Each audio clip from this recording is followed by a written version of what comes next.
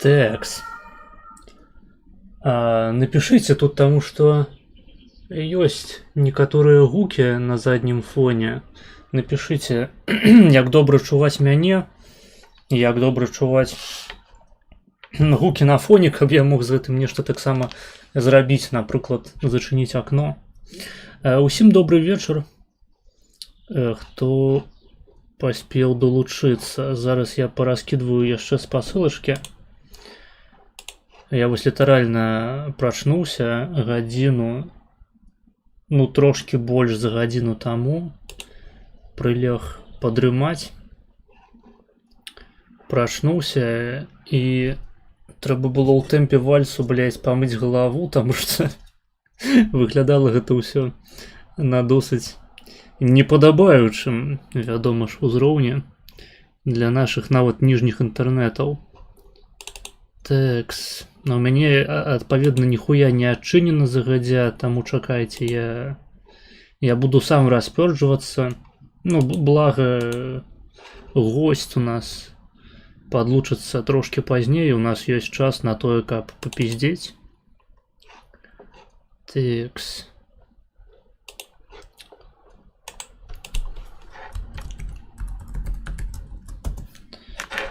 Телега.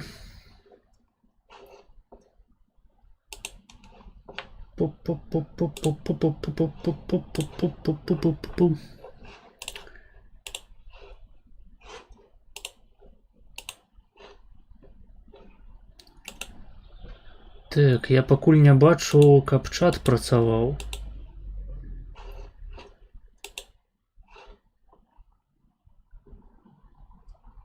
І на ютубе чамусьці ён у мяне таксама не хоча адкрывацца. Ну ладно. Давайте пакуль Discord.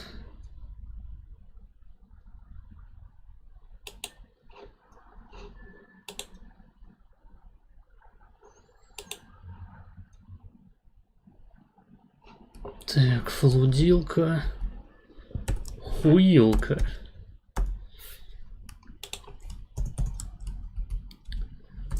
Пачынаем стрым. Спасылачку. А, не, чат працуе, Просто паведамленняў не было. Так.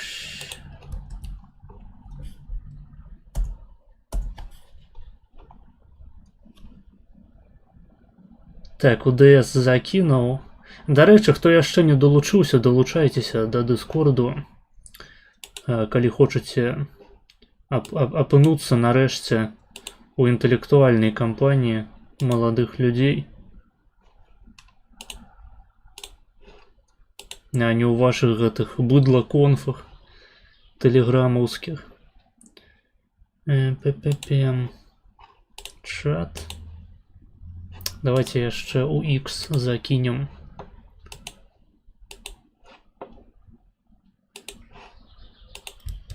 Так.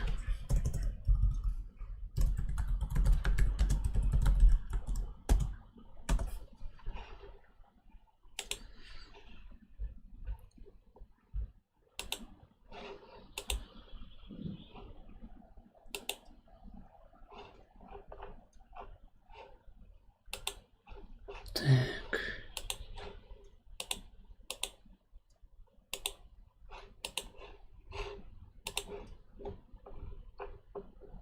Текс. Ну, здаецца ўсё. Вебачка. Шлёндрачка. Вебка-шлёндрачка.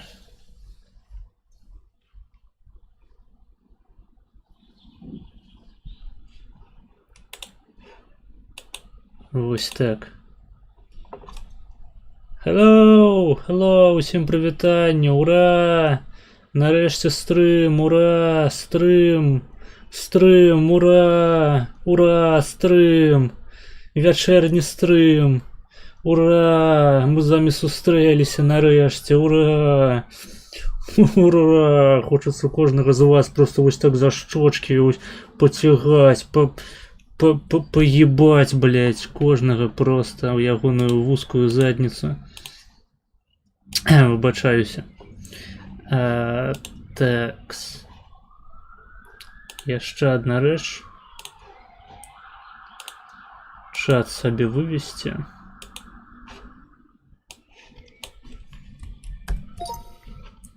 Текст. Готово. Готово.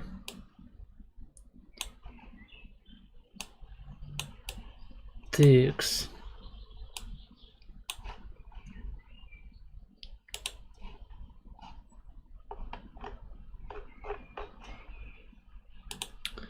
Так, ну думаю, можна пачынаць ужо.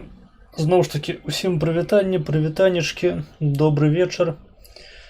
Вітаю ўсіх, хто падлучыўся на нашым нетрадыцыйным чацвярговым этэры.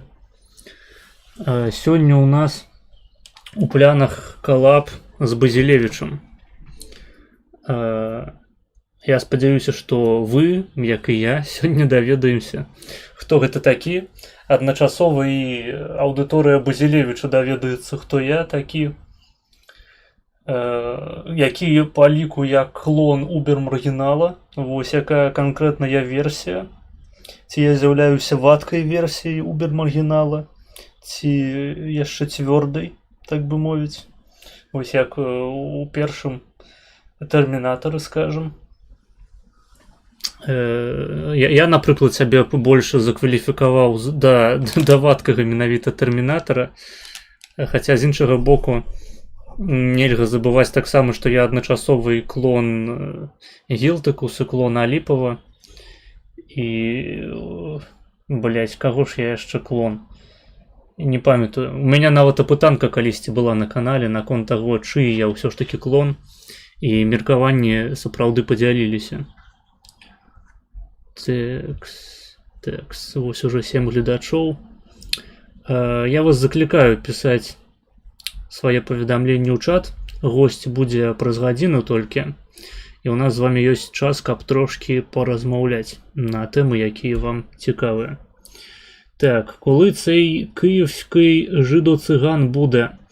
Київський жидо-циган, гэта, я так разумею, Базілевіч, і ён будзе праз гадзіну прыкладна. Маргінес, обов'язково спитай Базилевича про його фаховий і 136 балів, але обов'язково. Фаховий? А що таке фаховий? Фаховий. А 136 балаў гэта што? Гэта IQ ці гэта 136 балаў па шкале Норвуда, блядь? Да, я думаю, усялякае мы адзін у аднога параспытваем. Я спецыяльна не глядзеў ніхуя з ягонага контенту, амаль што. Фактычна, адзінае, што я паглядзеў, гэта хайлайт на канале Сацкі жмас, здаецца, ён называецца, дзе ён глядзіць мой відос з так бы мовіць, тапалогіяй беларускага народу, з этнаграфіяй беларушчыны. Яму, судзячы па ўсім, спадабалася.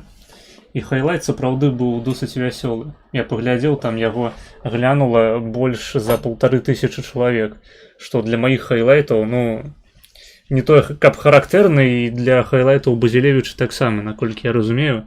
Са мной калісьці рабілі хайлайты. Са мной рабілі хайлайты пасля стрыму з маргіналам. І там таксама былі нармальныя прагляды, але магчыма, ведаеце, магчыма, я не даатрымаў сваёй дозы папулярнасці у пэўны час, таму што, калі хто памятае, стрым з маргіналам адбыўся ў мінулым годзе, вось акурат вясной, пад канец сакавіка, і гэты стрым быў прыўрочаны да Дня Крокуса.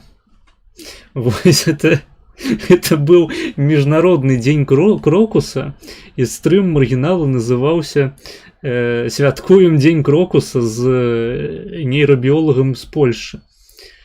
А па выніку, блядь, на гэты стрым яму накідалі рэпортаў добрыя рускія людзі, і атрымалася, што, блядь, праз стрым са мной ускосна маргінала забанілі на твічы.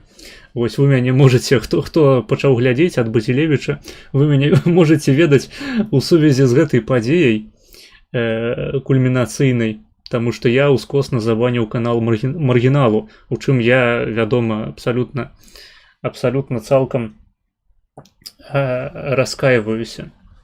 Хаця, шчыра кажучы, праблема-то была не ўва мне і нават не ў Маргінале, таму што на самім стрыме ніякай забаронкі не было. Просто русачкі пабачылі назву і закідалі рэпортамі. І паходу Маргінал ці то не здолеў, ці то не захацеў адбівацца ад гэтага бану на твічы і вырашыў цалкам адтуль сысці. Тэкс. Дарэчы, вось пра Базілевіча яшчэ што я глядзеў у яго на канале. Я, наколькі зразумеў, я быў на некалькіх стрымах, і маё першае ўражанне такое склалася, што ён цэлымі гадзінамі глядзіць нейкага Славка. І мяне гэта дзіка забаўляе, таму што я не ебу, хто такі Славок ці Славка, як гэта правільна па-украінску сказаць. Не проста, рэальна, вось глядзіш, вось табе хочацца, напрыклад, глянуць, што ў прынцыпе на стрыме было, якія відосы глядзелі. Наводзіш курсорам на запіс стрыму, пачынаеш вадзіць, і там проста, блядь, статычная картинка з гэтым Слаўком, блядь, ебаным. І я хачу даведацца, хто гэта такі. Вось гэта моя задача на сённяшні эфір. Так, я не буду пояснювати, але це питання must have. Окей, ти можеш його задати у чаті або з донатом, коли ми вже стелефонуємося. На День крокусів, так, був стрим на День крокусів. Вкусив за руку. Де худший за бібу. Славко – це легенда з Броварів, колись соратник Корчинського, але вони посралися за бабка. Першыню чую, каб хтосьці пасраўся праз нейкую бабку, блядь, сраку. Гэта цікава, канешне. Што паробіш? Рэаліі украінскай палітыкі, яны такія. Абіраць не прыходзіцца. Вось у мяне, напрыклад, ёсць банк Пазняка, які пры гэтым нікога не цікавіць, паходу, ўжо ўсе наслухаліся Пазняка. Вось, але я з тым жа поспехам мог бы глядзець цэлымі стрымамі Зянона Станіславовича, і спадзяюся, што Славок гэта менавіта такога маштабу фігура в украінскім кантэксце. Слухайце, я тут буду паралельна хамячыць кабаносы. Кабаносы буду паралельна хуячыць, таму што, як я сказаў, я прачнуўся нядаўна, ніхуя фактычна не з'еў. І спадзяюся, у вас таксама ёсць якая-небудзь ежа, якія-небудзь таксама такія тонкахуі под рукой, каб у вас просто сліна не сцякала з роту, гледзячы на картинку на стрыме. Я неправільна зараз зварот, дзе я прыслоўна стварыў, але похуй. 99% людзей у прынцыпе не здольны адрозніць правільна сфармуляваны зварот ад неправільнага. Можна нават не замарочвацца. Задавайце якія-небудзь пытанні, прапануйце тэмы для абмеркавання, таму што нам трэба чымсьці займацца. 40 гадзін, і мы можам, канешне, пайсці глядзець відосы, але лепей было б, папіздзець. Каб разагрэцца трохі.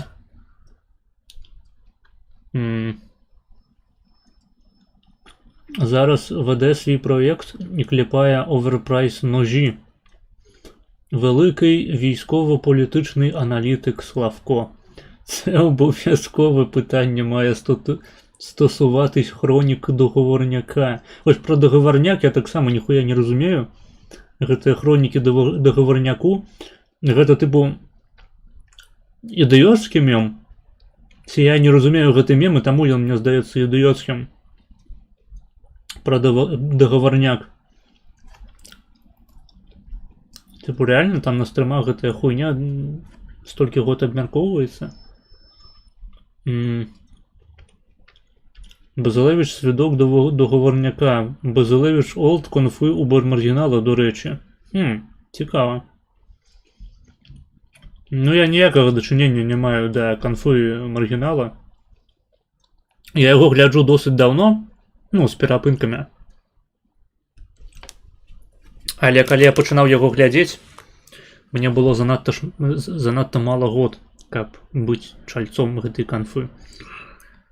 Адзінае, што я мог зрабіць свайго часу, гэта патрапіць у адзін з гэтых хайлайтаў, дзе маргінал проста закідвае школьнікаў у галасавыя УДС і пачынае іх жорстка троліць. Або наадварот, яны пачынаюць яго жорстка троліць. А так не. Я вось памятаю, свайго часу быў такі дзяяч медыйны, вечны апозіцыянер. Я думаю, ён пашкадаваў, што ў такім маладым узросце палез, блядь, у інтэрнэт, у прынцыпе, у стрымы, у палітычныя стрымы асабліва. Таму што ён, блядь, быў фашыстам, здаецца. По-моему, ён менавіта фашыстам быў, не нацыстам. А потым перакваліфікаваўся ў лібертарыянца пасля таго, як зрабіў перапынак. Ну і карацей, я ў рот ебаў мець такую рэпутацыю, шчыра кажучы. Проста праз нейкі свой падлеткавы максімалізм і даўбоебізм. Але мы пра гэта сёння параспытваем яшчэ. Бля, 12 чалавек на стрыме, і за ўсіх адбываецца адзін питмастер бі. У вас клава не працуе, ці што? Ці вы проста прыйшлі падрачыць на прыгожага хлопчыка? По словах Базилевича, він знає багато таємниць у багатьох питаннях української богеми. Війни, договорняка, укрнауки, створення всесвіту. Ну, я такі ж насамрэч. Вось у мяне ніхуя няма ніякіх кампетэнцыяў, але спытайце мяне пра што заўгодна, я вам пра гэта распавяду. Таму што я прафесор, я акадэмік усіх акадэмій свету. Мяне вось уражвае ў першую чаргу нават не контент Базилевича, а ягоныя кіпцюры. Вот это сапраўды. Я лішу ягоны мужчынскі такі гонар. Ён іх расціў, не ведаю, гадоў 10, як я свае валасы. Хаця і валасы ў яго таксама проста ахуеўшыя. Ну, яго, дарэчы, фенатып такі тыпова украінскі. Вы згодныя са мной? То бок, калі я бачу украінцаў у Польшчы, яны выглядаюць менавіта так. Яны такі трошкі чарнявенькія, трошкі нямытыя.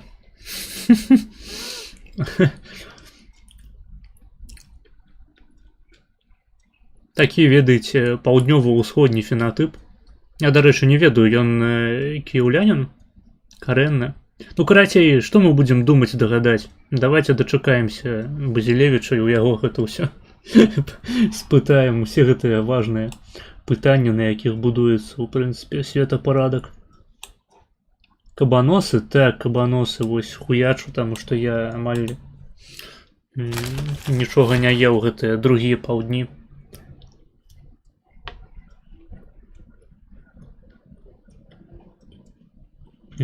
Корж обнуляв своїх бійців на УНСО на розтяжках, але я це не казав.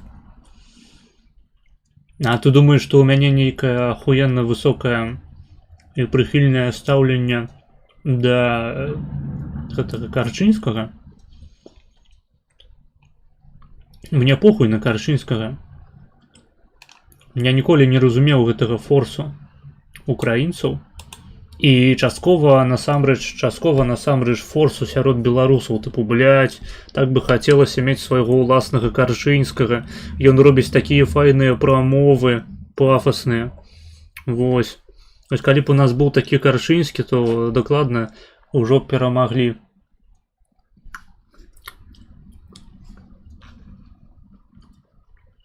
Я, шчыра кажучы, ніколі не адчуў ніводнай цікавай думкі ад Карчынскага. А я не тое, каб я шмат контенту сім бачыў. Зноў ж такі, калі мяне глядзяць якія-небудзь аматары гэтага, якая там партыя ці рух, як яна гэтая хуйня называецца ў іх. Некие там, блядь, лясные браты, нахуй, ці нешта такое. Як арганізацыя Карчынскага называецца? Карацей, каб мяне аматары гэтай хуйні не пабілі, потым я скажу, што маё ўражанне ад Карчынскага, яно просто спасаванае тым, што ён, блядь, тусаваўся з Арыстовічам і Дугіным. Для мяне гэта досыць сур'ёзны рэд флэг. Але я не тое, каб глыбока азнаёмлены з тэматыкай.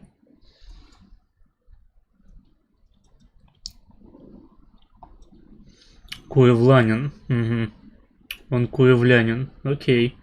Вы сабе валасы абодва сракі перасаджвалі. Так, вось мы сабраліся разам з Базілевічам, скінуліся донатамі вашымі цудоўнымі. Вось я сабраў усе донаты з мінулага году, ён таксама сабраў усе свае грыўны, што вы яму накідалі. Мы скінуліся, прыйшлі, нас правезлі спецыяльна праз мяжу з Беларусю. Мы прыехалі ў спальны пакой тваёй маці, садралі, блядь, яе ейную тоўстую, блядь, цэлюлітную задніцу і перасадзілі сабе на голову ўсе ейныя валасы. Мы яшчэ стварылі, ведаеш, ёсць такая культура клетачная хэла ад жанчыны, якая калісьці хварэла ракам. У яе ўзялі гэтую культуру клетак ракавых, і яна да гэтай пары выкарыстоўваецца, гэтая культура па ўсім свеце, каб праводзіць даследаванне на клетачным узроўні. Інвітра, што называецца. Дык вось, мы таксама ўзялі твою мамку, блядь, і рак, які вырас у яе на задніцы, і таксама вырасцілі сваю культуру у гэтай шальцы Петры, і там просто працягнулі вырошчваць гэтыя валасы і працягвалі сабе ўстаўляць яе гэтыя валасы ў галаву, пакуль не вырасцілі сабе такія цудоўныя фрызуры. Таму дзякуй, канешне, тваёй маці і раку задніцы тваёй маці. Без іх мы былі б крынжы лысікі, а так мы крынжы валасацікі. Я лічу, што гэта лепей.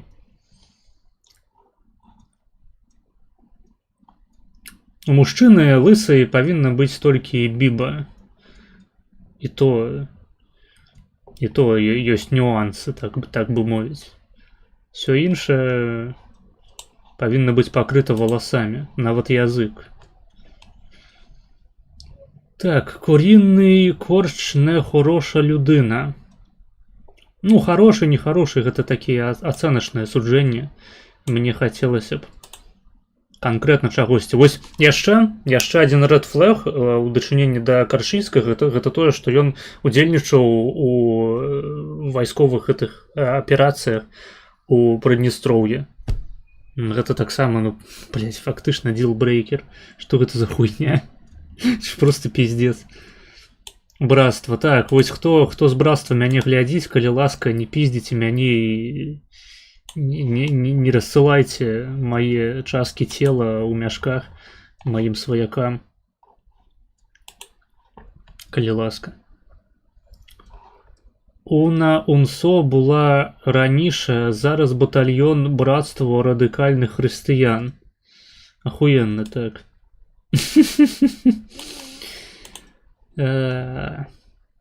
В Базіча є дача під Пінськом, і в нього горить, що він туди не може поїхати. Блять, я хочу, ведаеце, такі ІРЛ-стрым Базілевіча з Дорошенком.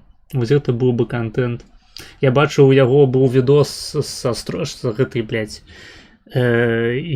гігазадніцай канфы ў Бармагінала.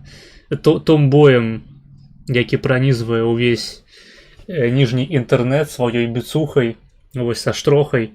Яго быў відос, яны там сустрэліся, паходу, ва Ўкраіне. Гэта забаўна было. Хаця я цалкам таксама не глядзеў. Славко теж був з ним в Придністров'ї, вони там тупо бабки заробляти. Ну, гэта не тое, каб іх апраўдвае. Хаця, з іншага боку, не ведаю. Я не тое, каб паглыблены ў гэтую тэму. Маякніце, калі гэта не чарговая проста руснявая аперацыя для таго, каб, блядь, дэстабілізаваць палітычную абстаноўку, дзе гэта было, атрымліваецца, у Малдавіі. Каб знайсці там расейскамоўных і сказаць, што гэта нашыя людзі.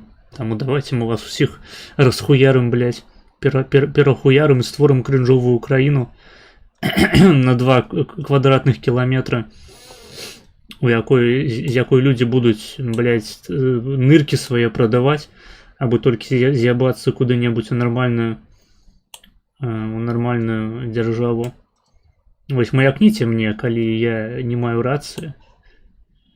Скажите мне, калі ласка, што Прыдністроўе гэта не літаральна, блядь, ЛДНР, Гаўнаваросія. Так, бля, Штроха, це тупо психіатрія. Блядь, у Штрохі мне спадабаўся аднойчы, я бачыў відос, дзе яна распавядае, як адразу зразумець, якога колеру якога будуць саскі у жанчыны. Вось, ведаеце як? Хтосьці глядзеў гэты відос? Калі глядзелі, не пішыце. Напішыце, якія ў вас ёсць тэорыі наконт таго, вось як вызначыць, якога колеру будуць саскі на грудзях у жанчыны. Вось па такім іншым знешнім паказчыкам. Якія ваши доказательства? Давайте, ваши варианты.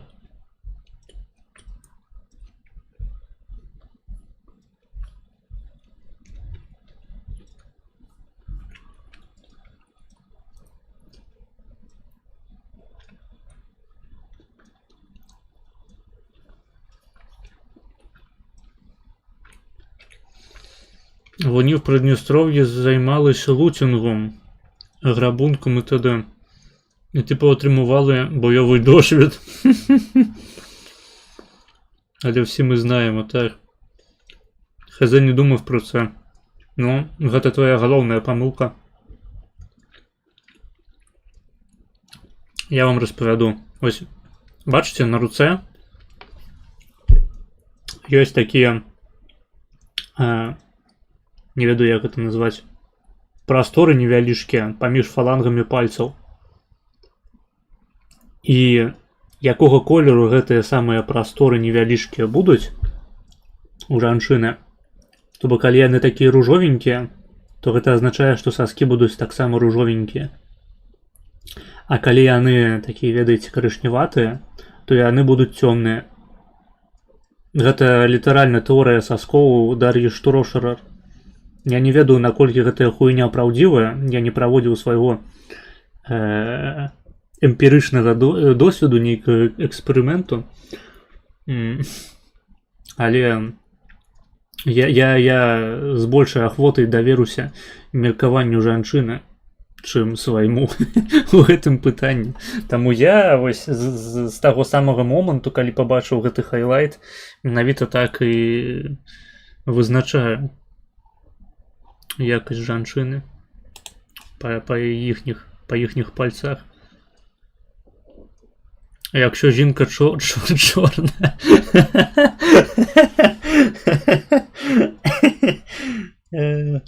Не, вось бачиш, у цябе фантазія вельмі абмежаваная.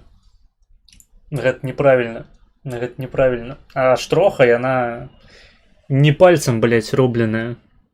Як мінімум жаночым соском. А гэта ўжо база. Ціцішка, малачко, сосок аблізаць.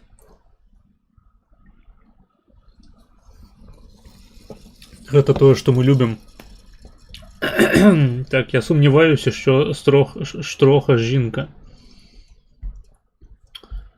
А ты хочаш, ведаеш, як няверуючы Томаш залезці пальцам, паковыряць у яе раны такія ведаеш прадоўжаныя такія раны. Абавязкова трэба залезці пальцам, каб зразумець, што гэта дакладна жанчына. Ну не ведаю. Ведаеце, я лічу, што гендер гэта выключна такая сацыяльная канструкцыя. То бок як чалавек выглядае, так і ў яго і гендер. А пол гэта такая канцэпцыя для фашыстаў выключна. Для гэтых ёбаных зачуханых кансерватараў, якім бабы не даюць. Ну то бок для такіх, як я. Жарт. Я не фашыст. Але бабы мне... Ладно. Проехали. У выпадку, калі пізда махнатая, не, ты ўжо праёб. Я ўжо адказаў на гэтае пытанне. Пізда тут не мае ніякага значэння. Пізду, так бы мовіць, спытаць забылі. Важна толькі вось гэтая прасторачка невялічкая паміж фалангамі пальцаў. А я туды не хочу лізти, мені руки треба. До речі, на стрімі в Тудзі вони критикували вертольота. Ну я не глядзеў цалкам гэты стрым. А на чым крытыка-то полягала? Ну, свое стаўленне да вертолета я не буду хіба што выказваць. Можете паглядзець стрым наш сумесны. У прынцыпе, я яму ўдзячны за тое, што ён прыйшоў на яго. А больш я нічога вам не скажу. Но яго чат. Ну, чат розны можа быць.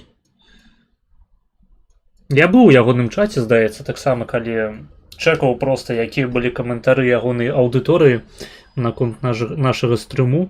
І мне таксама падалося, што там сядзіць адна русня. Але, ну, ёлкі-палкі, я не тое, каб пільна сачу за тым чатам, не тое, каб я реально разбираю, наколькі ён ватны, мне насраць. Що він робить ролики по критиці фемінізму і те, що він не робить контент по-білоруську. Ну, про контент по-білоруську, знову ж таки, поглядзі, у нас ёсць сумесны стрым, ёсць хайлайт на канале. Хутчэй за ўсё ты бачыў, я упэўнены, што ты быў на тым стрыме, мне здаецца, я цябе там бачыў у чаце. Паглядзі просто, ну, там усё по-беларуску. І я по-беларуску да яго звяртаюся, і ён адказвае таксама на белмове. Ты по-беларускі мовнюкі. Блядь, Штроха і Базілевіч гэта беларускія мовнікі. Цікава, цікава. І паўсюль жыццё, так бы мовіць. Мыр у вашай хаце. Прывітанне. Дрезден ХЦ.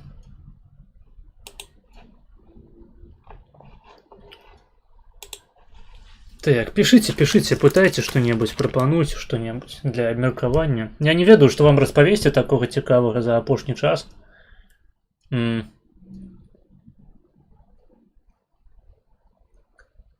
Мне заўтра апынулася, што не трэба на пары,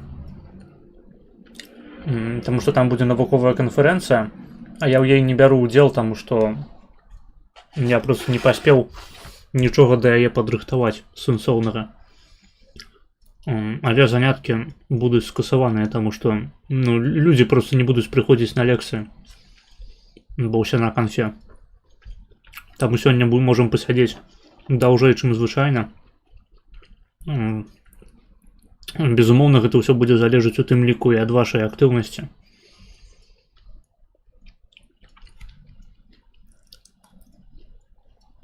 Спытаеш в госці, як він ставиться до подій на Волині в 1943-му.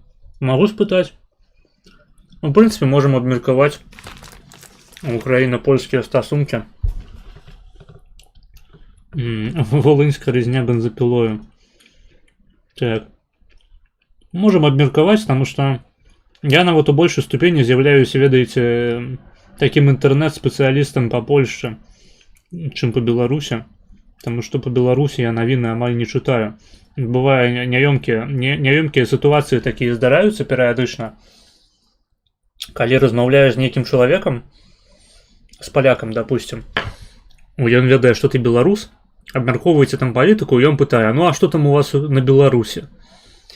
Ты сядзіш, думаеш, блядь, вось я навіны пра Беларусь апошні раз чытаў некалькі месяцаў таму. Я не ебу, што там на Беларусі. Я вось максімум магу ведаць пра самыя гучныя падзеі, тыпу вызвалення палітвязняў, а ўсё іншае, ну сур'ёзна, значная доля прыемнасці ад таго, каб з'ебацца з беларашкі, блядь, ёбанай абоссанай, з'яўляецца адсутнасць дум-скролінгу бясконцага. Калі ты пастаянна, блядь, сядзіш на нервах, чытаеш навіны, праз гэта не можаш вылучыць дастаткова часу на тое, каб займацца сапраўды важнымі справамі, займацца вучобай, або проста, блядь, хуй драчыць, глядзець серыялы цэлымі днямі, гэта і то лепей, чым займацца гэтай хуйнёй, бясконцым чытаннем навінаў. Прычым навінаў аднатыпных, блядь, і 50% гэтых навінаў гэта нават не навіны нахуй. Яны ніякія падзеі не адлюстроўваюць у рэальнасці. Гэта проста нейкі, блядь, спосаб копіуму бясконцы.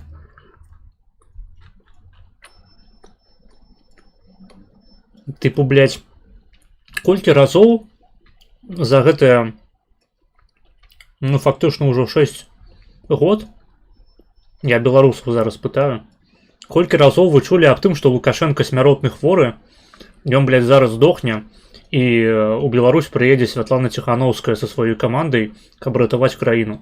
Колькі разоў была ўжо гэтая хуйня. Я ўпэўнены, што падобныя навіны, яны выміраюцца нават не у, ведаеце, не ў адназначных лічбах.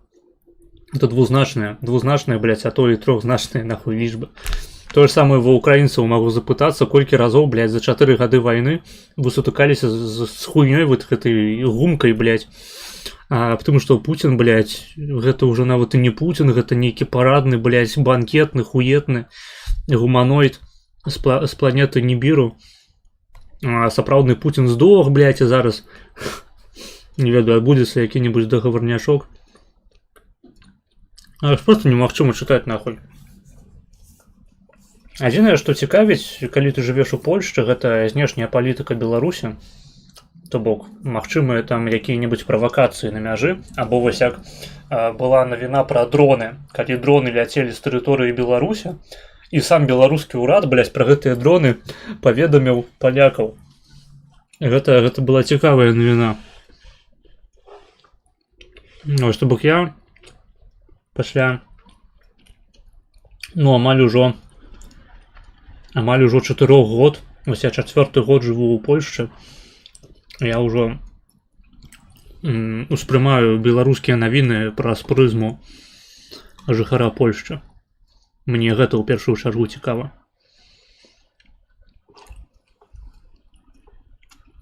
У тым ліку, дарэчы, і навіны Украіны праз гэтую прызму успрымаю. І я у пытанні Валыні цалкам знаходжуся на баку палякаў. Так, поляк, цибуляк, якось зібралися, хмен, старолитвины поляк. Так, ну спадзяюся, што старалітвінаў таксама сёння абмяркуем. А прыкінь, як зараз зэкі ахуеваюць від жыцця в Украіне. От і думай, зэкі? Ты маеш на увазе украінскія зэкі ці зэкі ў Беларусі, якім па тэлебачанні паказваюць Украіну? Наколькі лепш да беларусаў ставяцца, чым да украінцаў у Польшчы? Так.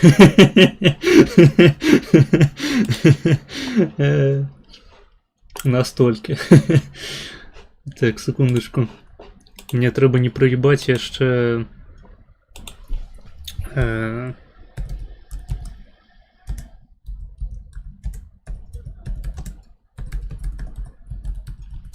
Не праебаць паведамленне ад Базілевіча.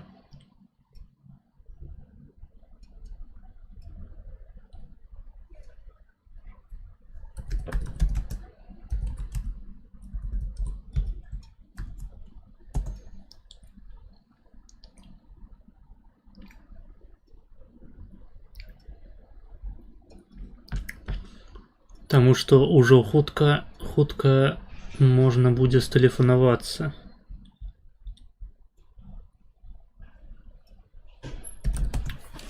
Вось. Ці існуе нейкая рэгіянальная градацыя ў негатыўным стаўленні да беларусаў, украінцаў, рускіх у Польшчы? Блядь, ну гэта трэба мапу адчыняць, зноў гэтую хуйню заганяць пра тыпы палякаў ужо. Я не ведаю рэгіянальную градацыю, я жыў-то не вельмі ў шмат якіх месцах у Польшчы. Я жыў у Любліне першы год, потым пераехаў у Кракаў і тут жыву трэці год ужо. Перыядычна ездзіў там у невялікія гарады у Люблінскім ваяводстве, ездзіў у невялічкія гарады і вёскі малапольскага ваяводства, ну тое, што вакол Кракава. У Варшаве быў. Ну і ўсё як бы. Я нават мора пакуль што не бачыў балтыйскага. Таму не ведаю. Я ведаю дакладна, што ёсць гарады ў Польшчы, якія максімальна станоўча ставяцца ў прынцыпе да мігрантаў.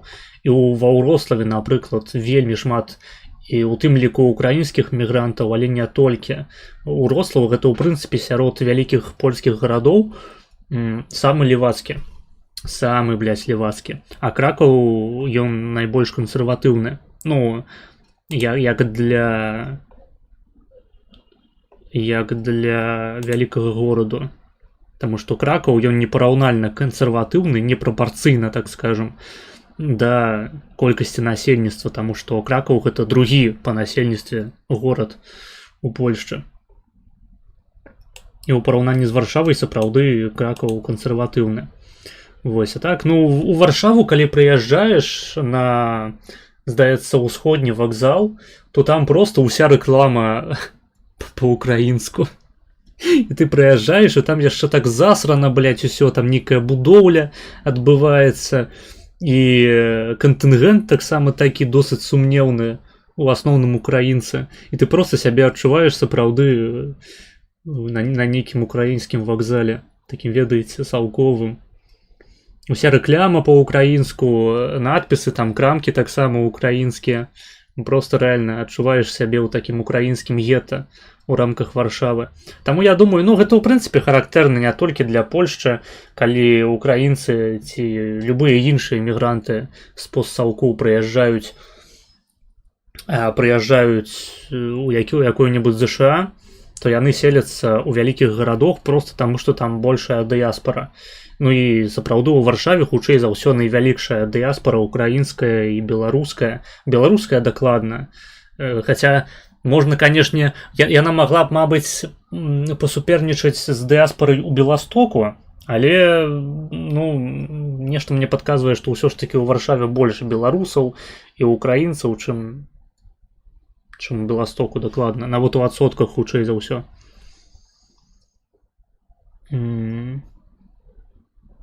Найгорш, наколькі я ведаю, да украінцаў ставяцца ва ўсходніх рэгіёнах, асабліва на мяжы з Украінай, таму што галоўным чынам гэта нашчадкі тых людзей, якіх хуярылі украінскія нацыяналісты свайго часу падчас Другой сусветнай вайны. І, ну, то бок, груба кажучы, гэтыя палякі, яны смакталі антыукраінізм з малаком маці. Чаго не скажаш, напрыклад, пра такі рэгіён, як Падляшша. Вось у Падляшшы вельмі прыхільна ставіцца да беларусаў.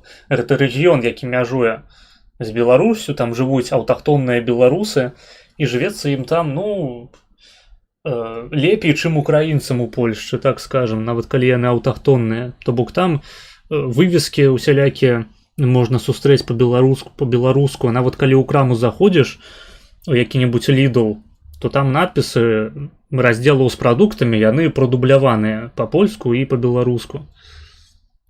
Беларусіяна у нас быў на стрыме, распавядаў пра свой досвед кантакту з падлішукамі, наколькі моцна ён здзівіўся свайго часу, што ён там сустракаў людзей, з якімі немагчыма было паразмаўляць па-расейску.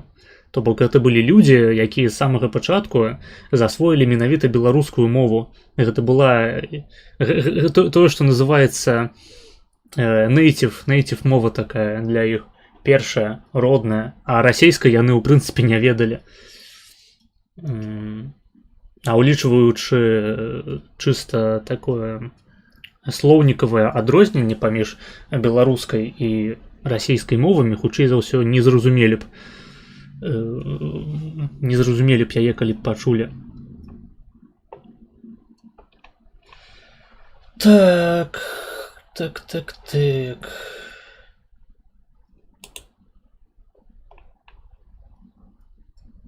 Вось у Любліні дохуя было украінцаў.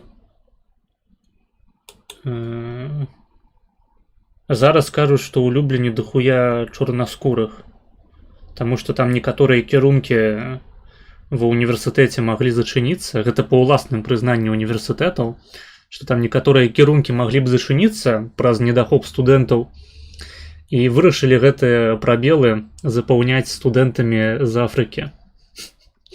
Але гэта адбылося ўжо пасля таго, як я з'ехаў з Любліну. Я гэтага не застаў. Вось. Насамрэч, найлепш за ўсё, хутчэй за ўсё, да украінцаў паставіліся б у заходняй частцы Польшчы. Таму што там жывуць людзі, якіх калісьці проста дэпартавалі, перамясцілі гвалтоўна на так званыя адзысканыя землі з крэсаў усходніх. Гэта з'яўляецца падставай для падзелу Польшчы на Польшчу А, Польшчу Б. Ну, карацей, я не хачу настолькі распёжвацца над гэтым пытаннем, улічваючы, што яно было зададзена проста праз чат.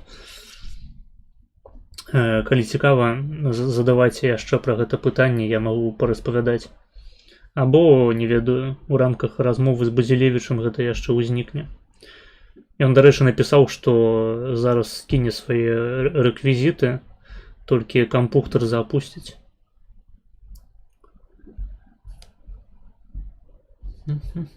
16 чалавек на стрыме. Круто. Так, але ён, як звычайна, спазніцца. Да, неважна. А великому польському місті Львів хочеш побувати? Львоў, наколькі я паспеў зразумець, гэта проста Кракаў на мінімалках. Таму, ну, мабыць, пасля сканчэння вайны, ведаеце, у Вільні, у краіне майбутняго, я прыеду да вас у Львоў, каб распавесці вам, як вам збудаваць усё ж такі Кракаў на максімалках. Як транспарт там арганізаваць грамадскі, як вуліцы падмятаць. Ну, акурат тыя навыкі, якія, хутчэй за ўсё, я буду ўжо мець на той час, пасля сканчэння нейрабіялагічнага кірунку.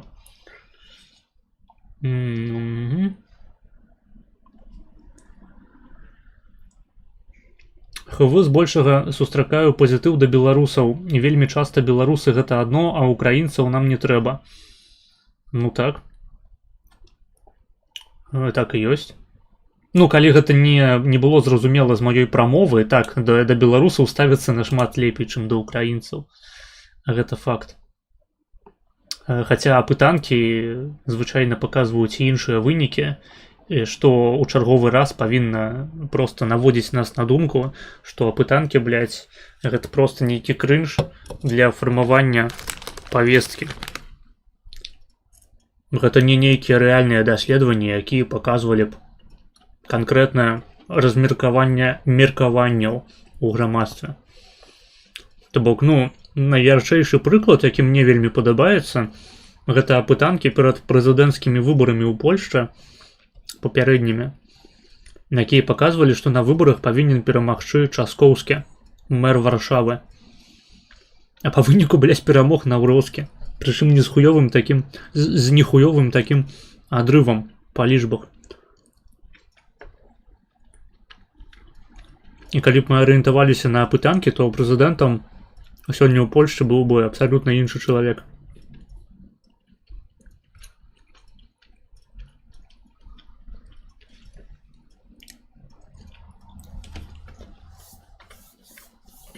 Так, я прыязджаў праз Вроцлаў і быў уражаны колькасцю ўсходніх славян. Маё веданне англійскай мовы было непатрэбным. Ну, палякі, у прынцыпе, не вельмі добра сябе пачуваюць з ангельскай мовай. Гэта прычым устойлівая такая тэндэнцыя, то бок калі ты паглядзіш на малыя народы, на літувісаў, скажам, на грузінаў, у іх з ангельскай мовай нашмат лепей усё. І я проста схільны лічыць, што гэта выклікана выключна тым, што ў іх мала кантэнту на сваёй уласнай мове. Ім ён і не патрэбны, то бок ім проста эканамічна гэта не карысна. А палякаў 40 мільёнаў.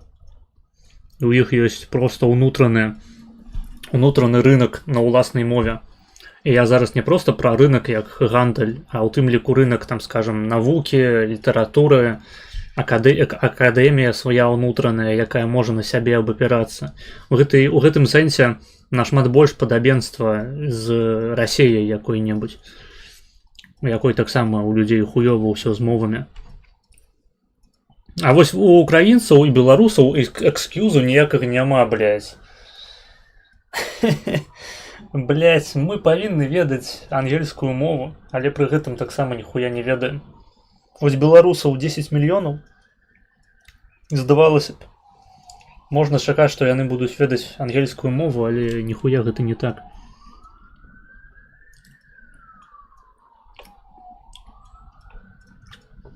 Рэкляма по-украінску, а прыкол у тым, што украінскай мовы не чуваць.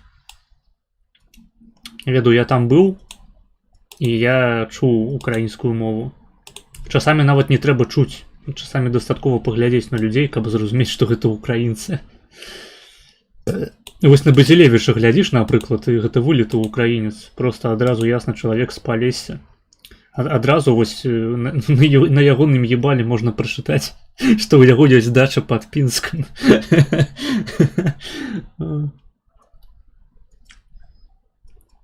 Так, а там блізка 5 хвілін капліца праваслаўная, дзе 0 украінцаў. Яны ўсе на іншы бок Віслы адтуль едуць у кафедральны сабор. Окей. Хіба на сходзе небагато українців історично живе? Я уже сказаў, чым прадыктаванае стаўленне ўсходніх палякаў да украінцаў. Нават калі іх там шмат, да іх ставіцца хуёва. То бок, проста той факт, што іх там шмат, не азначае аўтаматычна, што да іх будуць добра ставіцца. Гэта трэба глядзець на тэндэнцыю. Ну і наколькі я ведаю, надпісаў там по-украінску няма. Хаця з іншага боку, блядь, у любым польскім горадзе, прынамсі у дзяржаўнай установе будуць, блядь, украінскія надпісы прадубляваныя. Больш за тое, я рэгулярна сустракаю, так, мне даслалі рэквізіты. Больш за тое, я рэгулярна сустракаю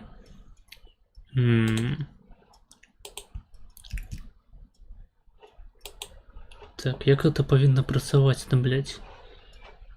Я рэгулярна сустракаю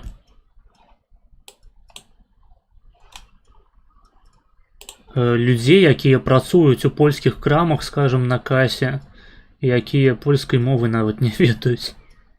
Хаця здавалася б, нібыта праца з людзьмі, з палякамі пераважна. Ніхуя. Слухайце, давайте я пакуль не буду Базілевіча дадаваць, таму што хутчэй за ўсё яго зараз дадам, і мы будзем стэлефаноўвацца, а я хачу адбегчы пассаць. Таму пасядзіце пакуль, папярдзіце, смажце масла с аслом, а я пайду, адлучуся.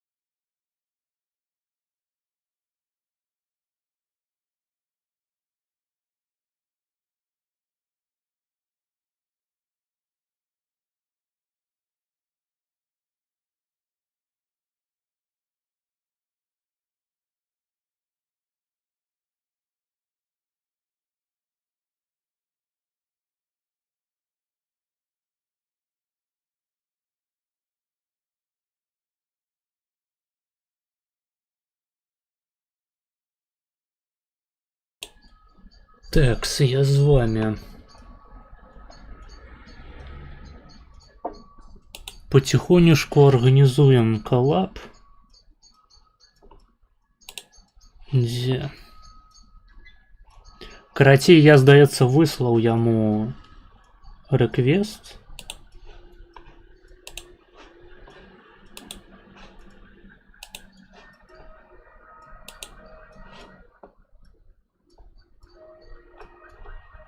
Нібыта нормально ўсё.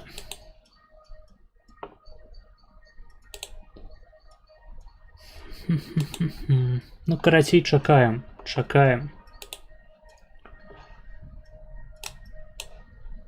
Тэкс. Ды гаўно праўда здыхае там беларускае, асабліва на поўначы падляшскага ваяводства. Глядзі, насамрэч зараз адбываецца досыць цікавая з'ява, што мігранты-беларусы, якія з'ехалі пасля 20-го году, пачынаюць паступова купляць там зямлю і будаваць там сваё жыццё. Будаваць сабе там дамы, пераязджаць. І я думаю, што значная частка людзей, якія спачатку пераязджаюць у тую ж Варшаву, з цягам часу, калі у іх ёсць такая магчымасць, напрыклад, калі яны якія-небудзь айцішнікі, што працуюць здальна, дыстанцыйна, яны будуць пераязджаць на Падляшша. То бок адзінае, што можа людзей спыняць перад тым, каб пераехаць на Падляшша, гэта напружаная сітуацыя на мяжы з Беларуссю.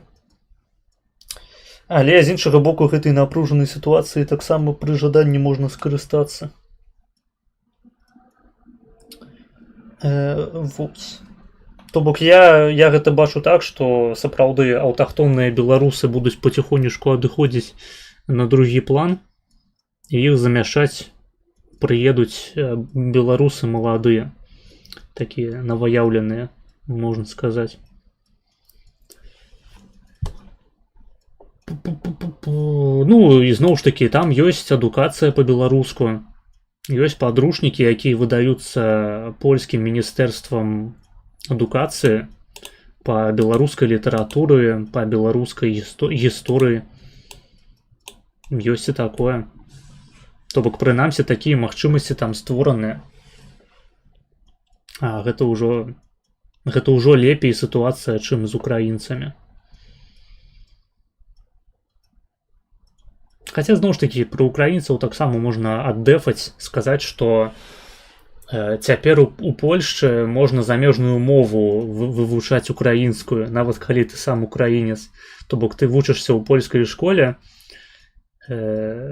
там ёсць абавязак вывучаць дзве замежныя мовы, і адной з гэтых моваў можна абраць украінскую, а другой расейскую, блядь. Ну, то бок аўтаматычна, блядь, украінцы ўсе атрымліваюць 5 па гэтых прадметах. Так. Базілевіч мяне прыняў у свае абдымкі.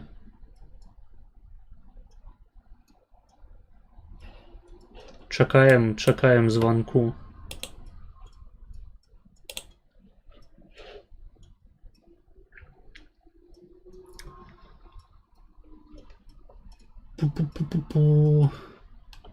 Просто разумееце, у чым розніца паміж беларусамі і украінцамі ў гэтым выпадку.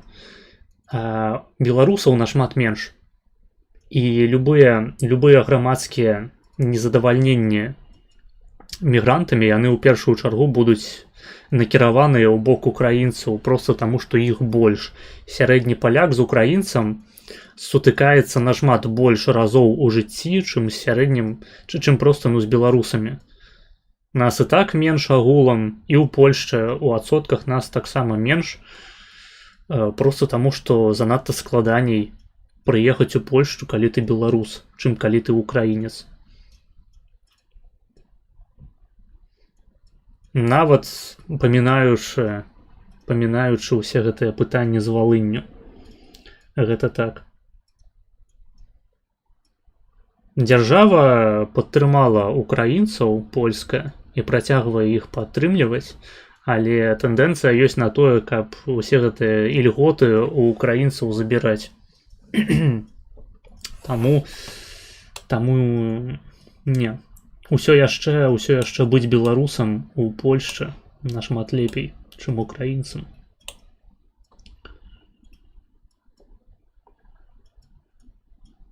Таму украінцы, хто з Палесся, кажыце проста, што вы падзяляеце з беларусамі агульную радыеактыўную спадчыну, што вы сябе... О!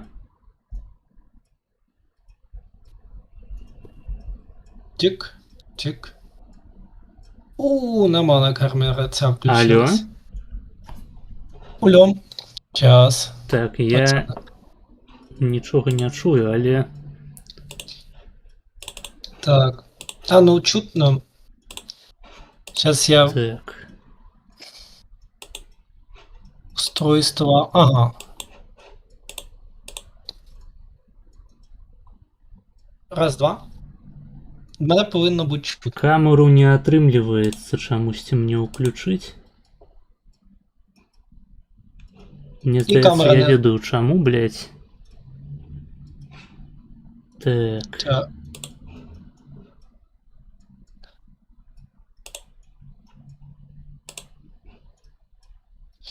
Так.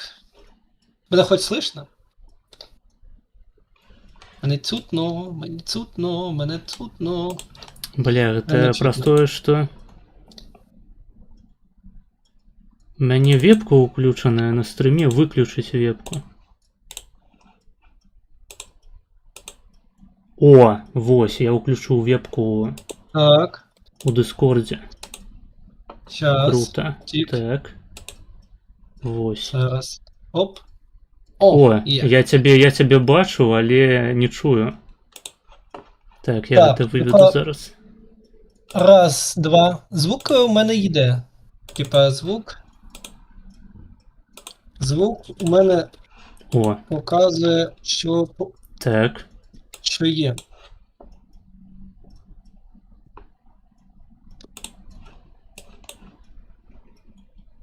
М. Так, пише звук у мене показує, що є. Але я не чую. М. Паспрабую, мабуть, мікрафон. Ти мене чуєш? Ось скажи. Так, чую. Yes. Так, походу так. Мікрафон, мабуть, паспрабую іншы. Там вось Ну, злева вона- ўнізе ёсць выбор мікрафона. І тут таксама вось пад нашымі ебальнікамі ёсць. Я оце клікаю. Так, а ну-ка, раз, два. Раз, два. Або Раз, поспробуй два, раз, два, раз, перезайти. два. Так у мене навіть от.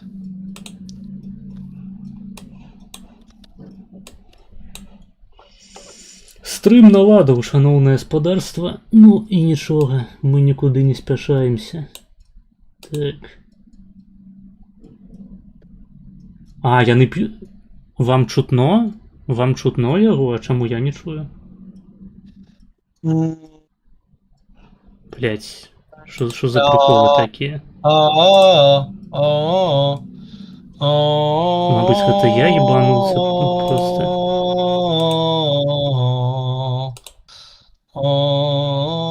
Так. От раз, Алло. раз, два. Ніхуя не чуваць. Давайте я паспрабую перазайсці тады. А як гэта атрымліваецца-то? Я ніхуя не чую. А, блять! Алло? Кулем, Не, ніхуя. кулем. Мне трэба навушнікі перападключыць. Секундачку. Зараз. Вас обох чутно. О, ну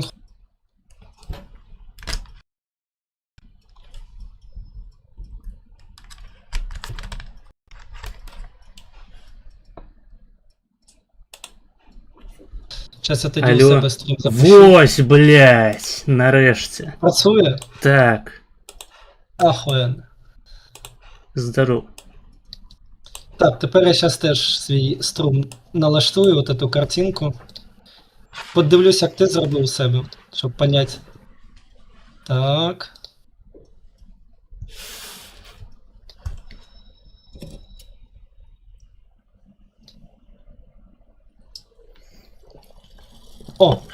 Потужно. Так. Потужно, я, кажется, понял. Блин, а как так? Подожди, сейчас я... А, наверное, это закрепленное, это не закрепленное. А, во, все, я выкупил. Берешь вот эти 2 квадратика, и ты просто в окно Дискорда транслюешь. Угу. Понял, ща. Так, захват. Вікна. Дискорд. Опа.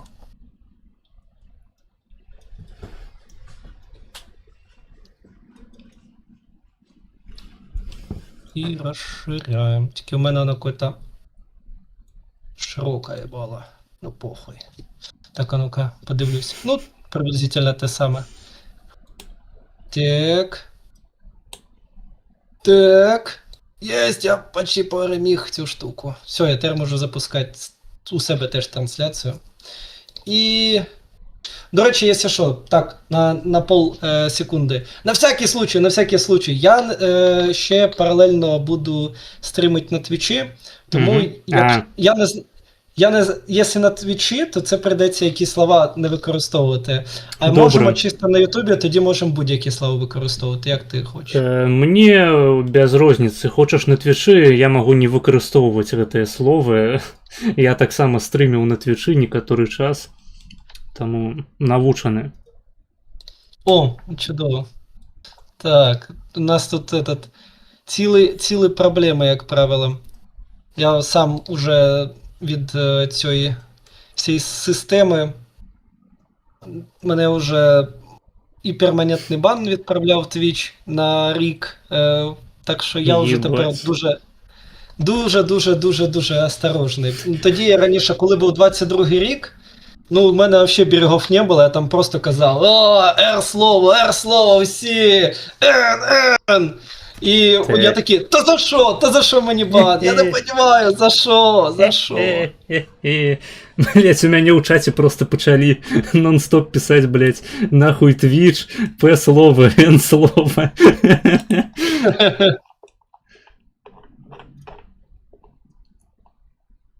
Пишуць, які чудовы госць. Так, я рада, что вам уже подобается. Да. Так, я от поки не можу.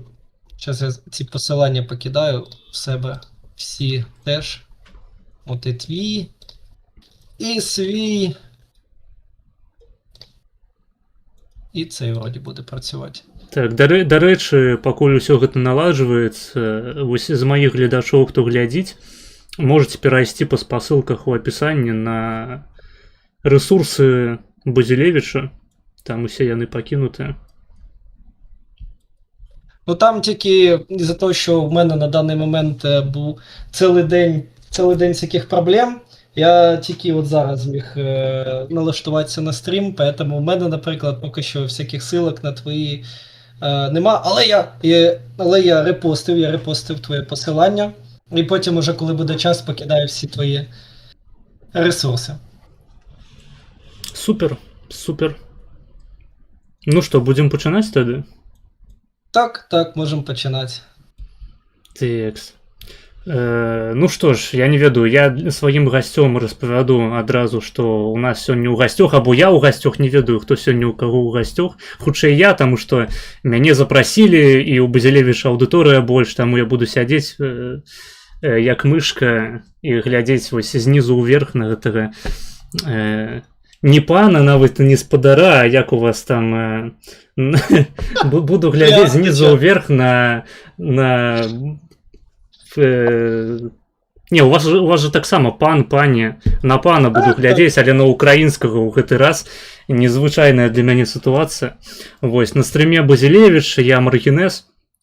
Не ведаю, можам для нашых аўдыторыяў каротка кожны пра сябе распавесці. Да, от коротко, щоб було ясно і для братів білорусів, да братів українців. В даний момент у нас цілих дві людини, які питаються використовувати. Перше, це творити інтелектуальний, серйозний контент для нашого важкого суспільства. Не йдемо на поводу у людей, які хочуть дуже мейнстрімно питаємося викарабкатися із цієї москвинської помойки, яка питається нав'язувати тільки на свою мову. У нас вже по определенню ми ріжемо дуже велику кількість аудиторії, яка б могла нас дивитися. Вот. І, соответственно, да, 2 сябра.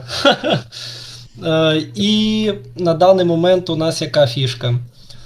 Я питаюся виживати вже з 22-го року, я виживаю від російського вторгнення. Дуже в важкому тилу в Києві приходиться кожен день боротися за виживання. І використовувати той час, який у мене є, щоб доставати дуже велику кількість інформації про таких нішових українських дідів, які роблять і такий політичний контент, і історичний контент, і науковий. Також на даний момент я професійно викладаю шахи в різних школах та садочках. Тобто це річ, по якій я заробляю шекель. І питаюся займатися наукою, так як на цьому році я точно здам на аспірантуру екзамени. І моя спеціалізація – це біологія. Із біології спеціалізація зоологія, а із зоології спеціалізація мімікологія. То ентомолог, в общем, по жукам, по комашкам. І моя зацікавленість саме в мурашках. От, і на цю тему і наукові статті пишу. Вот. Так от коротко себе представив. Тепер можеш себе представити. Так, ну я думаю, у нас знойдуться агульні теми, тому що я так само кручуся у академії, прынамсі. Я пакуль што не здаю экзамены на аспірантуру, у нас гэта трошки па-іншаму называецца. Я жыву ў Польшчы, навучаюся ў польскім універсітэце. Я нейрабіолог па сваім кірунку, вывучаю усялякія пытанні, звязаныя з мазгамі, з тым, як працуе нервовая сістэма, з усялякімі хваробамі, адхіленнямі, таксама нервовымі. Заганяю перыядычна сваёй аўдыторыі арапы там пра IQ, пра, так бы мовіць, субстрат генетычны Палесся, там старой Ліцвы і іншых рэгіёнаў Беларусі. Вось. Ну, карацей, я Маргінез. Назва каналу гэта такі ўнутраны беларускі мем, хаця большая частка людзей, якая ўпершыню чуе гэтую назву, адразу прыходзіць да высновы, што я чарговы клон убер-маргінала, толькі ў гэты раз белы.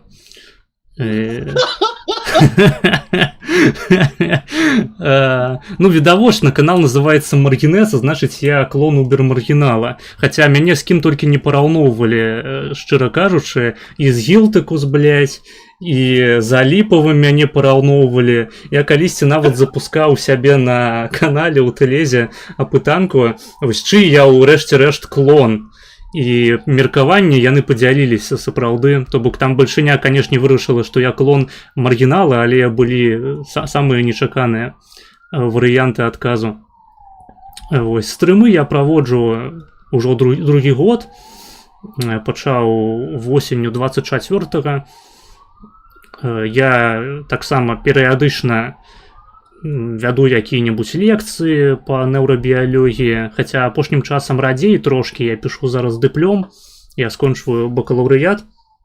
Гэта забірае шмат часу, таму не заўсёды знаходзіцца час, каб рэальна штосьці падрыхтаваць і распавесці, але перыядычна тэмы, звязаныя з біялогіяй, з нейрабіялогіяй, яны ўсплываюць на стрымах, і тады я проста адказваю. То бок контент вельмі заміксаваны ў нас. У нас і нейрабіялогія, і палітычныя нейкія падзеі абмяркоўваюцца, і я гасцёў запрашаю на стрымы. У нас былі, ну, прадстаўнікі самых розных накірункаў, ад палітыкі да музыкі, культуры. Контент вельмі разнастайны. Я у значнай ступені толькі пачынаю знаходзіць сваю нішу.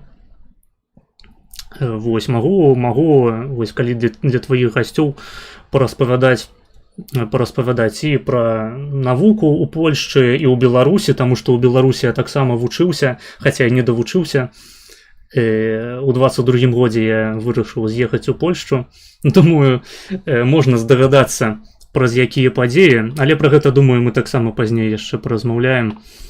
вучыўся ў Беларусі, але галоўным чынам я спецыяліст па такі ніжні інтэрнетаўскі спецыяліст па Польшчы у беларускіх колах, таму пытанні пра Польшчу, там пра украінска-польскія стасункі, пра неўрабіялогію, вось пра ўсё гэта вось маё. Ну, саме цікаве, що ви використовуєте в білоруській мові ще От у нас колись, я коли читаю дуже старі матеріали, де от до революційні, які були написані тодішньою українською мовою, то ми теж використовували слово біольо, а не біологія, біольо. І от це льо було дуже важливо, і воно використовувалося і в зоольог, і ентомольог. І оце льо було дуже важливо, але потім його знищили. Українізації вже нового типу. Нема у нас тепер льо цих слов. А у нас падобная ёй гісторыя, таму што ў 30-е гады, здаецца, у Саўку была праведзеная моўная рэформа. І у нас ліквідавалі ўсе рэчы, якія маглі б нагадваць аб сваяцтве польскай мовы і беларускай. Усе мяккія «л» былі прыбраныя, некаторыя словы былі замененыя. Вось, напрыклад, там, калі кажам пра назвы месяцаў, у польскай мове гэта май, хаця тут гэта можна як паланізацыю расцаніць, канешне, таму што ў польскай мове гэта май, у расійскай мове таксама май, а ў нас гэта травень гістарычна. Я не ведаю, як у украінцаў, як май па-украінску. Травень. Травень таксама, вось, але ў сучаснай версіі беларускай мовы, так бы мовіць, вызнаванай праз нашу дзяржаву, афіцыйная назва гэта май. І такіх словаў дахера насамрэч. Ну там, гэта вось ведаеш, ёсць нават у нас дзве вікіпедыі беларускамоўныя. Ёсць версія наркамаўская, то бок наркамаўская не таму, што яна, блядь, абдаўбаная наркотыкамі і проста нейкая не сувязіцца лінгвістычны монстр, але проста наркамаўка гэта таму, што быў такі нарком, які калісьці правёў гэтую моўную рэформу ў Саўку, і цяпер гэта з'яўляецца стандартам у беларускай мове сучаснай. Але пры гэтым ёсць Тарашкевіцкая вікіпедыя, таму што быў калісьці такі моўны даследчык Тарашкевіч, які праводзіў даследаванне лінгвістычнага характару на тэрыторыі Беларусі і стварыў сваю сістэму пісьма, так скажем, якая трошашкі адрозніваецца вось і ад сучаснай беларускай мовы, і больш нагадвае вось той самы варыянт, пра які ты узгадаў. Я ім карыстаюся. От якраз серед нашої, так сказати, то, що в мене тихіше буде слышно, я нічого з цим не поділю, разве що тільки Маргінес може у себе в Дискорді поставити громче. Ну, типу, я не знаю, у тебе, як у тебе уровень, я можу тільки настроїти так, щоб звук був однаковий з мого ефіра, і так же само із, як нормально, де мене краще чутно, там чи тут? По-моему, там можна у Дискорді зрабіць мяне цішэй. Вы таксама напішыце, гледачы, наколькі добра нас чуваць. Ну, у сэнсе, ці нас чуваць аднолькава гучна. А ў Дыскордзе можна тыкнуць вось справа ўнізе, каля майго ебальніку, там будзе Options, і там можна тыкнуць і панізіць узровень гуку. Тут User Volume.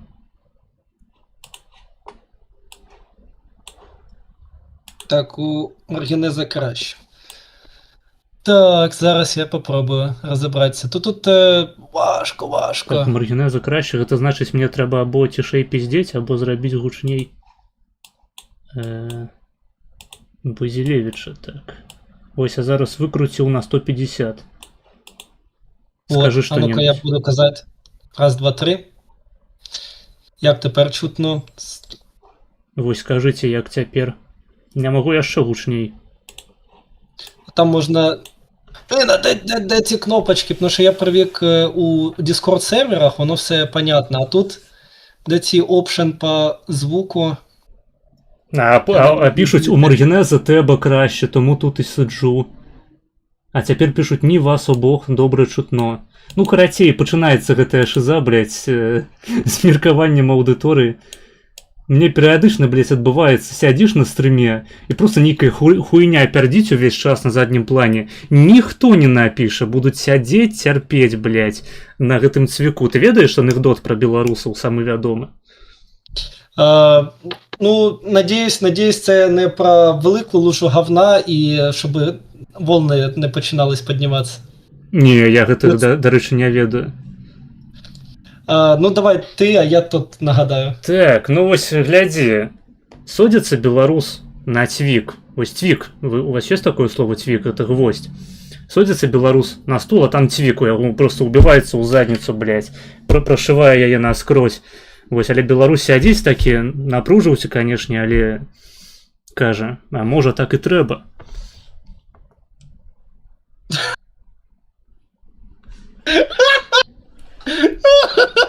Таму я з разуменнем зноў ж такі стаўлюся да сваёй аўдыторыі, якая сядзіць, церпіць, блядь, чырвонае ебало, ўсё роўна будзем сядзець, слухаць, ні слова не скажам.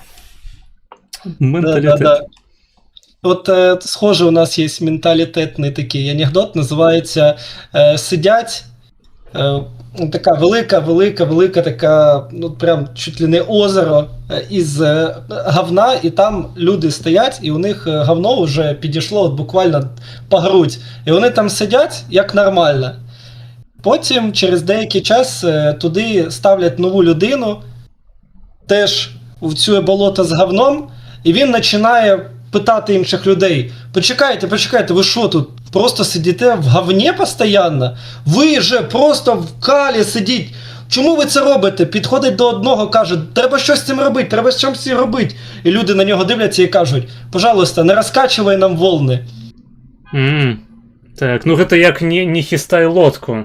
У нас таксама такое ёсць, але не ў выглядзе анекдоту. Хутчэй так, просто мем.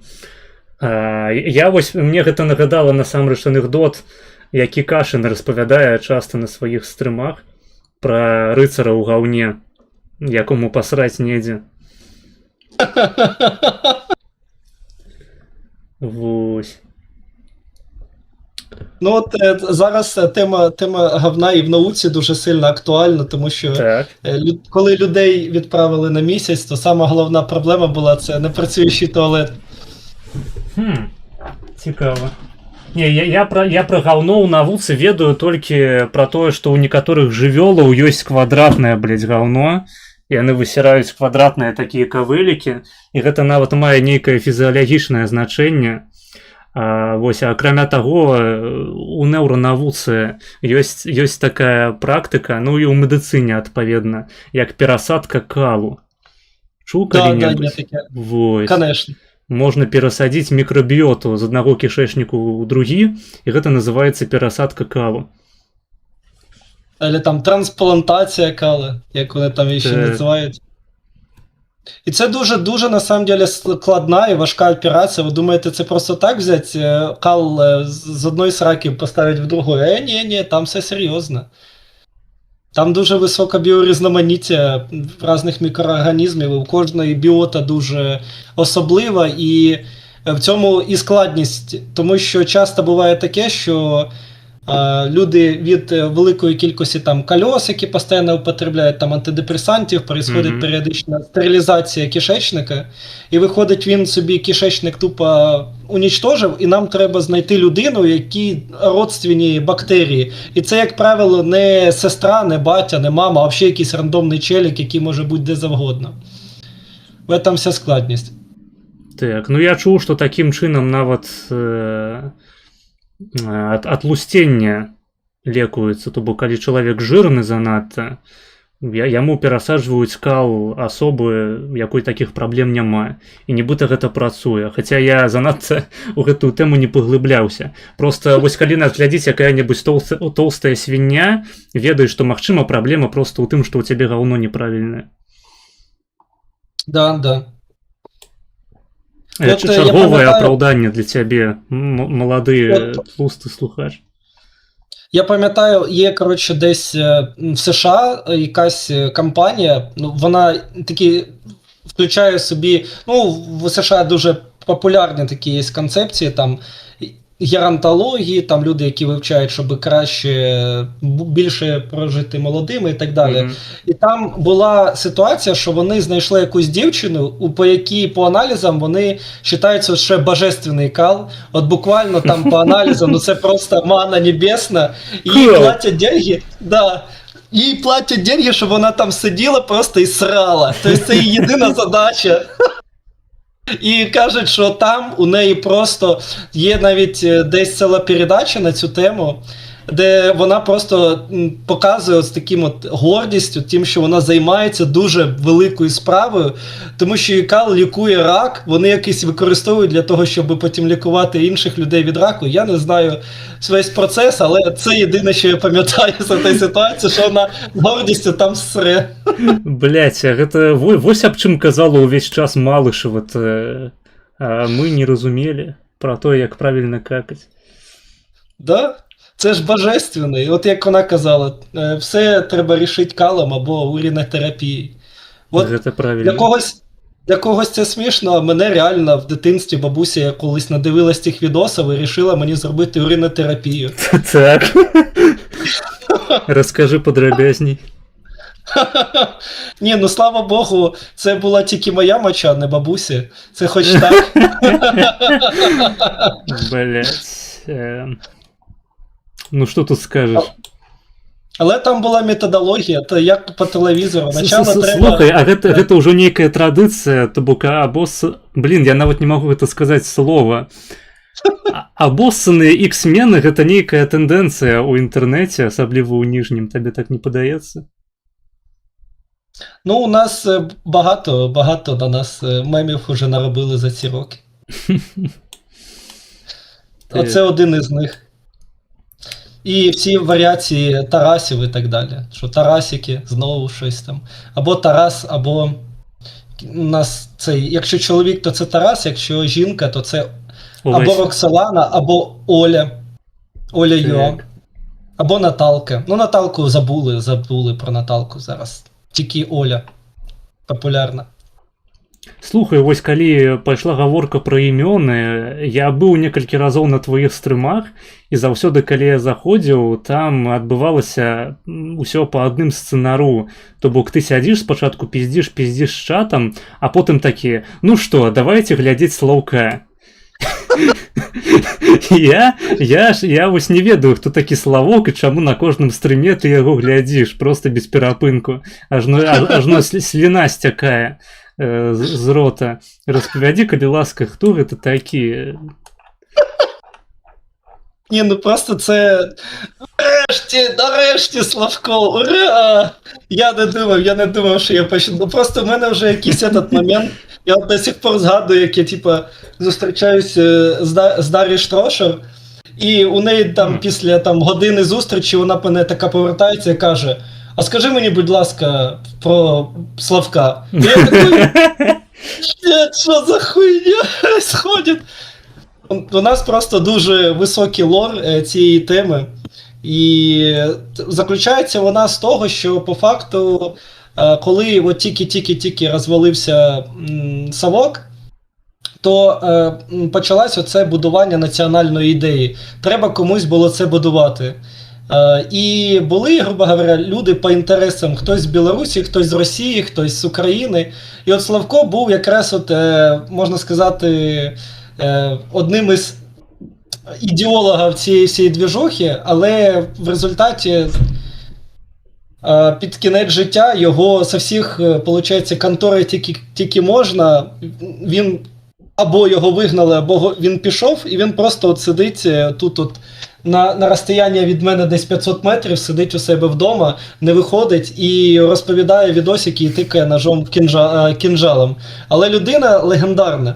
Людина легендарна, тому що, по-перше, він почав ще там з 1985 року, як тільки ще вчився, публікував з, якщо ти знаєш, Дмитро Корчинський, цього чела ти знаєш, я думаю, да? Ми сьогодні розмовляли навіть з аудиторією моєю про Корчинського. Вот, то есть, по суті, Дмитро Корчинський і Славко це друзі, по суті діла, з університетських двіжух. Разом ходили там на мітинги, разом кидали в ментов бутилки, а потім вирішили, що ні, ну просто писати, наприклад, замітки, як треба будувати Україну, як треба воювати, яку національну ідею, газетки публікувати і так далі. Вони навіть, коли от ще 1800 старі газети знайти, там 80, да, дуже старі, 85-й, 86-й, це, знаєш, древні, звісно, газети, але там завжди цікаво, що вони буквально разом завжди публікували. Тобто там колонка Корчинського, колонка Славка.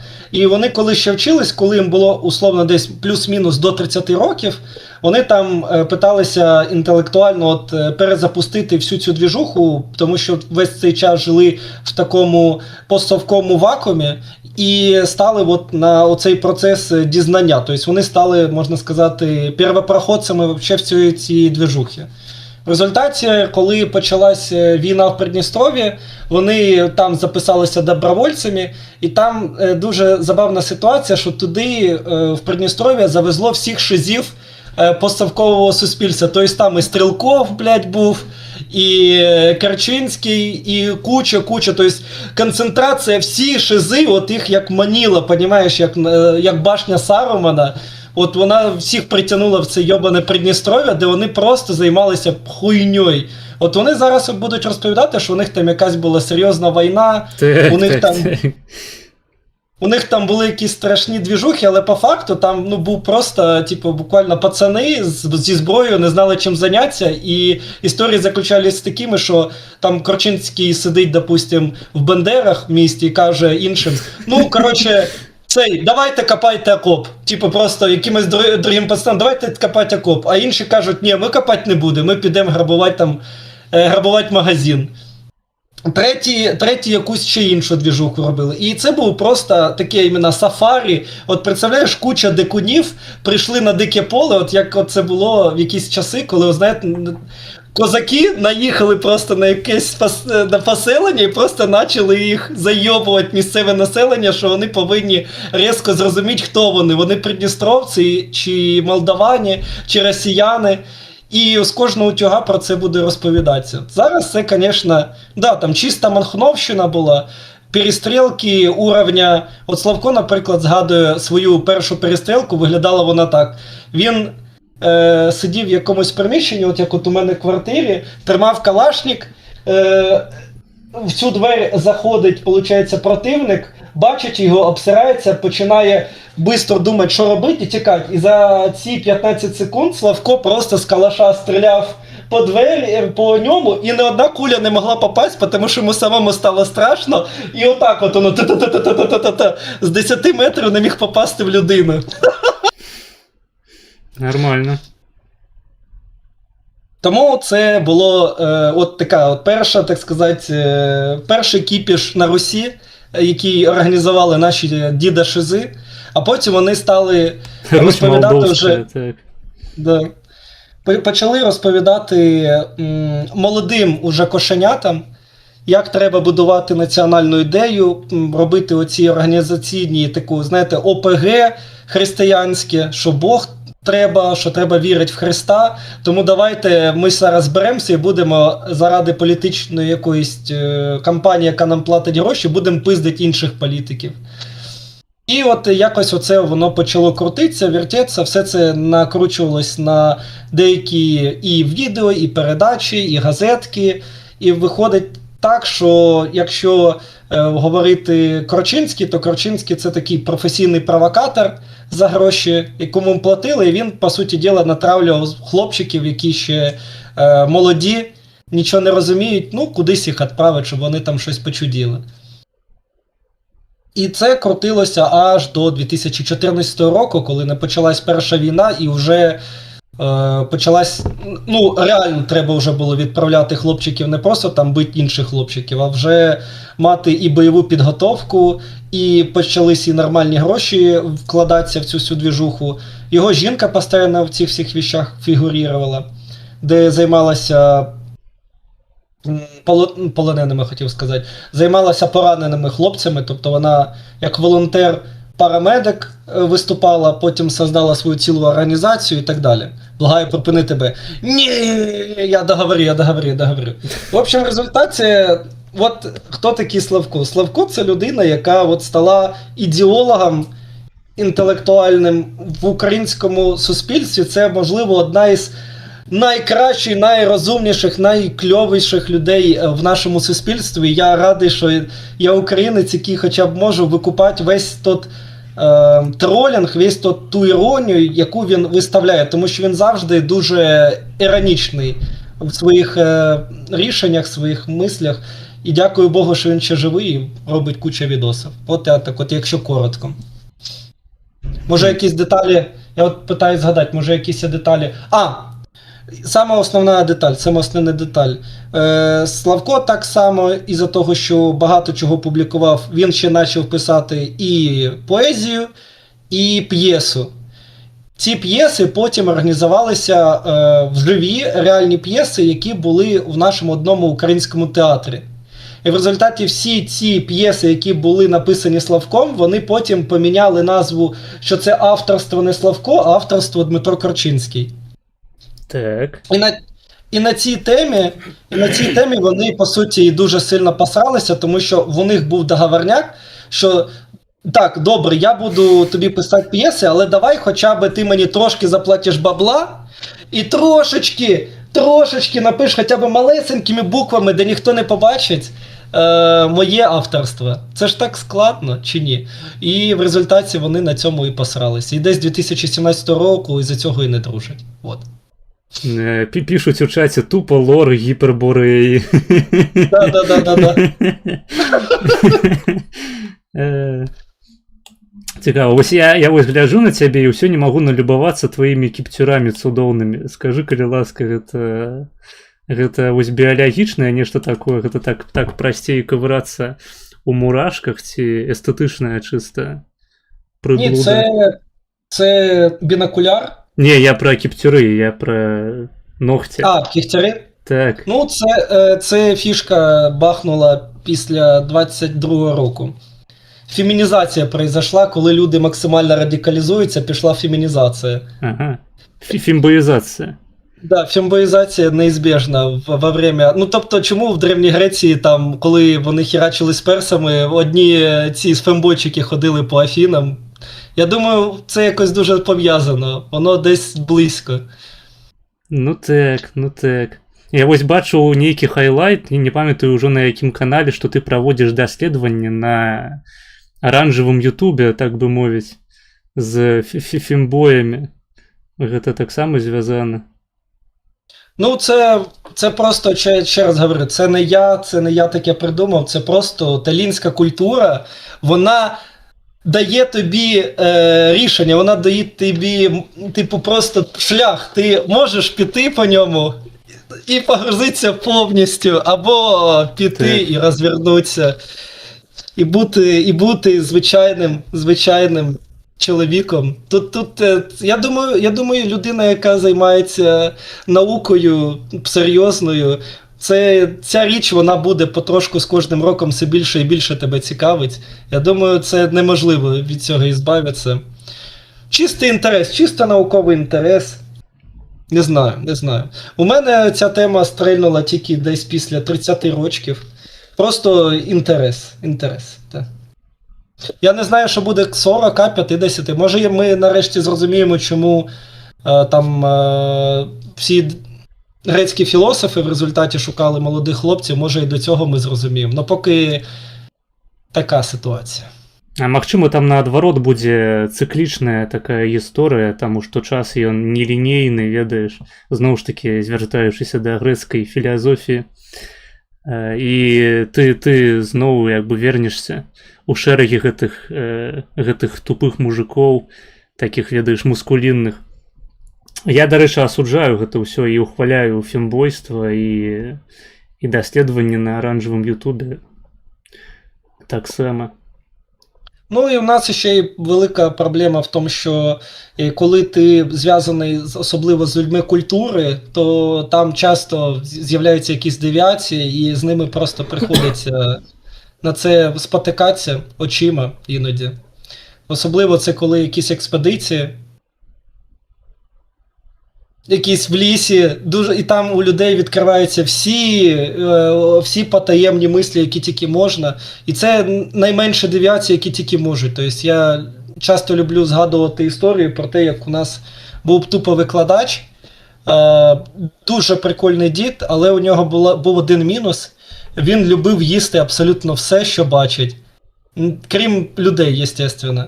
І остання крапля, із-за чого його звільнили, коли була студентська експедиція в заповідник, одна викладачка взяла в цей заповідник з собою кота свого улюбленого, це була кішка наче. І в результаті вона забула попередити, що це домашня кішка її. І, соответственно, в результаті вночі, коли в 3 часа ночі вони сиділи під костром, всі спали, вони напилися піввасика і зрозуміли, що, щось не вистачає м'язка, і тут кішка почала підходити до вогнища, і вони такі: «А, кішка! Ну, що поділать?»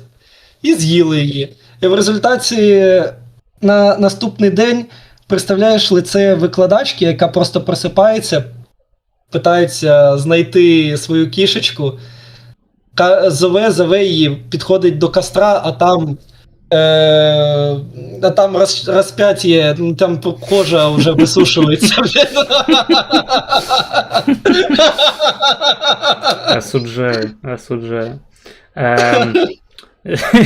Вось хто ў чаце, у нас просто ў чаце быў чалавек, які распавядаў, як у яго ў дзяцінстве ў вёсцы кацянятаў закапвалі вось жывымі, таму што іх было падзець некуды, іх закапвалі, і людзі ў маім чаце выбухалі такі, тыпу: «Бляць, як можна закапаць кацянятаў?»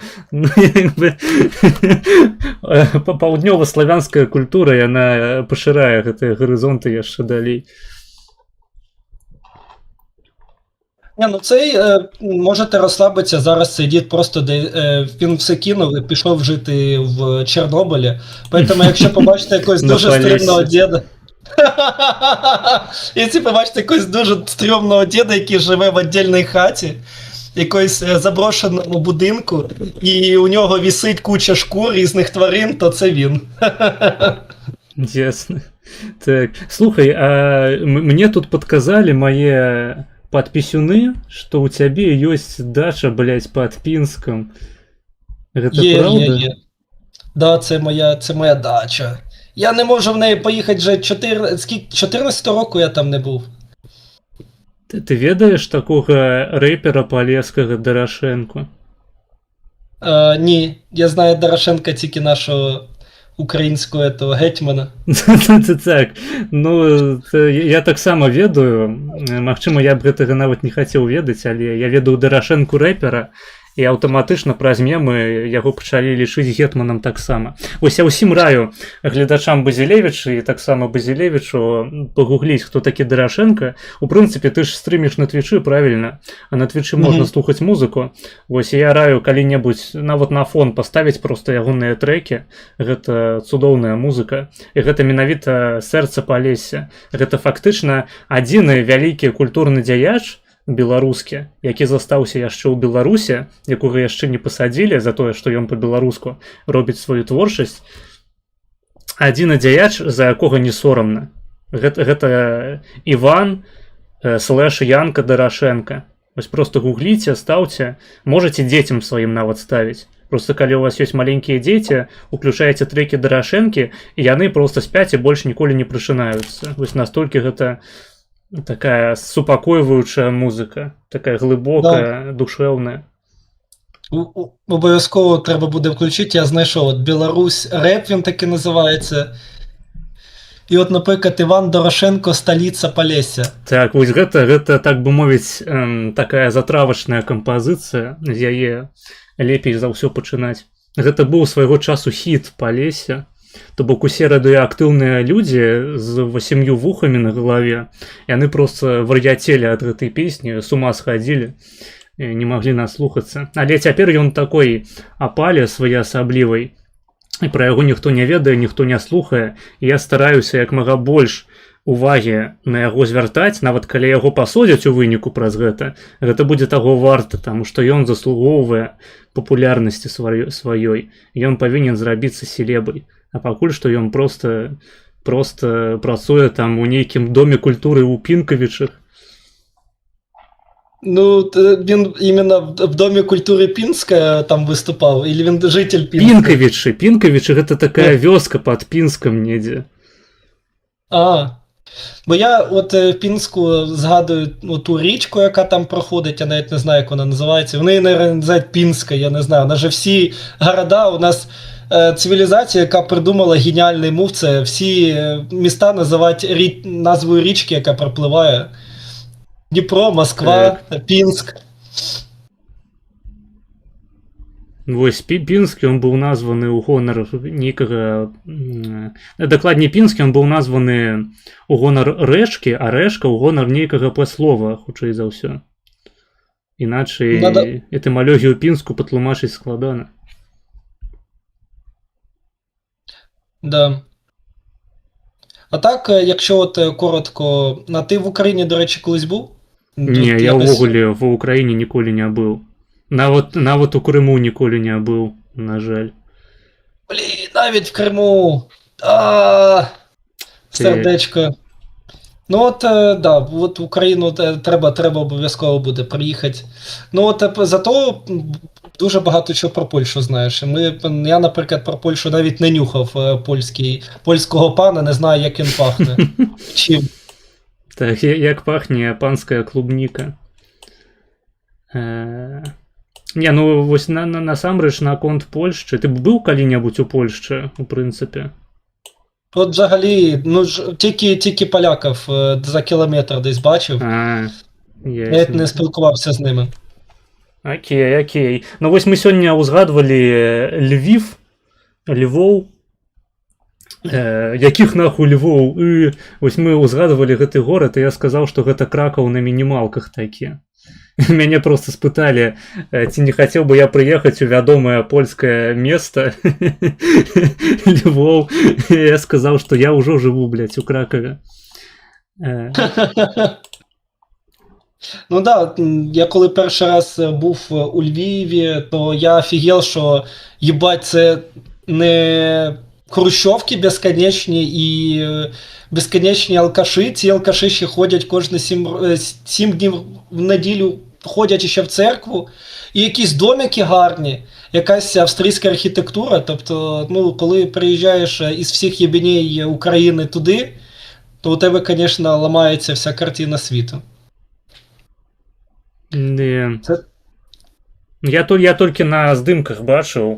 Ну, сапраўды, мабыць, калі-небудзь пасля вайны у нас на стрымах ёсць такі мем, як «Новая Беларусь будучыні».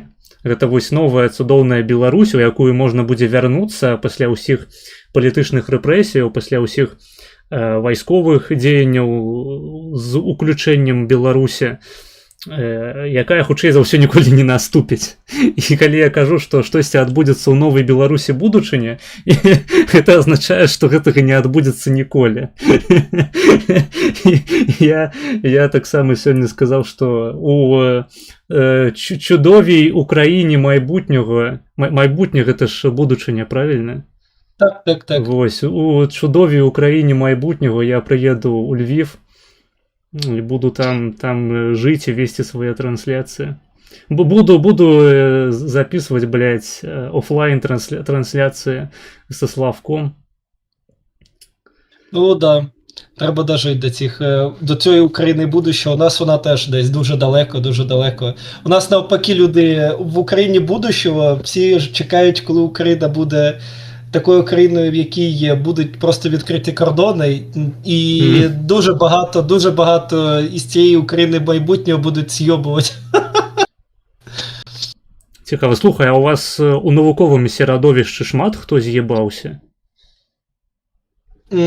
І ще раз, бо звучить так, що шмат їбався. Це що звучить? З'їбався, з'їхав. А, З'йобіки, як ви їх називаєте.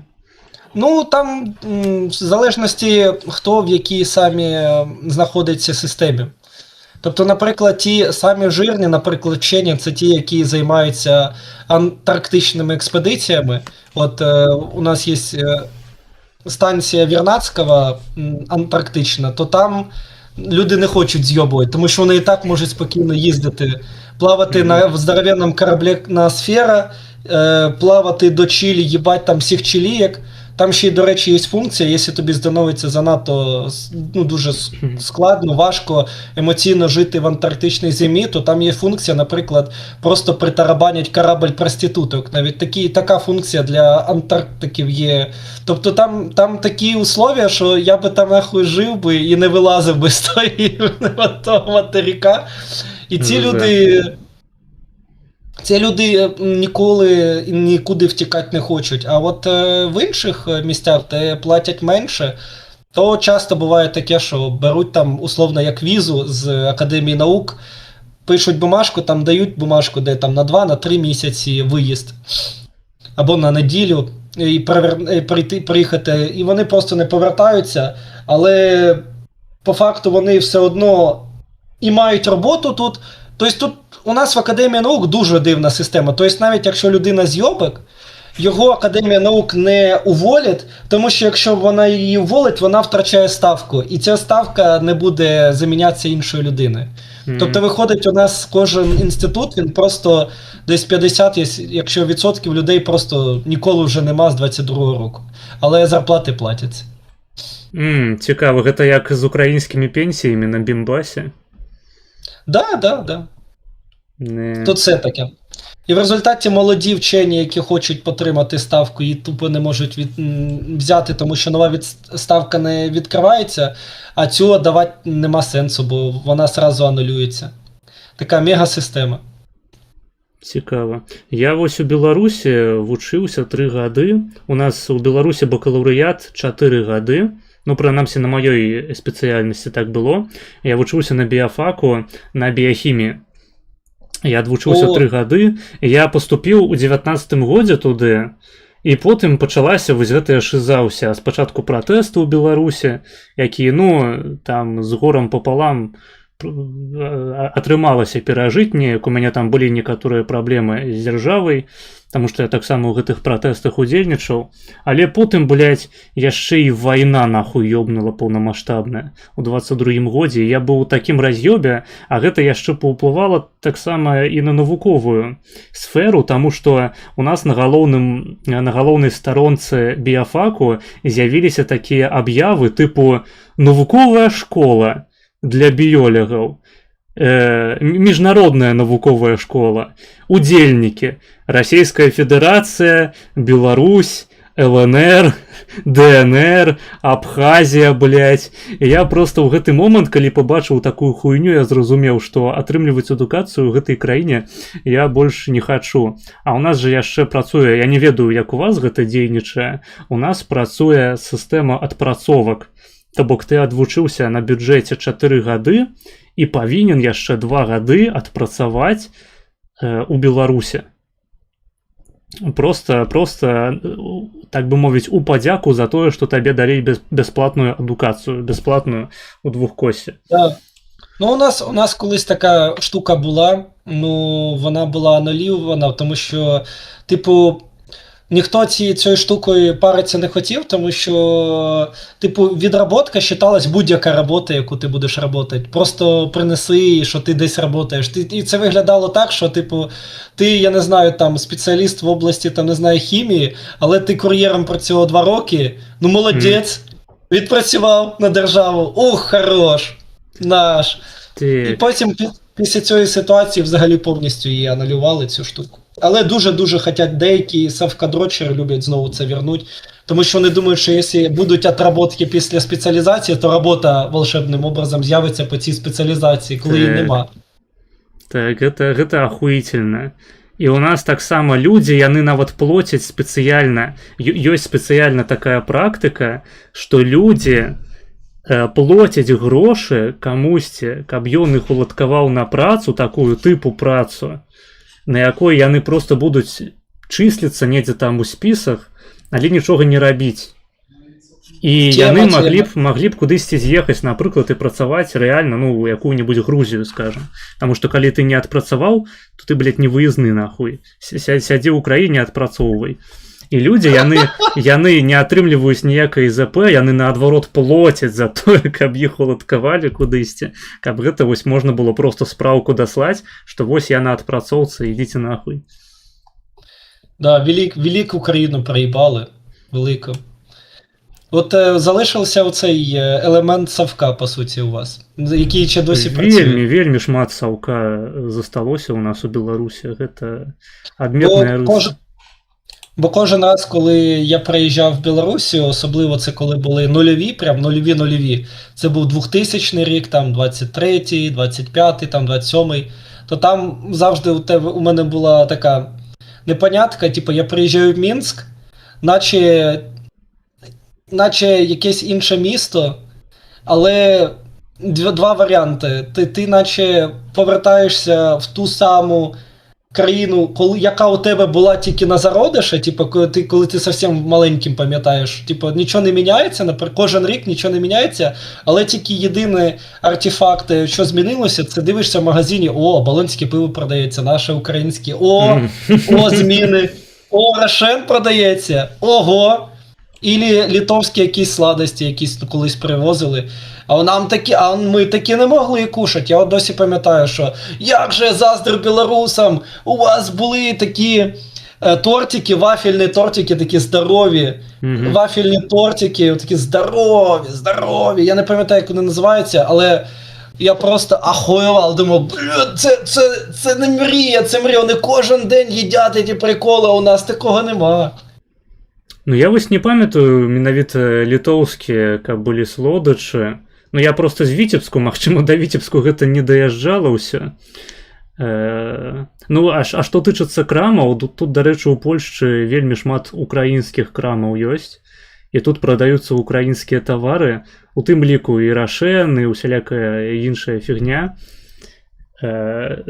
Толькі забаўна, што прадаецца гэта ўсё з нацэнкамі, і купляюць гэта ў асноўным украінцы.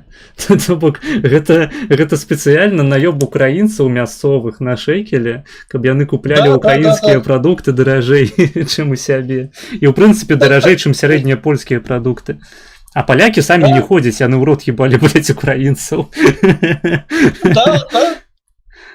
У нас буквально, у мене одна знайома, у нас їбалась 22-го в Ізраїль, і купляє, у нас от ці батончики Рошен, вони там коштували, ну на той час, вони коштували, ну дай Бог, ну 20 центів від долара. А в Ізраїлі він коштує $2. І тупо українці, які з'їбали в Ізраїль, сидять і такі, блін, це саме лучше, саме лучші цукерки на світі. І згрібають їх безконечно. Поэтому, конечно, Рошен і Нова Пошта, і от всі от ці от транснаціональні компанії, вони, по суті діла, підтримуються, от як є ж от в Савку цей політика протекціонізму, і в результаті у нас такий протекціонізм, у нас люди з'йобують із України, щоб потім ці товари жерти за кордоном. І так розвиваються компанії. Блядь. Ну, у нас таксама просто ведаеш, калі людзі з'язджаюць з краіны, асабліва прымусова, у іх з'яўляецца нейкая ебанутая ностальгія, у тым ліку па прадуктах. То бок сярод беларусаў ёсць гістэрыка наконт там беларускіх сыркоў, наконт беларускага зефіру, а па сутнасці это, блядь, хуйня гэта ўсё, не зефір, просто нейкі рэальна перасадка калу просто ў свой рот беспасрэдна. Але людзі рэальна гатовыя плаціць грошы, каб ім прывозілі гэта ўсё, таму што, ну, беларускіх тавараў малавата ў Польшчы. Я толькі нядаўна знайшоў тут лідскі квас у Кракаве, і гэта, блядь, яшчэ трэба было пастарацца. Ну, ўсё ж такі, санкцыі, ўся хуйня. Але людзі сапраўды гатовыя плаціць дахуя грошай, каб працягваць есці прадукты, якія яны елі ў сваёй скатоўблюды Нават пры тым, што ну, сярэднія польскія прадукты яны тупа лепей па От, якасці. да, це класична ситуація мігрантів. От особливо, ну ладно, там ще якісь сирки, але коли починають розпространяти цукорій, цукорій! Цукорій! Це ж просто жах! Ти любиш цукорій? Ну я не ведаю, я вось гатовы прызнацца, што я перыядычна п'ю цыкорый, гэта праўда. І вось такі выхад з шафы. Вось у мяне такія вычварэнні адбываюцца на фоне вайны, я пачынаю піць цыкорый. То що для мене це, я не знаю, може у мене теж почнуть якісь дивні ситуації, коли я виїду з країни і десь поживу десь 3-4 роки, я такий просипаюсь мислю, цукорій, як термінатор, ти-ди-ти-ти-ти. Не, а глядзі, а гэтая хуйня, яна і ў польскіх крамах прадаецца. То бок можна купіць польскі цыкорый, гэта не нейкая фішка постсаўку менавіта. Ну, я згадую іменно цукорій там, де в США. В США, вроді, його взагалі немає, якраз тільки через оці русські магазини продаються. Я можу помилятися. Тому що я просто пам'ятаю дуже-дуже давно, коли Маргінал, там ще в 2015 чи 16 році, ми його задовбили, що він показав «Русський магазин в США!» І він там він туди заходить, а там буквально на всіх полках там 90% всіх товарів це цукорі і пельмені. Ну гэта, дарэчы, гэта ж тая самая руская дыяспора ў ЗША, гэта ж просто габрэі, блядь, адэскія. Якія нахуй рускія? Це просто ваші українські єврейчики. Да, там кожного запитать, там я пам'ятаю, всі, коли роблять там передачу, там, де вони живуть, типа, а ви откуда? Такі я з Одеси. А що для нас Одесита? Для нас Одесита, що було рядом море і пиво. І ми сюди переїхали. А що те саме? Ну, і всі починають розповідати про те, що як же скучаємо по Одесі. Блін, як же скучаємо. Тут так їдьте. Ні. Ми тут будемо скучати, в США. Слухай, ну у цябе неблага атрымліваецца гуляць такога габрэйчыка. Ты мог бы упісацца ў дыяспору адэскіх габрэяў. Да, було б непогано. Там...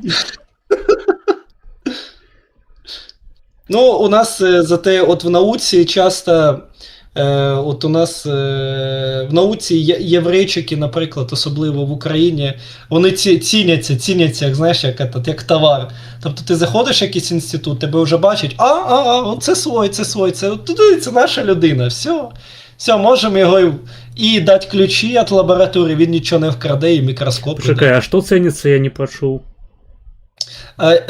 Як ти кажеш, гебрейство. Ага, окей. Тобто там в основному теж, ще пам'ятаю ті времена, коли в основному тільки такий фенотип в інститутах сидів. Слухай, а як у вас у акадэміі рэагавалі на ўсе гэтыя працэсы, звязаныя з канфліктам так званым палестына-ізраїльським? Ну, у нас, в принципі, було завжди похуй на палестинців. Не то, що похуй, а плюс поїбать. У нас навіть не було ніяких... Наскільки похуй, що навіть ніхто на цю тему не піднімав рот. Ну, типа, це взагалі даже не цікаво було про це згадувати. Я не пам'ятаю ні одне засідання на цю тему, хоч якось вскользь. От коли там війна бідних єврейчиків з Іраном, це серйозна тема. Це треба поговорити. А, палестинців? Хто це? Якісь араби. У нас тільки єдине, що жопа, от у інституті демографії жопа взлетіла, коли дізналася, що, оказується, на території Гази знаходяться меншини, що там, оказується, є українці, і це не українці в основному, а українки. І їх там штук десь до 1000 було українок, коли тільки починалась бомбьошка Гази. І в результаті у нас наша дипломатична місія заключалась в тому, щоб дістати всіх наших Роксолан вместе з дітьми, з арабчиками, і всіх їх перевести в Молдову, блядь, тому що сюди ми не хочемо їх пускати. Можна було одразу у Придністров'ї, блядь. Да, от Придністров'я це буде наша, знаєш, типу, тартар, блядь, всім з йобіком, їх спочатку туди. Чищилище такое, ведаєш. Да. Щоб вони нормалізувалися там, посиділи на заводі цьому водочному і вже думали, куди тікати. Так. Ну, у нас, насамрэч, у Польшчы просто неверагодная была істэрыка. Я нават пасраўся са сваімі студэнтамі, ну, у сэнсе, з аднакурснікамі на гэтай тэме, таму што палякі ў сярэднім яны пиздец якія антыізраільскія. Просто на неверагодным узроўні. Гэта, магчыма, не так, як у заходніх навучальных установах у ЗША якім-небудзь, але, блядь, вось акадэмія для Палестыны, вось гэта хуйня, якая ладзіла пратэсты, а я быў старастай групы на першым годзе навучання, і нам даслалі петыцыю, блядь, аб тым, каб мы зупынілі ўсе стасункі навуковыя з Ізраілем, нахуй. Тыпу адказ на дзеянні на тэрыторыі Газы. Я просто так ахуяў ад гэтай ідэі, што я вырашыў, што просто не буду гэтую хуйню рэпасціць. І мяне, блядь, засралі, тыпу, сука, як можна, нахуй. Як можна, блядь, апраўдваць Ізраіль, гэта людабойства, ёпта. І я з той пары вырашыў, што выказваць сваё меркаванне наконт палестына-ізраільскага канфлікту ў акадэміі я больш не буду. Да, цікаво. Що це Польща, це в самій білій Європі, і всіх білих Європ, вони там лютейше хочуть дефать Палестину. Для мене це новина. А куди ділись ці поляки, які там самі радикальні? Нам завжди показують поляків, що це такі, типа, убер-європейці, які проти любої міграції. Ну, глядзі, за етностейт. Па-першае, у мяне спецыфічнае асяроддзе, акадэмія гэта звычайна серадовішча левакоў. Таму з акадэміі то ўсё ясна. Мне, напрыклад, не ясна, адкуль узяліся усялякія... Блин, мы на Твичы нельга сказаць гэтае слово. Праплачаныя расейцамі палітыкі, тыпу правыя, якія пачалі просто цэлымі днямі насмоктваць, блядь. То бок, у нас ёсць партыя такая, канфедэрацыя.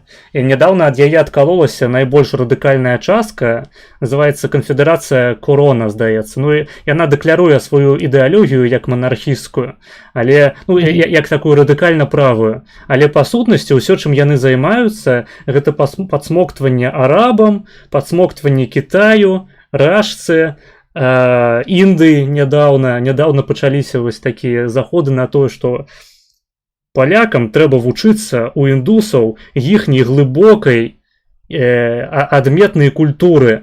Вось у палякаў культура так сабе, скажам, а індусы гэта тая крыніца, з якой можна чэрпаць і чэрпаць. Просто вось гэтыя тонны гаўна можна смактаць і смактаць. І супраць ЗША, канешне, залупаюцца, і супраць Ізраілю, і супраць Украіны. Вось такія правыя польскія радыкальныя. І гэта рак. Гэта і ў ЗША так званыя альтрайты хварэюць у значнай ступені на такую хуйню. І Польшча, на жаль, не выключэнне. Таму тут у нас у Польшчы фактычна ўвесь палітычны спектр ад левых да правых гэта антысеміты. Вось. Да, засуджуємо таку поведінку їх. Так. Це при тому, що там завжди була дуже велика кількість єврейчиків. Угу. Ну, да рэчы, у беларусаў нашмат лепей стаўленне да габрэяў. Мы ў сярэднім праізраільскія ўсе. І гэта тая розніца, якую адразу заўважаеш. Просто размаўляеш з сярэднім беларусам, ён будзе за Ізраіль. Ну, з эмігрантамі, калі размаўляеш. Сярэдні паляк, ён абсалютна супраць. І улічваючы тое, што мы заўсёды жылі бок о бок з імі, як палякі, так і беларусы, гэта дзіўнавата, конечно. Ну і плюс у нас есть такое определение, ну в нашій українській, так сказати, історіографії ми часто називаємо, що Польща це шакал Європи, який в результаті завжди вибирає самий тупорилий саме тупориле рішення, а потім жалуються, чому происходить волинські різанини бензопілою. І у нас була, наприклад, забавна ситуація, що, от, наприклад, нам не давали ні грошей, там постійно тупо фінкою НКВД херачили вони по зерновозам, які питалися в цей польський кордон проїхати, при тому, що там купили якісь там, наприклад, німці це зерно, все оплачено, от це зерно їде з України в Німеччину, приходить до до українсько-польської границі, і там ультрарадикальні поляки починають тупо на зерно кинжалом, хай воно сипеться тут, це отлично. І там постійно такі от двіжухи, абсолютно нелогічні, проплачені часто, або просто із-за того, що вони інтелектуально не можуть догадатися своїй ролі в цивілізації, тому що кожен раз їм дає можливість, от просто весь світ дає їм можливість, типу, що вам, візьміть себе в руки, типу, і станьте нормальними, нормалізуйтеся. А у них завжди оцей конфлікт з нами з'являється просто по приколу.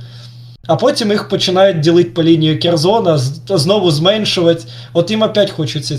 От поляки ніколи не зміняться. І от, коротше, конфлікт про захоронення поляків у нас в Україні.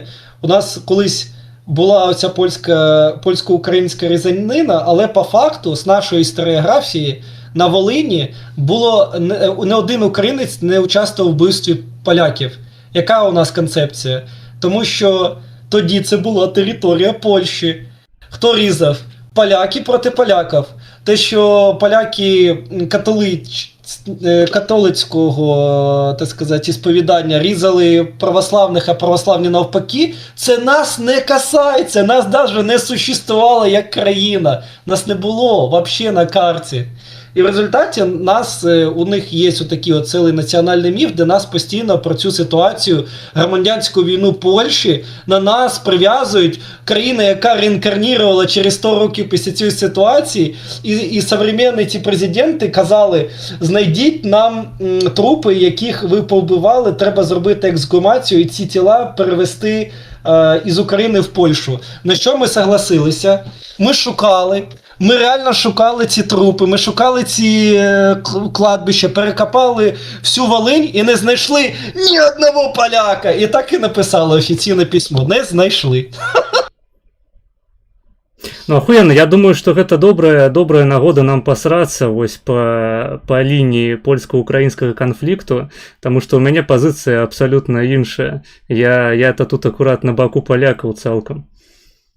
Вось, то бок моя позиция заключается ў тым, что, па-першае, валынская рызаніна была і была мэтанакіраваным знішчэннем польскага насельніцтва для таго, каб стварыць там украінскую нацыянальную дзяржаву.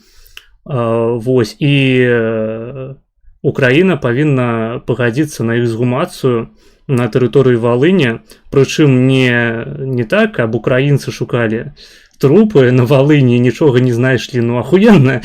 Яшчэ б вы, блядь, там знайшлі. Самі сабе страляць у нагу, безумоўна, украінцы не хочуць. Гэта павінны быць нейкія ўсё ж такі агульныя экспедыцыі, якія будуць займацца гэтымі працамі. І неаднаразова ўжо паступалі такія дэкларацыі з боку Украіны для таго, каб гэтыя эксгумацыі пачалі адбывацца, і раз за разам просто гэтая справа ўстае і не развіваецца. То бок апошнім часам сапраўды пачалі з'яўляцца такія Там були польські делегати, там були поляки, які теж не прийшли. Апошнім часам гэта пачало з'яўляцца, і гэта вельмі добра. Я лічу, што гэты канфлікт, ён менавіта на гэтым і палягае у самым карані, таму што, ну, сапраўды падзеі пачатку, там, ну, не пачатку, сярэдзіны папярэдняга стагоддзя, вельмі мала людзей засталося, якія ў прынцыпе памятаюць, або хаця б якім іхнія сваякі, іхнія бабулі, дзядулі распавядалі пра валынскую рызаніну. Але асноўнае, што працягвае пітаць гэты канфлікт, гэта просто адсутнасць эксгумацыі. І на адсутнасць эксгумацыі накладваецца просто рашкаванская прапаганда, якая сутыкае палякаў з украінцамі. Просто таму, што ёсць вось гэтая нагода, якую можна было б даўно вельмі проста ліквідаваць, і, на жаль, гэтага не адбываецца. То бок, ну, зноў ж такі, там, калі казаць пра вось гэтую цудовую канцэпцыю аб тым, што у вас не было дзяржавы, а значыць, не лічыцца, так бы мовіць, тэрмін генацыд быў прыдуманы, блядь, у 20-м там стагоддзі ў сярэдзіне, таму ніякага генацыду ў Саўку не было. Гэта ахуіцельна, канешне. Толькі тады паўстае пытанне, а нахуя-то помнікі тады ставіць там Бандеры, Шухевічу? Это мы называємо біг-політика. Біг-політика. Так. Реал-політик. Ну, як просто прикол в тому, що якщо можна використовувати цей аргумент, то чому його не використовувати? А от относительно ексгумації, то там реально прикол в тому, що просто розкажу секрет, які от у нас в Україні часто происходять. У нас колись хотіли зробити ексгумацію на самому їбанутому полі сраження, там, де схліснулися шведи з російської армії під Полтавою, і де полягло дохилярд людей. І якщо зараз там почати робити ексгумацію, то там теж майже нікого можна не знайти, майже трупів нема. По одній простій причині. Тому що по всій території цих місць, де були великі битви, жили не англічані, не німці, а українці там жили. І українець, він так мислить. Кістка – це річ, яку можна використовувати в биту. Можна її розтереть і зробити з неї хороший кістковий порошок і використовувати в биту. І в результаті воно у нас... Як у Майнкрафті, блядь.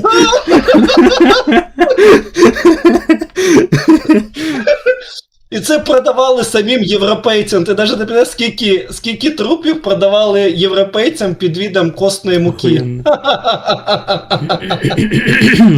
Да.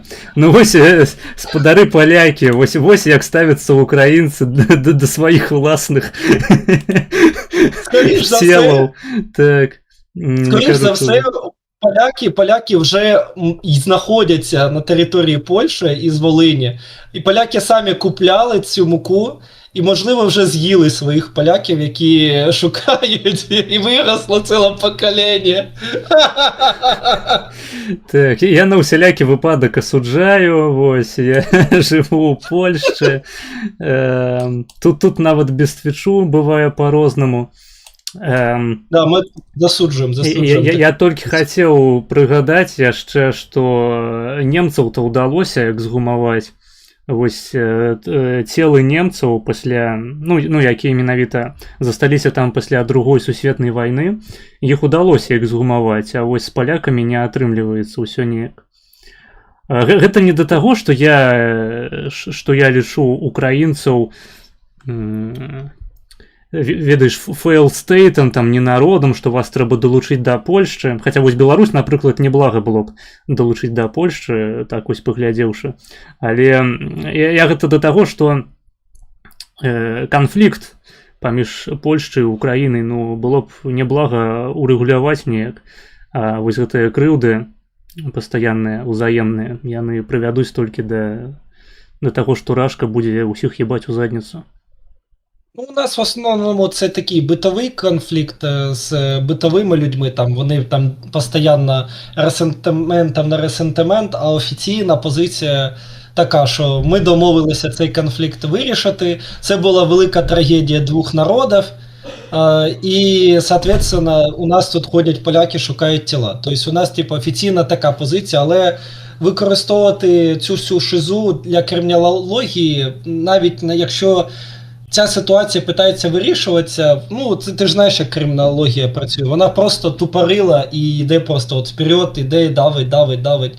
Тобто от вона додавила до того, що зараз на повному серйозі по всій Європі і Америці вже публічно кажуть, що це ми винуваті, що на нас напали, тому що ми робили тут антиросію і провоцировали. Ми провоцировали, типа, давайте ко мені, іди до мене.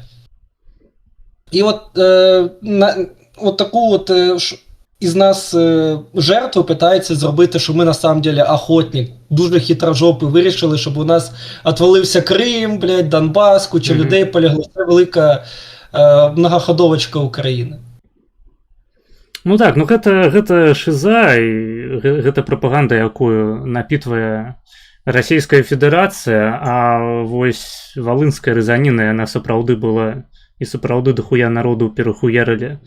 То бок тут просто трэба правесці мяжу паміж тым, што там ідзе аповед у прапагандзе аб тым, што пажглі нашых мальчыкаў у Адэсе у доме прафсаюзаў. Гэта адна хуйня, таму што там, блядь, гэтыя нашыя мальчыкі, яны збітымі нахуй, блядь, з мачэтамі хадзілі па горадзе і ладзілі ўсялякія бясчынствы. А валынская рызаніна гэта просто велізарную колькасць людзей і мірняку захуярылі за тое, што, блядь, яны не украінцы. До речі, а між поляками і білорусами щось було таке схоже вайбіки? А насамрэч, на шчасце, не. То бок вось мяне сёння пыталі так, вось я хітрадупы, вось бачыш, у нас якая стратэгія 6D шахаў, што мы просто сядзім, нічога не робім, і ўсе лічаць нас вельмі такімі мяккімі і пухнатымі.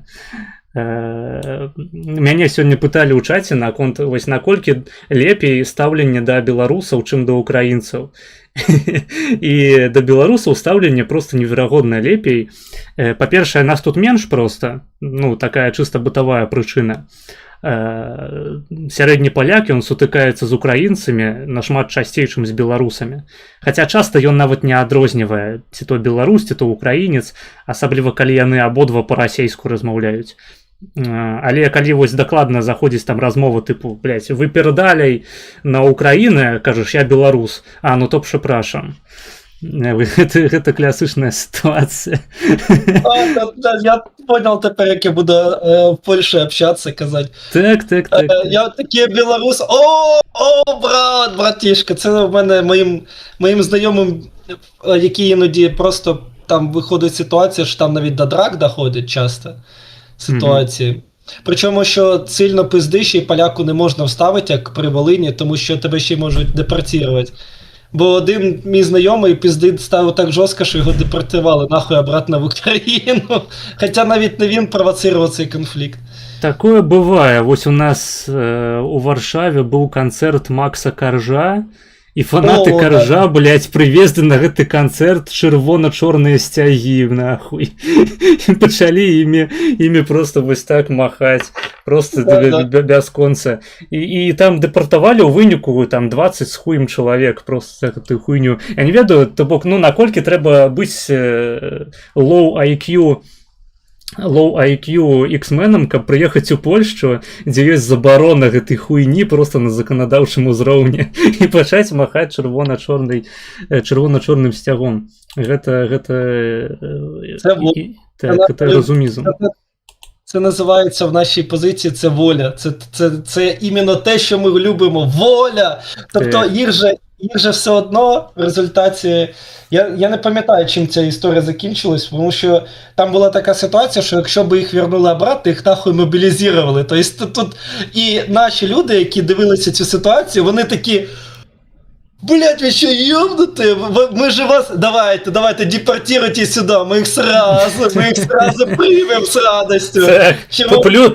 Плюс 20 бандеровців на фронті, со зброєю в руках.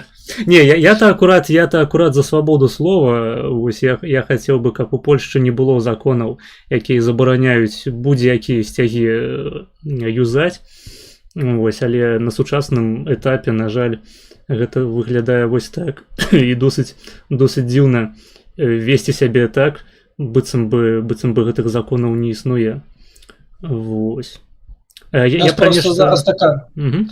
Просто така у нас за те, що у нас дуже важка ситуація з мобілізацією, то у нас народна традиція дивитися, що там у зйобіків, якого зйобика вернули обратно в Україну, ми радуємося. Ну що, пожив, блядь, на харчах, на велферах, а тепер все. Ресентимент.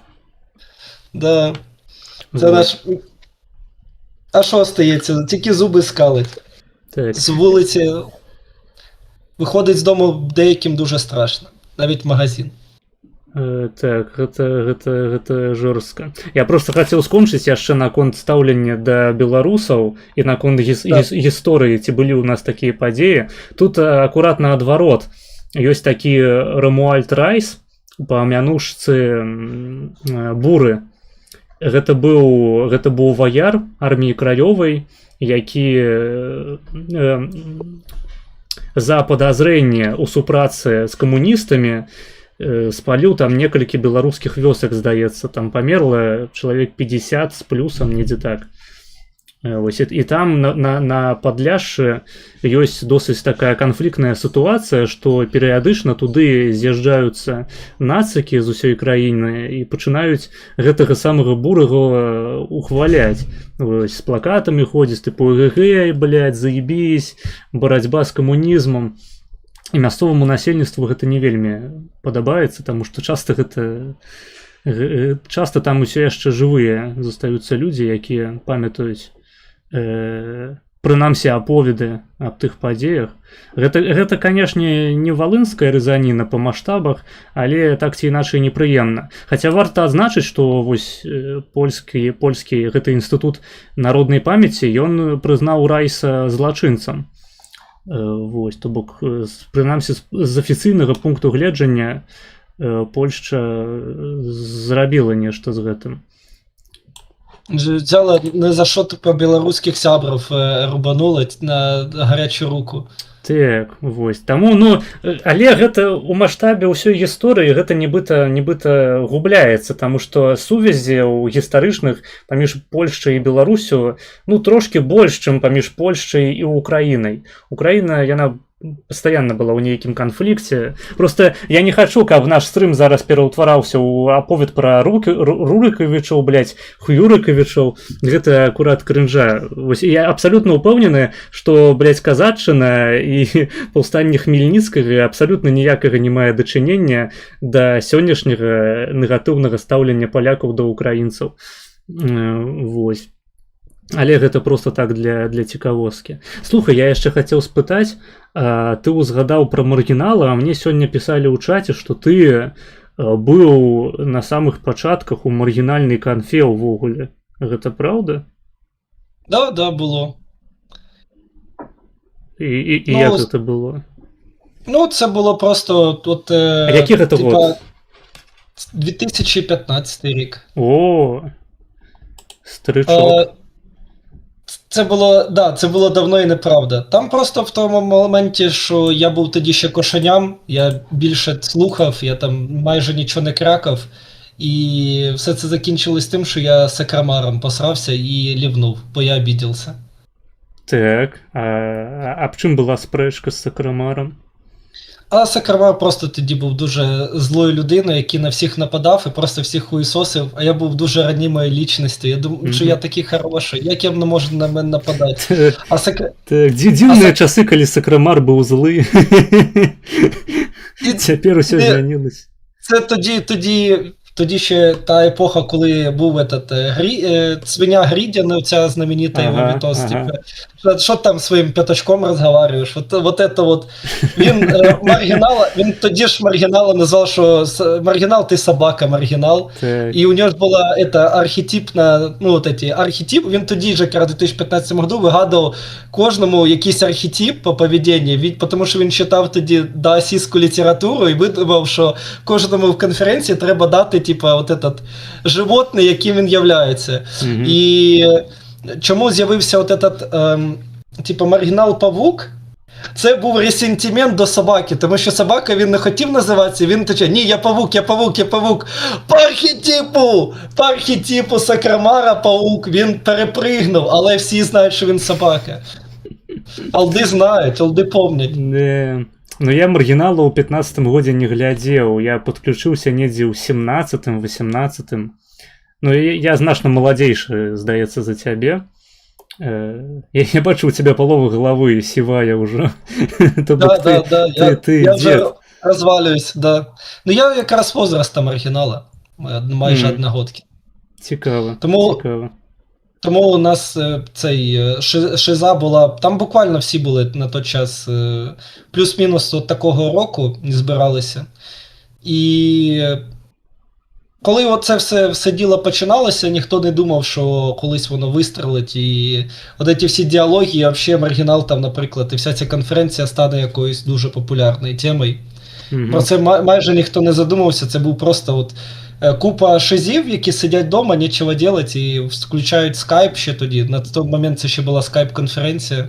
Просто общались ні о чому. А потім уже стріми пішли, відоси пішли і так далі. А всі ці люди, які сиділи в цій конференції, в результаті всі, блядь, стали стрімерами. На жаль, не ва ўсіх атрымалася. Або на шчасце, хто ведае. Там я перыядычна заходжу стрыміць, там жа да гэтай пары стрыміць і Каджит, і Магок стрыміць, але ў іх онлайн там по 10 чалавек, то бок, скаціліся. Ну там просто проблема, що Каджит ізначально був дуже, типа, грустним чоловіком, нецікавим. А у Магога там просто... Він на початку був дуже цікавою людиною, але у нього просто бахнула ситуація з тому, що у нього отець умер, і він дуже довго із цієї депресії виходив. І, в принципі, потеряв весь тут всю свою аудиторію, тому що у Магога, наприклад, там же... Він же був самим главним, типа, хлопчиком на 2Ч в плані магача. Він там їм курував весь цим відділом магунства. І дуже прикольний завжди як релігієвед. Він дійсно шикарний релігієвед, тобто, якщо він не лінився, він би міг би робити шикарний контент, на мій погляд. Так, Магог був одним з самих толкових чальцов канфы. Заўсёды было цікаво гэты гундёж послухаць. Да. І був дуже інтелектуальний, класний чел, який я не пам'ятаю, як нік був, але просто в якийсь момент його тупо збила машина і все. А це була людина, яка просто всіх роз'їбала. Всіх інтелектуально роз'їбала. Але у Сеціве нічого не засталося, наколькі я ведаю, з гэтым чалавекам. Таму я вось таксама не ебу. Але пастаянна ўсе распавядаюць, што гэта быў проста звыш чалавек у сэнсе інтэлектуалізму. Да. Це була велика людина, у нього було дуже багато енергії всіх зайобувати. І куча людей, яких я вже не пам'ятаю банально. Так, у мяне вось такая сувязь з канфой маргінала, што я забаніў маргіналу Twitch. Я не ведаю, ты застаў гэты момант, калі яму Twitch хуйнули? Ну, я пам'ятаю, бо Франкотик, блядь, хотів з ним якраз пострімити, він йому написав: Ти хороша людина, ти хороша, ти захуя, ти не дав моєму кошеня зашквариться за маргіналом. А ти пам'ятаєш мой стрим з маргіналом? Ні, я не дивився. Я на той час я це пропустив. Бо, в принципі, стріми з маргіналом я зараз тільки дуже рідко просто передивляюсь хайлайти, що там ще відбувається. Бо у мене, в принципі, вся його інформація, от коли ми дуже активно спілкувалися і... Кіт, тиша. Це було там з 2015 року, потім я звалив жорстко в РЛ десь 17-го року, і просто взагалі вдома мене не було, я тинявся, де попало як кошеня. І в результаті я тільки підключався там раз-два роки і дивився, що помінялося в риториці маргінала. Дивлюсь, ніхуя не помінялось, ті ж самі теми, які були. Проходить ще 2 роки, те саме. Проходить 2 роки, те саме. Я думаю, блін, а коли почнеться синтез ідей? Да, я думаю, гэта ўсіх нас характарызуе. У кожнага з нас ёсць тэмы, пра якія нам цікава пиздзець, якія вось просто на душу нашу кладуцца. І не хочацца нешта новае прыдумляць, асабліва калі табе грошы пачынаюць плаціць. Да, це зразу мінус інтелект. Кожен шекель це мінус IQ. Так, тому не донатьте ні копейки нам. Просто дбайте про наш інтелект. А коли ще й очередь з'являється, то це все, це кінець. Так, це насправді кінець. Там просто забавная гісторыя была, тому что я прыйшоў на стрым, І на самом стрыме ніякай забаронкі не было, ані ад мяне, ані ад маргінала. А стрым сам называўся «Празднуем Международный день крокуса». Ого. І, карацей, просто яму добрыя рускія людзі накідалі рэпортаў на гэты стрым. І вось па выніку просто забанілі Twitch. Да. Так, я не хочучы гэтага спрычыніўся, на жаль, да бану на Твічы маргінала. Ну, це крокуси винувати. Так. Це, звісно, да, великий удар. Цей коп'є Лангіна, виходить, произошло по пророку. Не. Крокуса. Крокус гэта так. Гэта там просто, адміністрацыя Твіча настолькі, блядь, ухахатывалася, разрывала сабе пузікі, што вырашыла, што гэта небяспечны контент для Твічу. Да, осуждаем. Так, я абсолютно осуджаю, вось, гэта страшная падзея. А кветкі прыгожыя, так. Ну, относительно тоді эти, взагалі політичним стрімерам з 22-го року на Твічі дихати не положено. Там завжди якісь репорти прилітали за якусь мелоч. А, соответственно, всім цим адмінам, в принципі, без різниці за що банить, якщо це якийсь чел не афро, якийсь американець, який пригає под музичку, це вже не цікавий контент, поэтому даже розбиратися в этой движухі не буде. Що якась говоряча голова що-то говорить, зараз буду розбиратися в цьому. Так. На жаль, так. Ну я вось Твічу таксама сышоў, прынамсі часова. Магчыма, яшчэ вярнуся. Я гульні перыядычна там стрымлю, калі хтосьці замаўляе. Я там замаўлялі не так даўно прайсці Hotline Miami. І мне прыйшлося падрубаць стрым на Твічы, таму што, які сэнс стрыміць гульні на Ютубе? Каму не похуй, блядь, на гульні на Ютубе. А так на Твічы нормально было. Короче, относительно биофака. А чого ти вибрав саме нейробіологію? Бо у мене по нейробіології часто ситуація заключається в тому, що у мене є знайомі теж нейробіологи, які теж вчаться, але там в Лондонах всяких, за Capital of Great Britain. Є історія з одним нейробіологом, який дуже поважний вчений. У нас в Україні він вважається одним із найкращих нейробіологів. І це навіть не Аліпов, наш любимий. А дуже поважний... Клон. І це навіть не Савельєв, який розповідає, типа...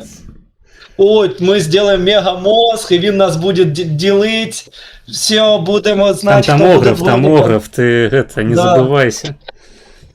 Мегатомограф, навіть не про це розповідає, тобто абсолютно адекватна людина, який пише книжки про розум і все в такому дусі. І досі займає, у нас він ведуща людина в цьому плані. Свята людина, але я чомусь фамілію не можу згадати, може колись ти його чув. То таке, я згадаю, скажу. Не, Савельєва ведаю, Аліпова ведаю, а українських ніяких не ведаю. Я, до речі, шукав калісьці, я спецыяльна просто чекаў, ці ёсць які-небудзь контент, такі навуковы, біялагічны, по-украінску, таму што я, калі раблю свой контент по-беларуску, у мяне, ў прынцыпе, аналагаў ніякіх няма. Просто, гэта асобная тэма з беларускамоўным контентам, наколькі ён крынж, блядь, што гэта палітата і нічога акрамя палітаты. Прычым палітаты такой досыць паверхневай, абсалютна, контент для бабкі-сракі, блядь, у якой шмат вольнага часу, яна глядзіць відосы пра тое, колькі грошай сёння скраў Лукашенко у народа.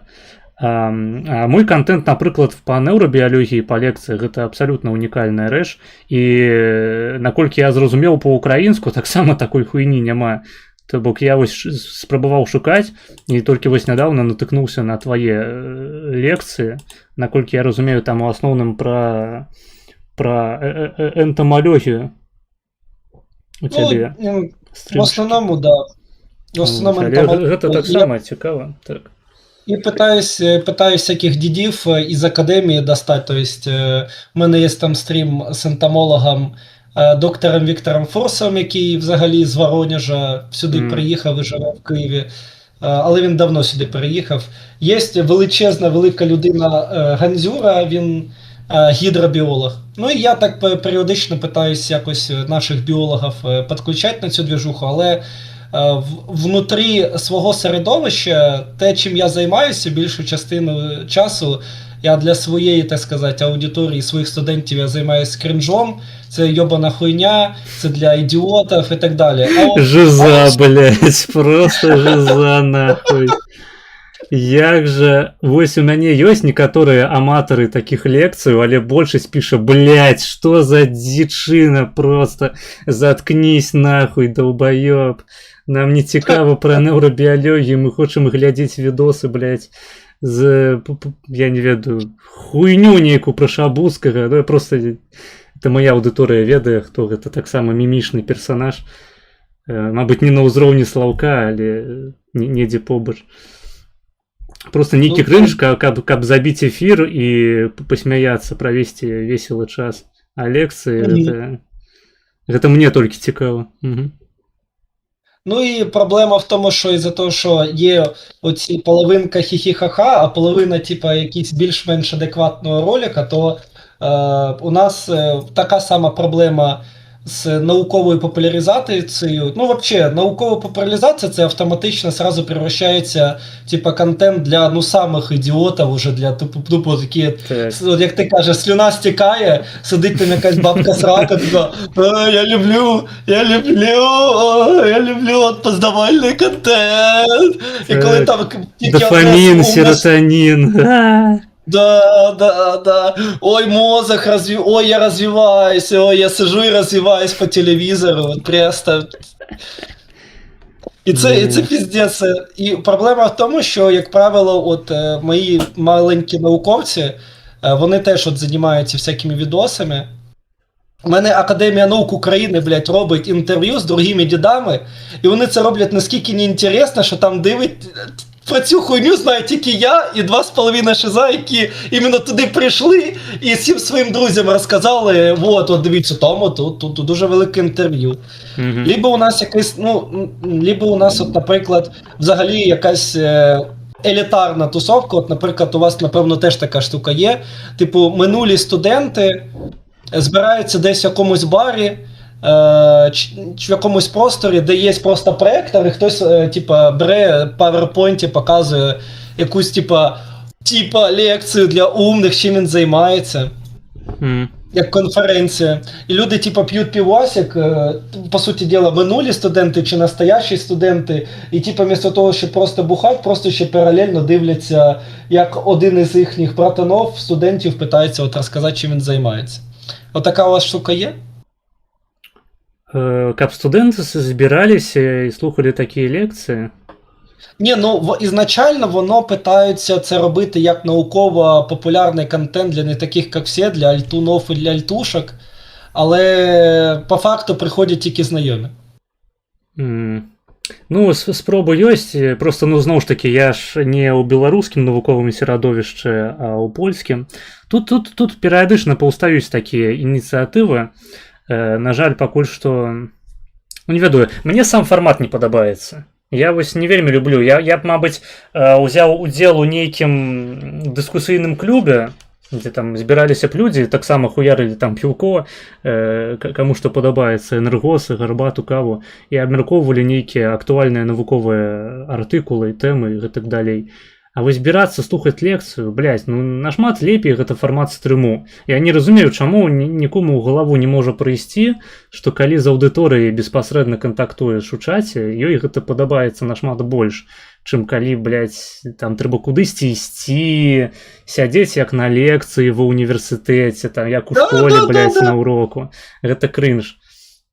Я з цією хуйньою борюся, і в результаті я став врагом номер 1.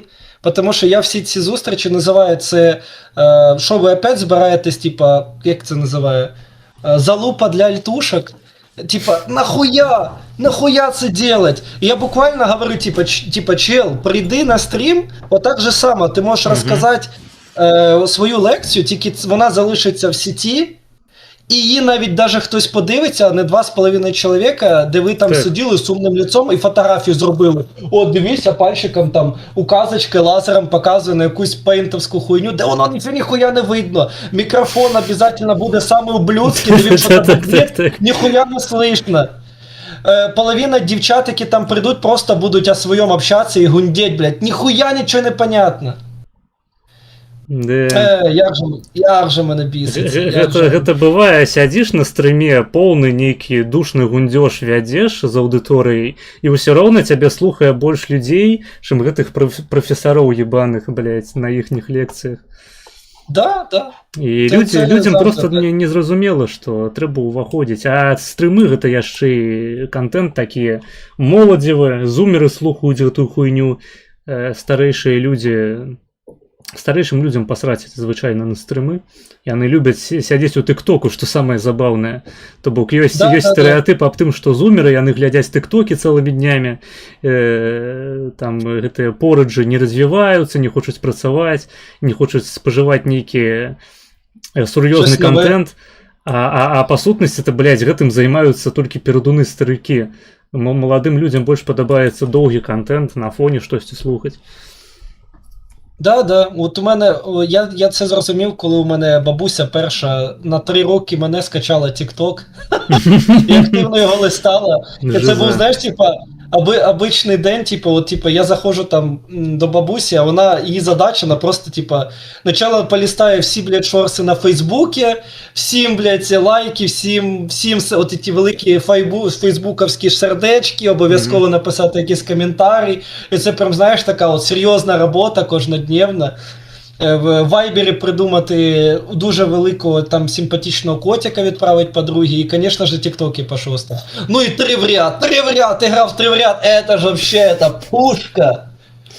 Так, Ох, сейчас був 3 в ряд. Слухай, а гэта тая самая бабка, якая ты тэсціла урынатэрапію на табе? Да. Гэта заканамернасць нейкая. Да. Вось. А адказваючы на пытанне, чаму неўрабіялогія, ну не ведаю, просто мне здаецца, гэта дысцыпліна, якая найбольш вось з усёй біялогіі, яна найбольш неяк тычыцца паўсядзённых пытанняў. Вось ты просто існуеш у нейкай медыйнай прасторы, і у цябе паўстае пытанне, блядь, а вось тое, што існуюць людзі тупыя, і тое, што існуюць людзі разумныя, гэта неяк тлумачыцца на глыбейшым узроўні, чым просто, блядь, што там... Допустим, што хтосьці леніцца ў школе, не вучыцца, і таму ён такі ідыёт, а той, хто не леніцца, вучыцца, ён адразу, блядь, просто разуміст 80-го левелу. Ты задаешься такім пытаннем, вось, а гэта сапраўды залежыць толькі ад старанняў? Ці тут ёсць нейкі дадатковы кампанент?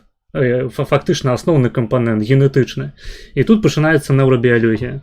І так вельмі шмат з якімі рэчамі, там якія-небудзь наатропы ебаныя, блядь. Вось гэтая тэма з, блядь, Т-слова, карацей, я не ведаю, яго можна казаць на твічы, ці ўжо нельга? Щас, ну що ж буква на Т? А ну, ну, транс, карацей, транс, вось гэта, транс-парушняк. Таксама ты думаеш, бля, а вось, ну гэта не зусім неўрабіялогія ўжо, просто асновы біялогіі. Вось пол, гэта сапраўды нейкая актуальная катэгорыя, ці ўжо не? Ну, да. І ты пачынаеш чытаць пра гэту літаратуру, ну і я не буду выказвацца на гэтую тэму, таму што мы таксама растрымем на Twitch, але вельмі шмат такіх пытанняў. Там адрозненне паміж мужчынамі і жанчынамі, зноў ж такі, на ўзроўні іх паводзінаў. Ну, чым яны яшчэ могуць быць абуслоўленыя? Ну, конечно, выхаваннем, конечно ж, блядь, нёрчар. Так, вось, я менавіта да гэтага і вяду. Гэта ўсё выключна справа выхавання, таму што мы жывем у патрыархальным грамадстве, дзе нам навязваюць гэтыя патэрны, якія ўжо даўным-даўно не актуальныя. Ох, суки, блін. І от я вже не можу, кожен день просипаюся, этот патріархат, він давить, ці Так. стереотипи. Важко, важко.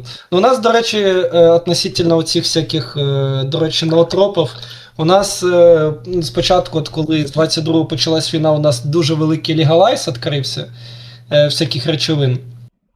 А потім все це діло прикрили. І от, наприклад, у мене лічно моя любима річ була, це от коли мені було нефіг делать, я періодично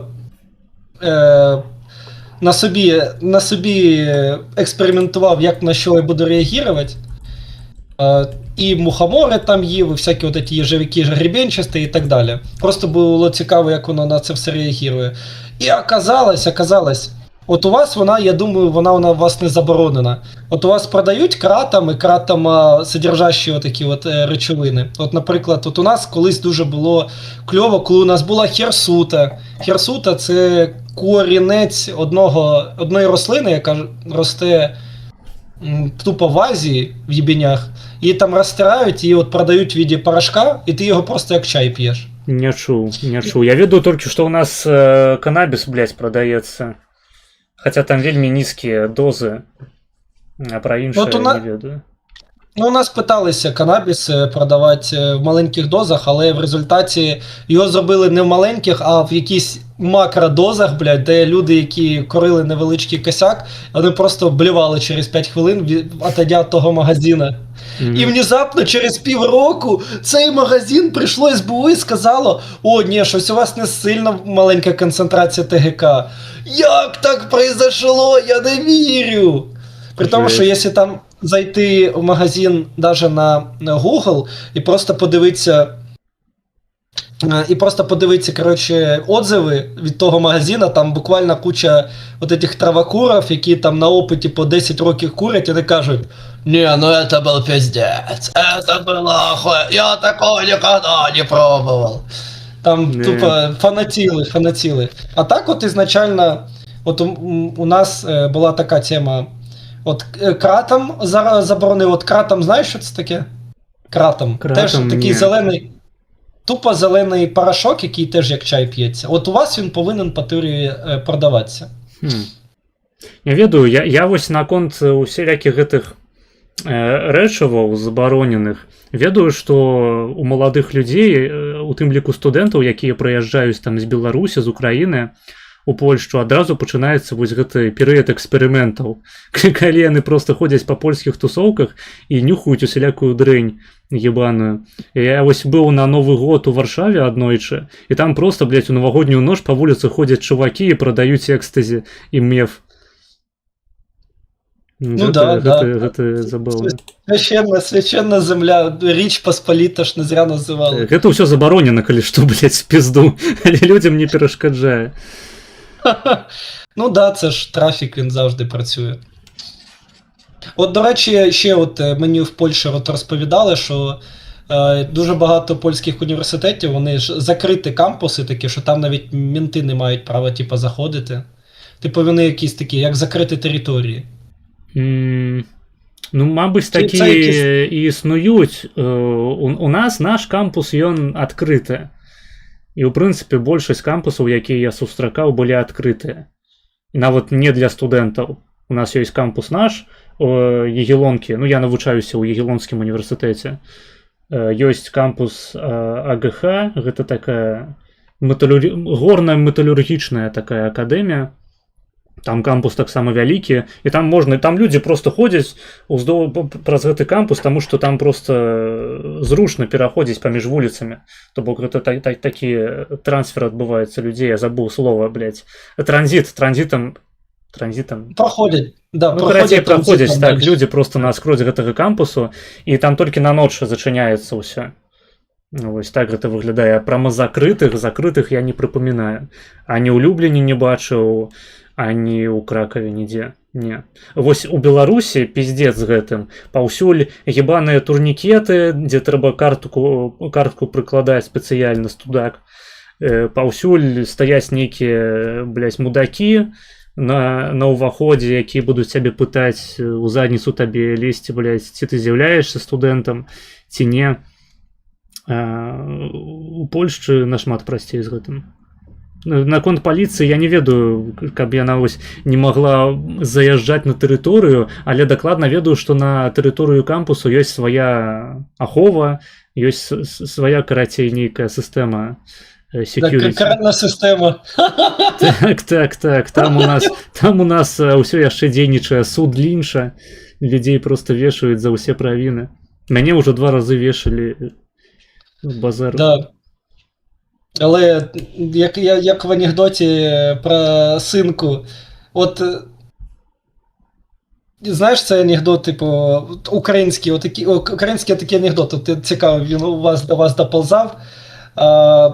Дід розповідає своєму внуку історію про те, як його захопили. А мене розстріляли. Да, все.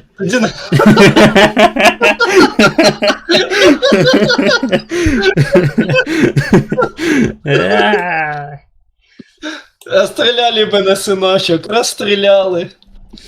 Так. Потрібна ексгумація. А от, до речі, на польській у вас мова викладання польська чи англійська, чи яка? Ну, я канкрэтна навучаюся на польскамоўнай праграме, але ёсць кірункі, на якіх існуюць ангельскамоўныя. Ну, мне прыйшлося цэлы год вывучаць польскую мову, каб паступіць ва універсітэт польскі. Вось так, па-польску. Не, ну по-польськи це мощно. Я тільки по-польськи просто іноді слухаю всякий текст, але важко восприймати. Ну так, там нягледзячы на тое, што значная частка словаў была запазычана і ў беларускай мове, і ва ўкраінскай мове, ўсё роўна на слых і на пісьме, ну на пісьме трошкі прасцей бывае, але на слых, вось гэтая справа акцэнту просто пиздец. Калі першы раз слухаеш, ніхуя не ясна. Просто белы шум. Гэта правда. Бо колись, коротше, був прикол, що у мене на роботі був йобаний акваріум, і був в этом акваріумі фільтр іменно польський якийсь. І я не знав, як його, блядь, почистити. Я гуглю в Ютубі іменно назву, і там один якийсь дуже дід якийсь поляк, який дуже польською, вообще нетолерантною польською, а дуже швидкою починає і крутить, і я сижу, мене всі... Шепже. Да. Я питаюсь поняти, що він має на увазі. Ну, це було як мапа, яка вчиться у більшої розумної мапи, як рішати вопрос з фільтром. Так, нюхаем пана. Вучымся, так бы мовіць. Не, насамрэч забаўная таксама сітуацыя была, як калі валантэры у польскай акадэміі навук у інстытуце фармакалогіі, там у нас у лабе стаяў халадос Донбас. О, наши. Так, да. І ў прынцыпе тут частенька сутыкаецца апаратура нейкая савецкая, украінская у тым ліку. То бок там які-небудзь мікратом, гэта такая прыблуда спецыяльная, каб мазгі на кароткія такія слаі разразаць. І там просто напісана «Сделано в СССР». І гэта стаіць там, блядь, уже 50 год і да гэтай пары працуе. Да, це от такий вайбік завжди в інститут, який залізти, і там все совєтське пахне тими часами, коли купа людей в очередях за молоком сиділи, блядь, і хуй би солі доїдали, зате вчені могли собі нормально почухати. Тоді це ще було свіже.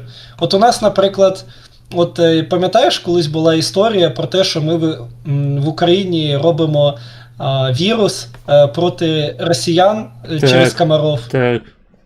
І ми хочемо, коротше, щоб кусали ці комари тільки росіян, і тільки на росіян це буде використовувати ці як вірус.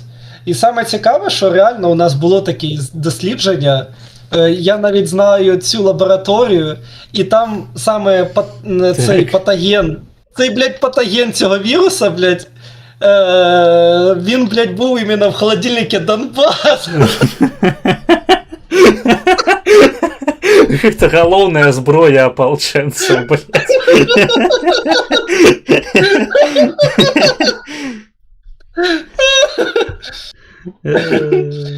Тільки Не, ну проблема в насамрэч, тому, я ўсцешаны. Гэта добрая навіна, што у вас сапраўды былі такія даследаванні. Хацелася б пабачыць працяг. там, там в результаті прикол був в тому, що цим займалася одна дівчина і один хлопчик.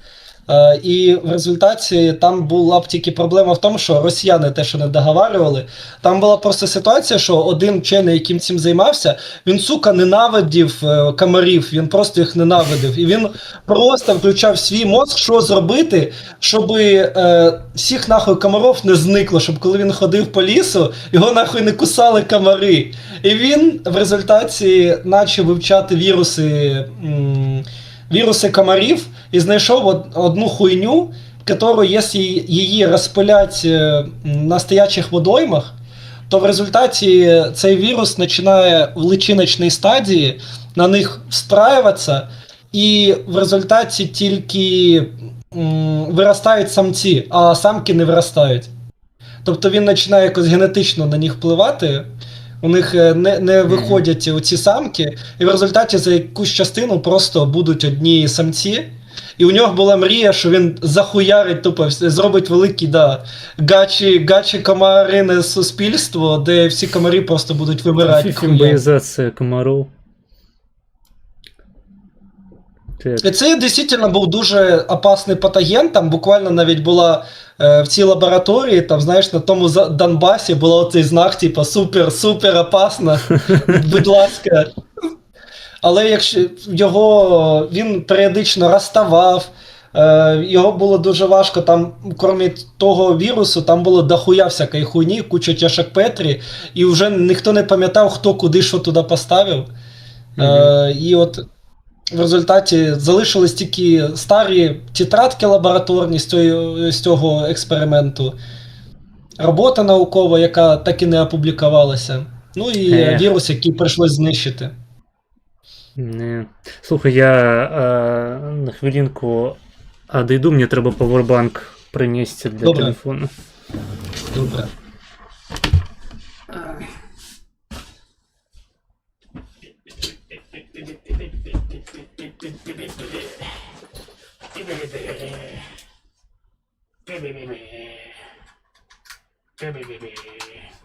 Да, павербанк. Так він в Україні.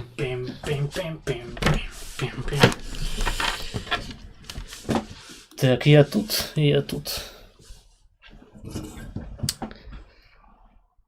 Так. Із цієї польської академії наук, як там взагалі, типу, там теж є така штука, як Академія наук, є президіум Академії наук, там є президент науки, там польський. Типу, там така ж сама система залишилась, чи ти не в курсі? Я не ў курсе, таму што я там толькі валантэрыў 2 разы, я не паглыбляўся ў тое, як яна збудаваная. Таму хуй ведае. Галоўнае адрозненне, якое я заўважыў, калі пераехаў з Беларусі, таму што калі ў Беларусі жыў, я таксама чуў ахуительныя аповеды пра беларускую акадэмію навук. І бываў у некаторых інстытутах, гэта выглядае досыць плачэўна. Польскія лабы, польская акадэмія навук, гэта нашмат лепей, ну просто таму, што тут значная частка гэтай апаратуры, яна прафінансаваная еўразвязам. А у Беларусі я бачыў, напрыклад, у нас ёсць інстытут фізікі, здаецца, у Менску, і там просто цэлыя паверхі продаются, блядь, под нейкія офісы, под нейкія бізнесы, хуізнесы, просто таму, што інстытут, ён фактычна перастае існаваць. У Польшчы гэта так не выглядае. У Польшчы больш-менш інстытуты жывуць, так, ёсць таксама свае праблемы, напрыклад, вось там у інстытуце фармакалогіі гэта занадта старыя кадры. І вельмі шмат людзей едзе ў Варшаву куды-небудзь. Там таксама ёсць інстытут Нэнскага, гэта, па-мойму, ён называецца неяк хітра выебана, там біямалекулярныя даследаванні ці нейкія фундаментальныя біядаследаванні, нешта такое, карацей, адзін з топавых інстытутаў. Просто тут яшчэ такая хуйня, што гэтыя інстытуты, яны параскіданыя па ўсёй краіне, там штосьці ёсць ва Ўроцлаве, штосьці ў Кракаве, штосьці там у Варшаве. Ну і сабраць пазл нейкі досыць складана. Вось. І ўсё залежыць вельмі ад лабы. Новай апаратуры шмат. То бок зараз ужо пачынаюць казаць у польскіх лабах, што нават стажыроўкі у якой-небудзь Амерыцы ўжо не маюць такога вялікага значэння, но хіба што ты хочаш пераехаць туды, тады так. Але ў сэнсе апаратуры, у сэнсе абсталявання лабы розніца ўжо невялікая. То бок калі раней палякі там у якія-небудзь 90-е на фоне беднасці, на фоне недафінансавання навукі, на фоне просто пиздяцу, які тут адбываўся ў 80-е і 90-е, з'язджалі ў ЗША, каб просто досведу набрацца, паглядзець, як у прынцыпе сучасная навуковая праца выглядае, што, блядь, можна там храматаграфію якую-небудзь не на паперы хуярыць, а на храматографе, напрыклад. Ёбаны рот. Это реально.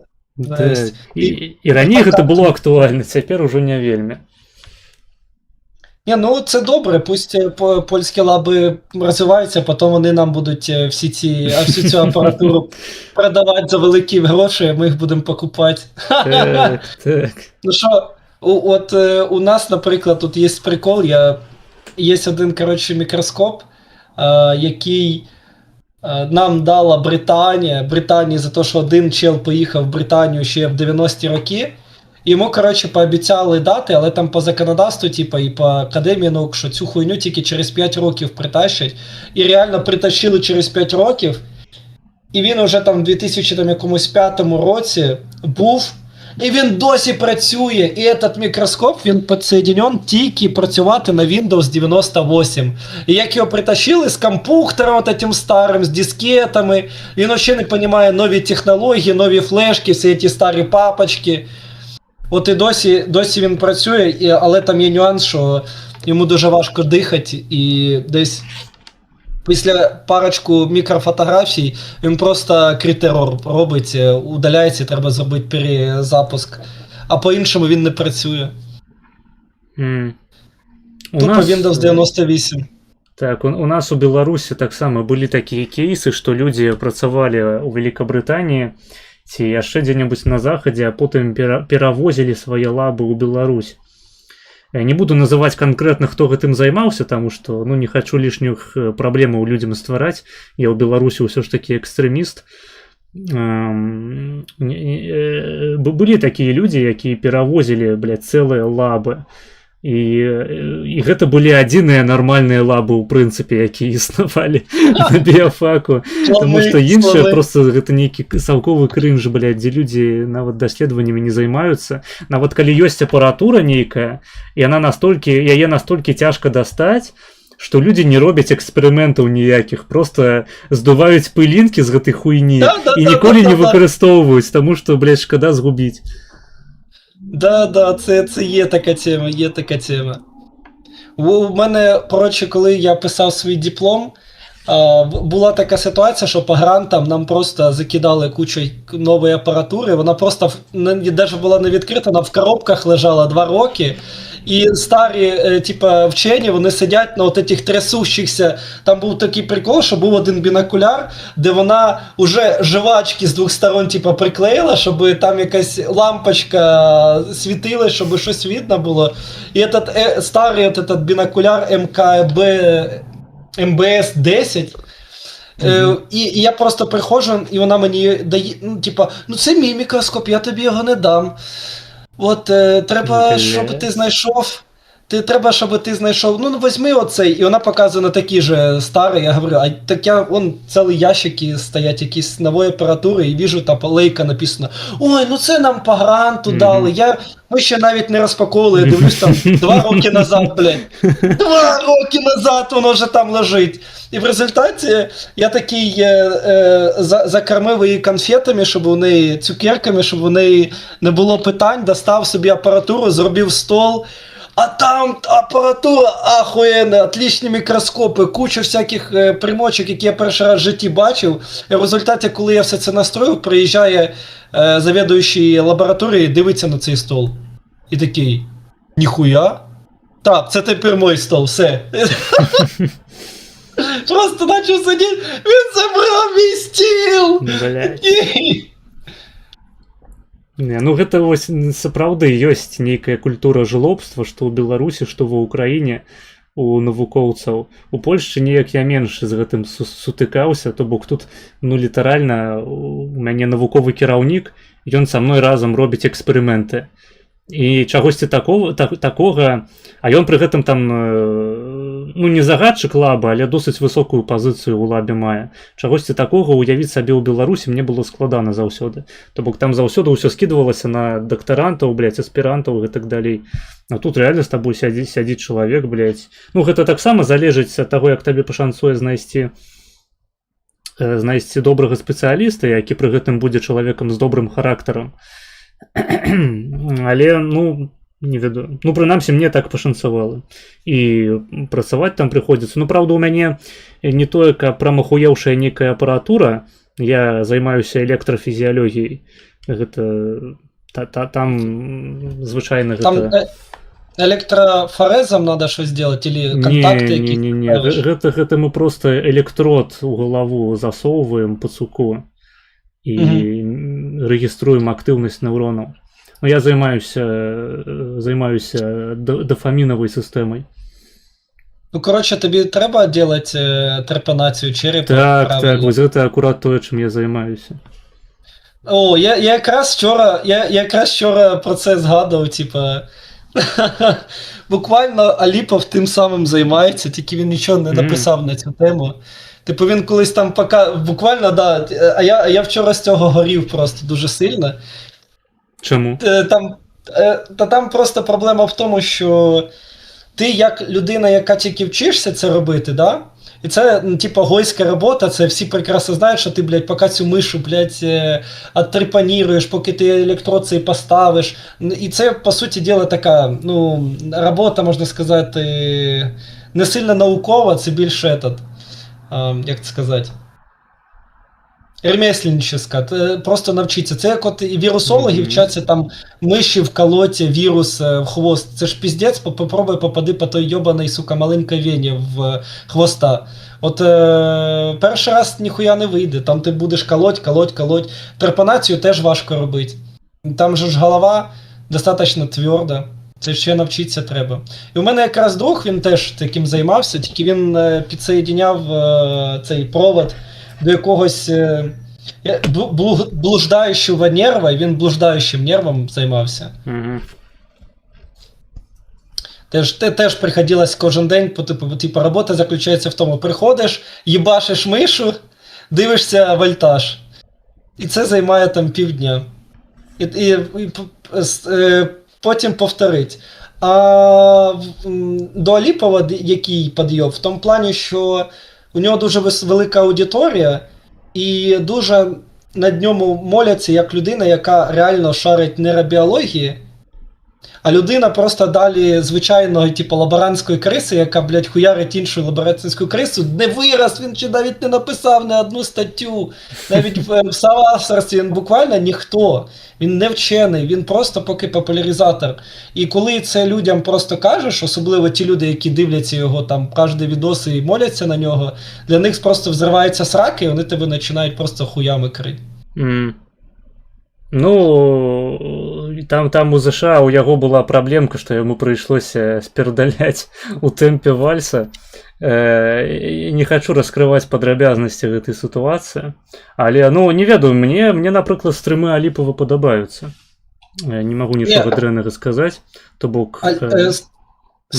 Стріми Аліпова чудові, і його, от просто лекції там, наприклад, мені особливо подобалось, коли він ходив до Бориса Бояшинова, і там з ним про всякі нейробіологічні теми общався, але там завжди був один мінус. Один мінус в тому, Дашка що... Бояршинова.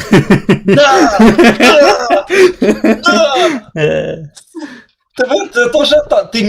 Ти мог пережити стрім з дочкою Бояшинова, от там, де Аліпов був. А там дохуя їх було, я їх глядів, так, я ведаю. Я шару, блядь, я поглиблений у тему. А яна ж там псіхалагіня нейкая, філізафіня. Да. Там І вона охуєнно ще було. таким от. І вона ще таким от просто, Аліпов питається щось розказати, і вона така, а я вот со своей подругой, короче, и начинаю так, блядь, женскую, блядь, хуйню, типа я сходила, покакала, посрала, вообще не в тему. И Борис Бояршин такой смотрит снисходительно на свою дочку такой. Бояршину там спіць, блядь, адным вокам. Пад гэтыя лекцыі. Не, ну а нібыта, вось, глядзі, нібыта ў гэтым і заключаўся сэнс такіх відосаў з Аліпавым, каб там просто Аліпаў сядзеў, яму крынжу навальвалі, а ён бы на гэта неяк рэагаваў. То бок, ну, фармат насамрэч добры. Мне вось не падабаецца, што Аліпаў пачаў хадзіць на ёбаныя падкасты нейкія, да нейкіх, блядь, гэтых трэнераў асабовага росту, просто нейкіх спартсменаў ебучых там, што ён скарашыўся з Маркаранам сраным, гэтым рэклямшчыкам бадаў. Вось то бок калі... Так, які ўжо сядзіць. То бок калі Аліпаў выйшаў у верхні інтэрнэт, ён скаціўся, на мой погляд. І калі з США вярнуўся ў рашку, гэта таксама быў дзіўны мув. Це для мене теж дуже великий. Типа для єврея, де у нас завжди інвазивний спосіб міграції, тільки в США і далі нікуди не рипаться. А тут произошла обратна міграція, де ще й там, ну ладно, США в Ізраїль, но в Москву це, звісно, да. У мяне такая праблема была яшчэ, то бок ён сядзіць яшчэ там форсіць гэтыя навучальныя установы расійскія, тыпу каб студэнты туды паступалі. Просто шизофрэнія гэта... Ой, мне тут донат прыйшоў. Я перайду да донату, толькі скончу думку. Ёсць такі канал, не ведаю, ці ты сустракаў, называецца Гарвард-Оксфорд. Там такі чалікс у акулярах распавядае пра тое, як вучыцца там у Гарвардзе, у Оксфордзе са студэнтамі ў яго інтэрв'ю. Сустракаў гэты канал? Я скоріше міг зустрічаць там англійскую. Не, гэта расійскамоўны чал. Ён яшчэ калісьці піліў відос пра дачку Навальнага, што яна не магла бясплатна паступіць там кудысьці, я ўжо не памятаю куды. Ну тоді я, наверное, інший, бо там була типа тема ще вот этого, знаєш, этого менторства, що вони там сиділи, там часто продавали вот эти курси менторства, якщо ти заїбався, типу, писати статтю, ми візьмемо ваші гроші і будемо вам мотивувати. Не, гэта не оно, але у яго вось гэта Гарвард-Оксфорд быў стрым з маргіналам таксама, вось каму цікава, можете паглядзець. І гэта чалавек, які цяпер, блядь, сядзіць і распавядае, як ахуенна вучыцца ў расійскіх універсітэтах, там, заклікае студэнтаў, давайте, ебошце, блядь, поступайте. То бок замест таго, каб маладым людзям тлумачыць, што расійская адукацыя гэта параша нейкая, і людзям распавядаецца гэтая хуйня. Я вось хейтер, таму што мне просто шкада гэтых дзяцей, якія атрымаюць расійскую адукацыю, і потым, блядь, праз 5-6 год зразумеюць, што у іх, блядь, нахуй, просто ўжо гэты заслонка гэтая ебаная. Карацей, што ў іх межы зачыненыя, інтэрнэт не працуе, і навука просто на фундаментальным узроўні немагчымая. Да. І це, от, до речі, от просто приклад. От мені якось розповідав давно дуже поважний вчений, який займається в імунології репродуктивної, типу парадокс Російської академії наук. Типу вони розповідали, коротше, це почалось десь з 90-х років. Кожен раз, коли була, типу, є така хуйня, як, знаєте, велика там конференція всіх учених в одній спеціалізації, да, і називають там якось це умним словом, я вже не пам'ятаю, типу симпозіум або щось таке. І просто тупо, наприклад, в Європі там симпозіум, там, наприклад, імунологів, збираємося там в Вені, будемо бухати, їбати тілок і розповідати за імунологією. Ну і всі збираються. Але Російська академія наук почала просто дивитися завжди на дати от этих всяких з'їздів і просто буквально в тот же день робити свою всеросійську, там, всемировую, всеселенську, блядь, конференцію, симпозіум на ту же саму тему і писати письмо людям з України, типа, пожалуйста, прийдіть лучше до нас. У нас же тут наука, у нас тут фундаментальна тема. І в результаті виходило так, що ми слали цю всю ситуацію нахуй і їхали в Європу. А вчені, які жили в Росії, вони не могли це зробити, бо якщо вони пошлють нахуй, їх нахуй вигнять з роботи. Їх просто пошлють. І в результаті така пішла паралель, що одна частина просто була якби завідомо прив'язана до Росії, і всіх цих симпозіумів вони навіть не могли нормально виїхати, щоб поспілкуватися. Це ще тоді та епоха, коли інтернет був майже нульовий, його не существувало, в принципі. Люди по крутящому телефону созванювали, щоб кудись поїхати. Не, гэта сапраўды пиздец. Мне тут донат прыйшоў. Питмастер Би задонатил $1. Пиша, спытай Базилевича про 136 балів з фахового. Блять, как же вы заебали этой темой! Так. Та, коротше, там ситуація була така, що просто одна людина пробила по цим законодавству мої бали, які я питався, типу, поступити в магістратуру, і у мене по фаховому був типу, дуже маленький бал, і він тепер його постійно показує, що із-за цього я не поступив. Так проблема в тому, що я поступив! Проблема в тому, що я поступив, і там проблема була в іншому. Проблема була в іншому. Я, блядь, не здавав фаховий екзамен. Там система сама всіх наїбала і видумала любий бал. Мені похуй на бали. Там система вигадала бали, і тепер мене цим зайобують. Да ладно, что ты оправдываешься? 136 баллов, что это мало? Не соромся, можешь нам расповесить. Мы сябры, мы люди высокой культуры, не будем тебя стебать. Ну, у мене просто це довга історія з аспірантурою. У мене постійно не виходить поступити на аспірантуру, тому що бал на англійському постійно підвищують, а у мене херовий англійський. І я вже так от, це у мене цілий квест, при тому, що ну, в статтях, де я публікуюсь там зі своїми науковими керівниками і так далі, то я там просто чилюсь як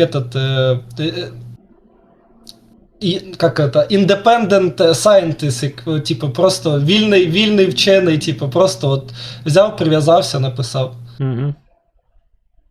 Слухай, а у вас аспирантура, не докторантура? Нет, сначала аспирантура, потом докторантура.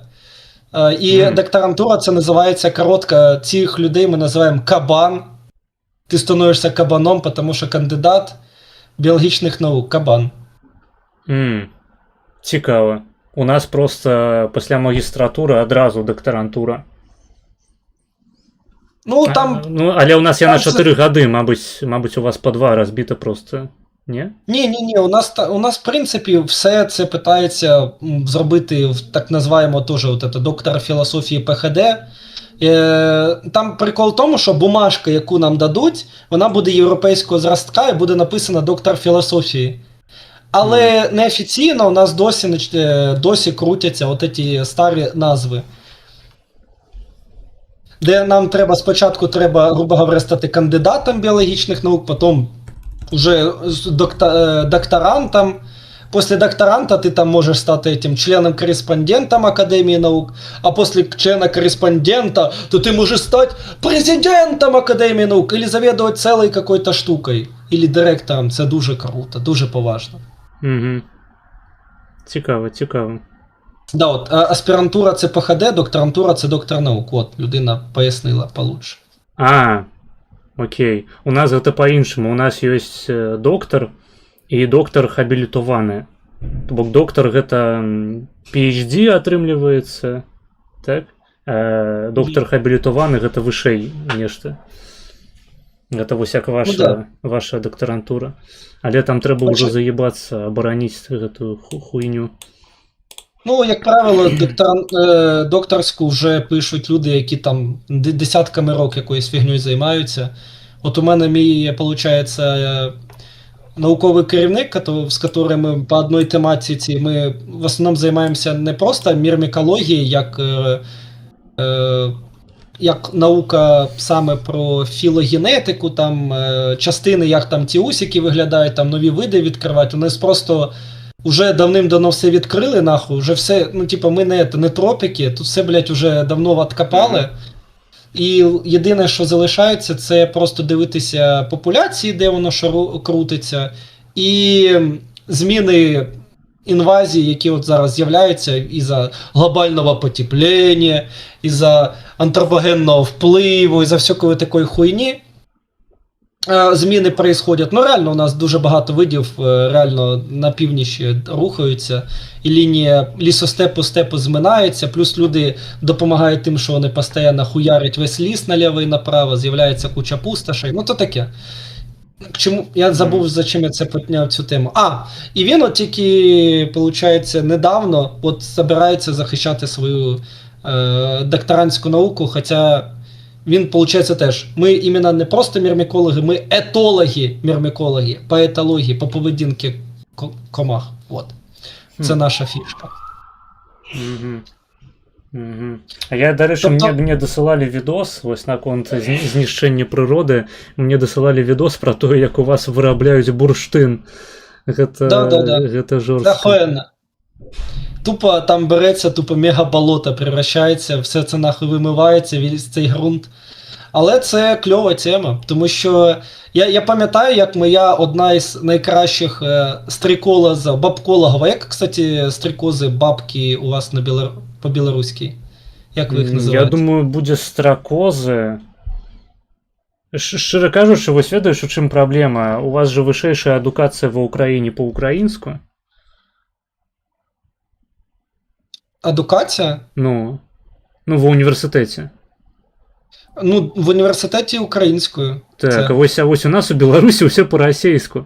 Тому усе, що я ведаю там з наукової термінології, це виключно те, що я сам, блядь, прочекав колісьці. У нас усе навчання по-російську, а тут у Польщі, відповідно, по-польську. Ось зараз я... Строкоза, так, або стрелка ще є. О, стрелка. Ну просто у нас був, коротше, один чел, який от ці вінокулярні назви народні везде шукав, писав по всім там частинам. Якщо треба, якщо хочеш зробити цей нове іслідування, як що де називалося, у нас залишилися які вчені, які там ще в 1917 році просто ходили тупо до бабок срак, дідусів по всій території і просто казали, а як ви це називаєте? І вони казали, сука йобана. І вони так і писали, сука йобана, там буквально. Поїздень. Да. І всі ці назви вони залишились, можна вибрати, що більше подобається. Так, це правда, але цим треба активно займатися. І, я стараюся, конечно, для лекцій у своїх гугліть спеціально, як що називається, коли не ведаю. Але це буває складано. Там, блядь, це словники єбані. Там яшчэ коли новые терміни нейкі навуковыя з'яўляюцца, а навукі по-беларуску яе фактычна не існуе, прыходзіцца самому выдумляць гэтыя тэрміны. На выстрыі я знаходжуся, ведаеце, у авангардзе, блядь, навукі, популяризацыі. Я просто сам, блядь, прокладаю новыя стежкі. Це реально, тому що, от, наприклад, перша українська конференція, наукова конференція, яку створив тоді оцей наш Вірнацький, який у нас на 1000 гривень знаходиться, у них буквально була перша тема, коли вони там зібрались десь 1918 року, у них, блядь, буквально пункт, типу, нам треба створити українську мову, блядь, наукову. Типу, бистренько, поки нас не захватили комуністи, тобто це набагато важливіше, ніж те, що ми проїбемо війну. І вони реально за дуже короткий термін вигадали кучу українських термінів, всі тільки можна. І там було дуже легке правило, типу, якщо це дуже занадто російське, похуй, давайте латинське, поїбать, хоч би хоч щось, хоч якось відлічалось. В результаті у нас навіть і таблиця хімії, і все подряд, все, що тільки можна, все українізували за дуже короткий час. Це буквально перше, що Академія наук займалась по факту. А потім уже вона там починала починати популяризації, щось треба вбивати, щось треба не вбивати. І при тому, що це ще робилось на кошти часто всяких російських фінансистів, тому що тоді зв'язки були з ними конкретні. І там представ життя современного ватника, який не знає, що по суті українську науку створили російські олігархи, які жили в Пітері, тому що він друг, і що б йому не кинуть 50 тисяч карбованців, що там, на українську мову, та пожалуйста. Тримайте. Нормально, нормально. У Польшчы таксама ёсць свая тэрміналогія, і людзі, якія пачынаюць вывучаць яе, проста ахуеваюць з таго, наколькі яна адрозніваецца ад усяго, у прынцыпе. То бок там нават лаціна не тое, каб шмат. Там проста нейкая свая хуйня, менавіта месцячковая. І табе прыходзіцца праз усё гэта прыдзірацца. Тыпу там замест спіннога мозгу, там, блядь, рдзень крынговы. Просто нейкі пиздец. То бок гэта даслоўна перакладаецца як пазваночнае ядро, блядь. Ну, крынговы пазваночнае, рдзень гэта ядро. І ты просто сядзіш і кожную хуйню вось так праганяеш праз сваю галаву, што гэта, чаму гэта ў прынцыпе так называецца? Як на гэтае слово можна паглядзець, каб яно пачало рабіць сэнс для сябе, як для не паляка. І таму вось гэтыя пачатковыя крокі у вывучэнні біялогіі па-польску выглядаюць так, трошкі складана. Але ў прынцыпе часамі гэта нават сваю эстэтыку набывае. То бок ты такі чытаеш, ніводная нацыя ў свеце больш не называе гэтую залупу нейкі там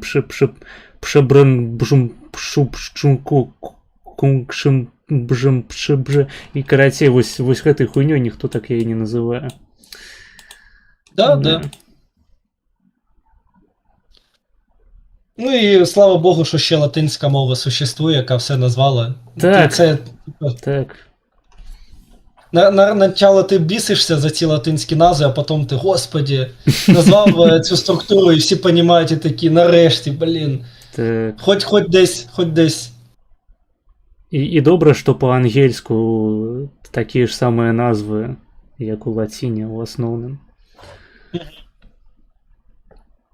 Ну і у нас, естественно, от із-за того, що таке постсовєтське часто общество, яке дуже люблять філософствувати, то у нас часто були такі професори, які от ти, коли кажеш якусь латинську назву, то він зразу, а ви розумієте сенс цієї? Що означає? От що означає, типа, нерв з латинської мови? Нерв, що таке нерв?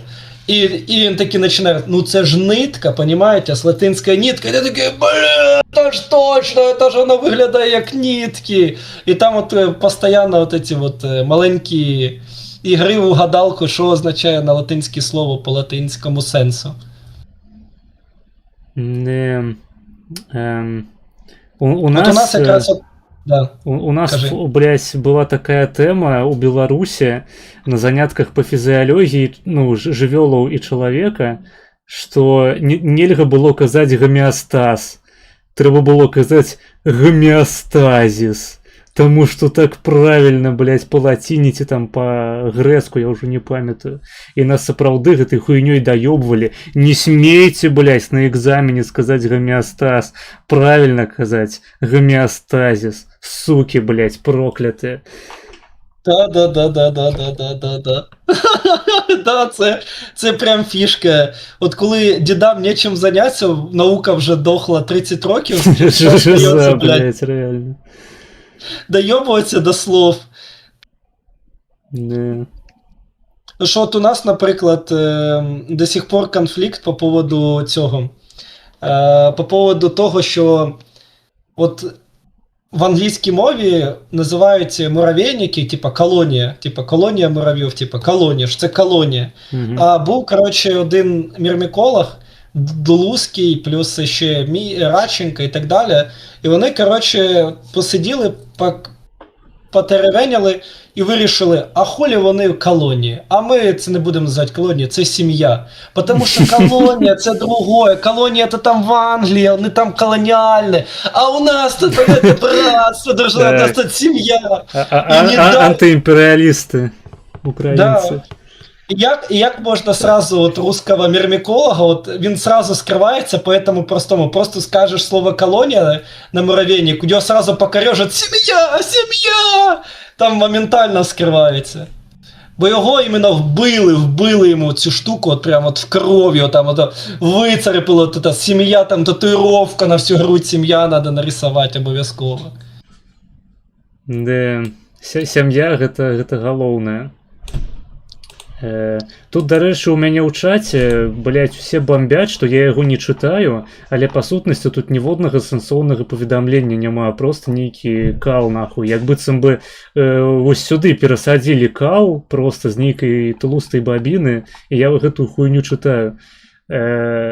Тут адзінае сэнсоўнае, што пісалі, прасілі спытаць пра хронікі дагаварняку. Што гэта такое? Ну, у хроніки договорняка у нас тут великі конфлікти, які я поспорив на гроші. З кожним зрителем поспорив на 500 гривнів, це десь в євриках, де на 10 євро. Угу. Що якщо нам не дадуть Європа бабло до 30 травня, то, соответственно, ну, у мене такі предсказання, не дадуть гроші до 30 травня, і буде договорняк, бо немає буде що платити за цю війну. Вот. І вийшло так, що коли я, блядь, поспорив, реально за гроші, на железобетона, навіть зробив картинку, де от список невіруючих, як розстрільний список, я просипаюсь на слідуючий день, і перша новина гроші дадуть, сука! А вось выборы ў Угоршчыне скончыліся, блядь, мінус 500 гривен для цябе. Пиздец. Це так грустно, но я з одної сторони думаю, що це навпаки. Якщо б я не поспорив, то гроші б точно не дали. Тобто це я спасаю Україну от, за свій счет, за свій карман. Цікава. А вось ты як украінец, я не ведаю, наколькі свабодна ты можаш выказвацца на гэты конт. Як ты ставішся, ў прынцыпе, да ўсіх гэтых грашовых пераводаў у краіне? Ад США, там, Еўразв'язу? Ну, типу, у нас як все це платиться для того, щоб просто Україна не грохнула в нуліну. У нас тупо борги везде, плюс треба виплачувати купа денег всім подряд. Країна з кожним роком зменшує свою ділову активність по понятній причині. Тому що мобілізація зжирає все, що тільки можна.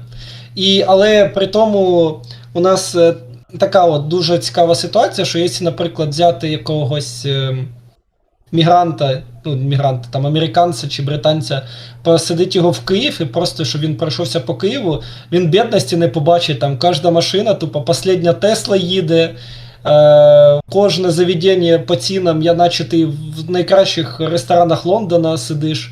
І типу європейці не розуміють, подождіть, тобто у них грошей, блядь, нема, вони зубожіють, ми їм кидаємо бабло, ми приїжджаємо в Київ, а там, блядь, просто гамора йобана кожну секунду происходит. Поляки так само вельмі любяць распавядаць пра тое, што машыны на украінскіх нумарах у Польшчы гэта заўсёды нейкія дорага-багата варыянт. От як Дрезден каже, яка ж білоруська пиздата мова, як українська, тільки з якимось аристократичним фльором. Ну да, це, як знаєш, такий кокні, бритіш, такий прям чистий. Так. Бо ми почали дивитися на стрімах фільми білоруською і поняли, що це нарешті розкриває правильно фільм. Гэта правда. Гэта правда. Беларуская мова, гэта мова стараліцвінаў. Гэта мова статуту Вялікага княства Літоўскага. Гэта моцна. Асабліва топава простое, што беларускую мову ніхто ніколі не чуў. І проста людзі ўпершыню чуюць гэта і такі, бля, ебать. Хачу, каб беларускі язычок пабываў у маёй задніцы. Прайшоўся там так хорошенько. Настолькі гэта арыстакратычная мова, што хочацца проста яе ў сябе ўвабраць. у фізичному сенсі. Ну, у мене була така проблема. Я коли їздив в Білорусі, коли їхав в Білорусі, то в мене дід знав білоруські пісні і мову. А вийшло так, що коли він приїжджав в Білорусі, білоруси його просили, щоб він поговорив білоруською, бо ніхто, блядь, її не знав.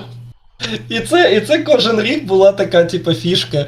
Типа, українець приїжджає в Білорусію, в Мінськ, і в Пінськ вчить білорусів мови і пісні, бо вони ніхуя не знали. Угу. Не, І в результаті вони ж ніхуя, от якщо їх навіть зараз запитати, вони досі ніхуя не знають, вони тільки пам'ятають, блін, прикольно, дід приїжджав, розповідав щось там по-білоруськи, було охуєнно, хороший був мужик, вмер, ех. Не. Ну я раю для того, каб окунуцца ў беларускую культуру, ўсё ж таки паслухаць трекі Дарашэнкі. Да, це треба. Гэта важно, так. Я не ведаю, што такога яшчэ параіць. Гэта табе, атрымліваецца, наши агульныя подписчики мой видос закинули, правильно? Вось той самы про виды беларусаў. Да, чому вони всі такі кончені? Так. Відос пиздец стары, і фактычна ён атрымаў другое жыццё праз хайлайт. Гэта охуенно. Ну, так він реально і людина, яка намалювала карту, геній, тому що вона нарешті дала от этот ответ. Бо часто цей Білорусь якась, знаєш, типу, от не розкритий туман війни якийсь йобаний. Так. Шерая зона.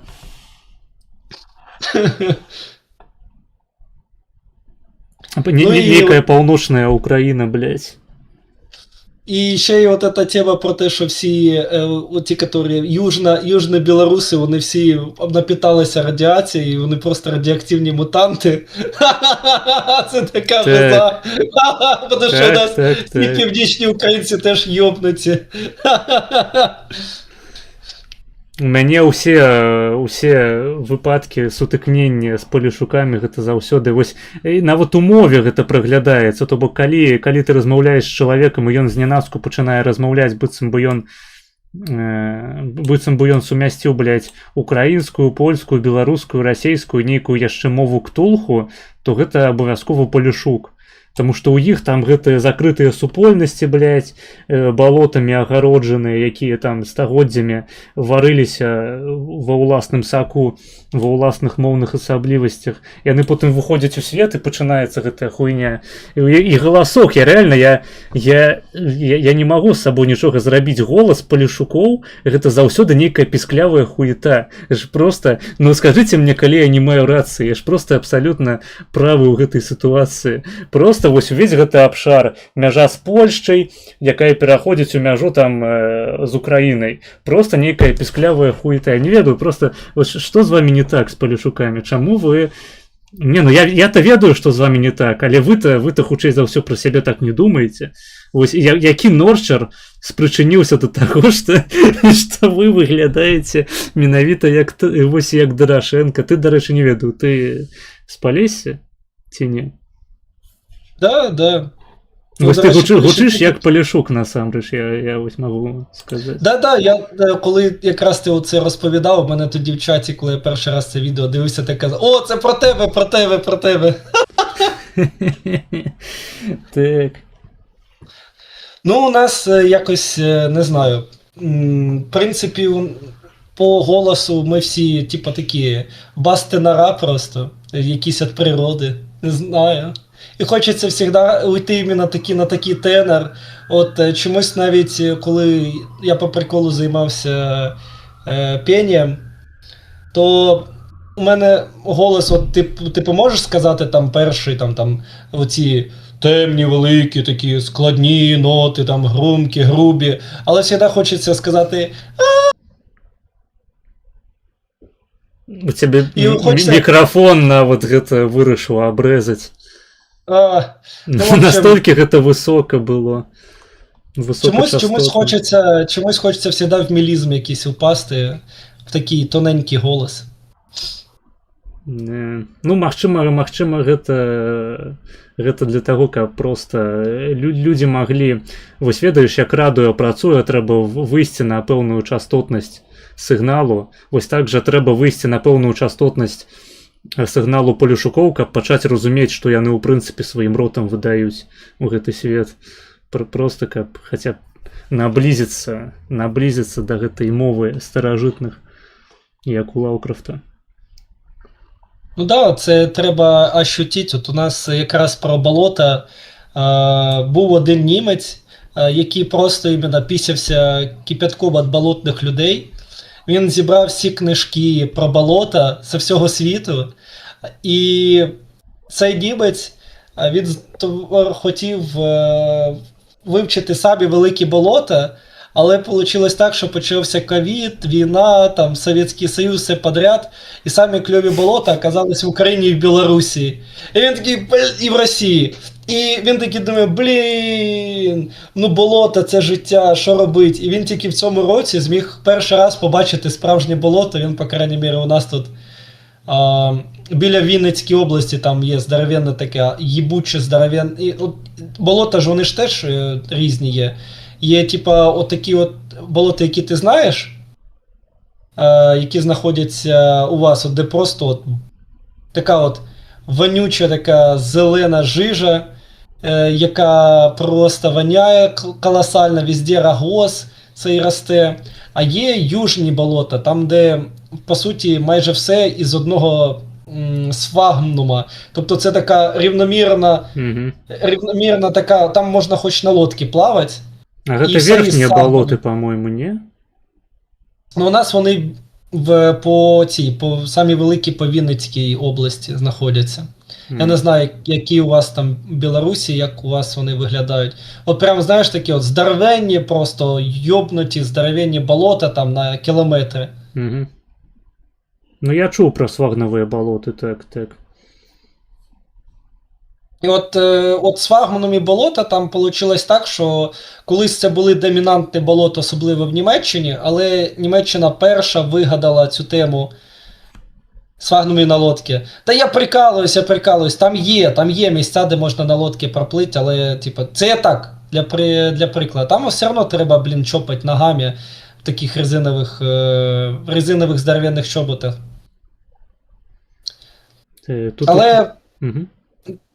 Але там прикол в тому, що в європейській часті вони ще раніше за совків вигадали висушувати болота. В результаті вони знищили весь водний режим, почали всі річки постійно закривати всякими греблями для металургії. Тобто вони самі перші, хто почали займатися, от як бобри, зміною середовища. І в результаті вони наїбнули повністю свою екосистему. А ми по своїй тупості просто не встигли це зробити. Вона ще є. І от Миколи, які дуже сильно хочуть заробити там на торфі, там повисушувати болота. Плюс Савок не все встиг позасушувати, тому що Савок в першу чергу завжди думав про війну. І особливо на границі з Польщею просто тупо вони залишили ці болота, тому що знали, що рано чи пізно танки НАТО поїдуть, по цим болотам. І це єдина природна хуйня, яка задефає. Як при німцях, як при польські леопарди застрянуть на Волині знов. Тільки буде тепер не різня людей, а танків. І в результаті от така от тема, що колись, якщо відкриється Білорусь, то цей дід зможе і по Білорусі походити. Можливо, навіть не побоїться і в Росії поїде. У нас, до речі, досі залишились. Це один із плюсів. Це от одна із таких от ілюзій. У нас часто кажуть, що про те, що в Європі, там, наприклад, вони екологію бережуть, тому у них там всі ці стандарти великі, у них там все нормально, а в результаті навпаки, вони спочатку все роз'їбали, наїбнули, потім, коли це вже почало вилазити боку, вони почали робити оці жорсткі норми європейські, але ми просто не встигли так дохуярити цивілізацію, тому що ми не такі цивілізовані, як там німці і так далі. Ми варвари на цих місцях, не встигли просто.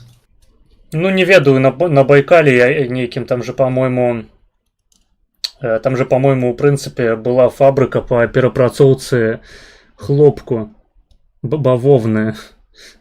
Там таксама хапала. Вось, ну, той же борщавік вядомы. Да, це отдельні теми. Це отдельні теми. З борщовиком це прям геніально. Геніальний квест. Ну там і про це ДДТ, знову ж таки. Аравійське море, яке стало нічим. Так, Аравійскае мора. Я просто пастаянна гэтую хуйню ў галаве не трымаю, гэта трэба да ежу сармата якога-небудзь спецыяліста па раз'ёбе савецкіх практыкаў, але ну не ведаю, я не эколог, я ніколі не цікавіўся, таму у цябе, канешне, тут больш экспертызы, хто больш прыроду сваю раз'ебаў. Я вось ведаю, што ў Польшчы, напрыклад, праблема ёсць з лясамі. То бок тут, ну, у прынцыпе, і назва краіны паходзіць ад поля Польшча. І Польшча гэта такая менавіта, што краіна палёў. Асноўным тут палі, а лясы гэта рэдкі пейзаж на вось менавіта ландшафце палякаў. У адрозненне ад Беларусі той же, ну, ва Ўкраіне, заходняя Украіна, наколькі я ведаю, і цэнтральная, яны такія лясістыя, а ўсход гэта стэп. Ну да, у нас всі, ну десь, як правило, навіть 4 зони. Перша зона, якої вже нема, це, так сказати, середземний клімат, це тупо Крим був, це віддільний світ, це наче коли ти їдеш там в Крит, в Грецію, там віддільна фішка була. Потім оцей південь, це в основному степи і дике поле, і засушливі території, які були перекопані каналами, щоб вирощувати велику кількість пшениці. Потім ми доходимо до перших частин от этого лісостепу, після степу, і звичайне Полісся. І от там, де ти живеш, ну, там, де Білорусія, це вже от класичне Полісся. Ви, в принципі, в одній екологічній зоні живете. Чи у вас є якісь місця, де щось хоч трошки не таке? Не, ну просто глядзі, я-то сам не з Палесся. Я нарадзіўся і вырас у Віцебску. Гэта такая, ну, такі фактычна паўночны ўсход Беларусі. Там шмат лесоў, шмат азёраў і мясцовасць яшчэ такая ўзгорыстая, ну, у параўнанні з іншымі рэгіёнамі Беларусі.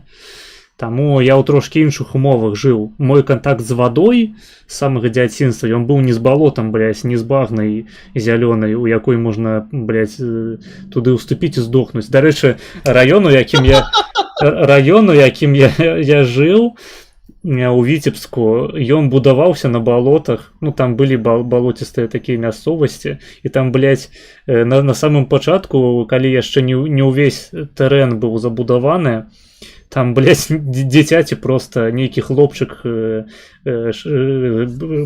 просто прыгаў па нейкіх кочках ебаных на гэтых пустырах, ведаеш, вось калі толькі пачынаюць будавацца нейкія новыя панелькі, і там усё выкошваецца ў пізду і застаецца пустыр і з балотам ебаным. Вось ён, карацей, адно з такіх балотаў праваліўся, і больш яго ніхто не бачыў. Вось.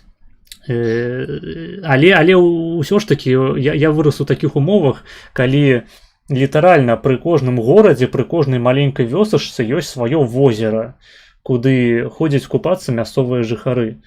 Каля Віцебску, блядь, гэтых азёраў дохуя, каля вёскаў з-пад Віцебску, ну просто адкуль мае бацькі ў тым ліку паходзяць, там таксама вёска нейкая маленечкая, прыпёздаўка якая-небудзь ебаная, і там абавязкова будзе возера топавае, у якім можна купацца пры гэтым.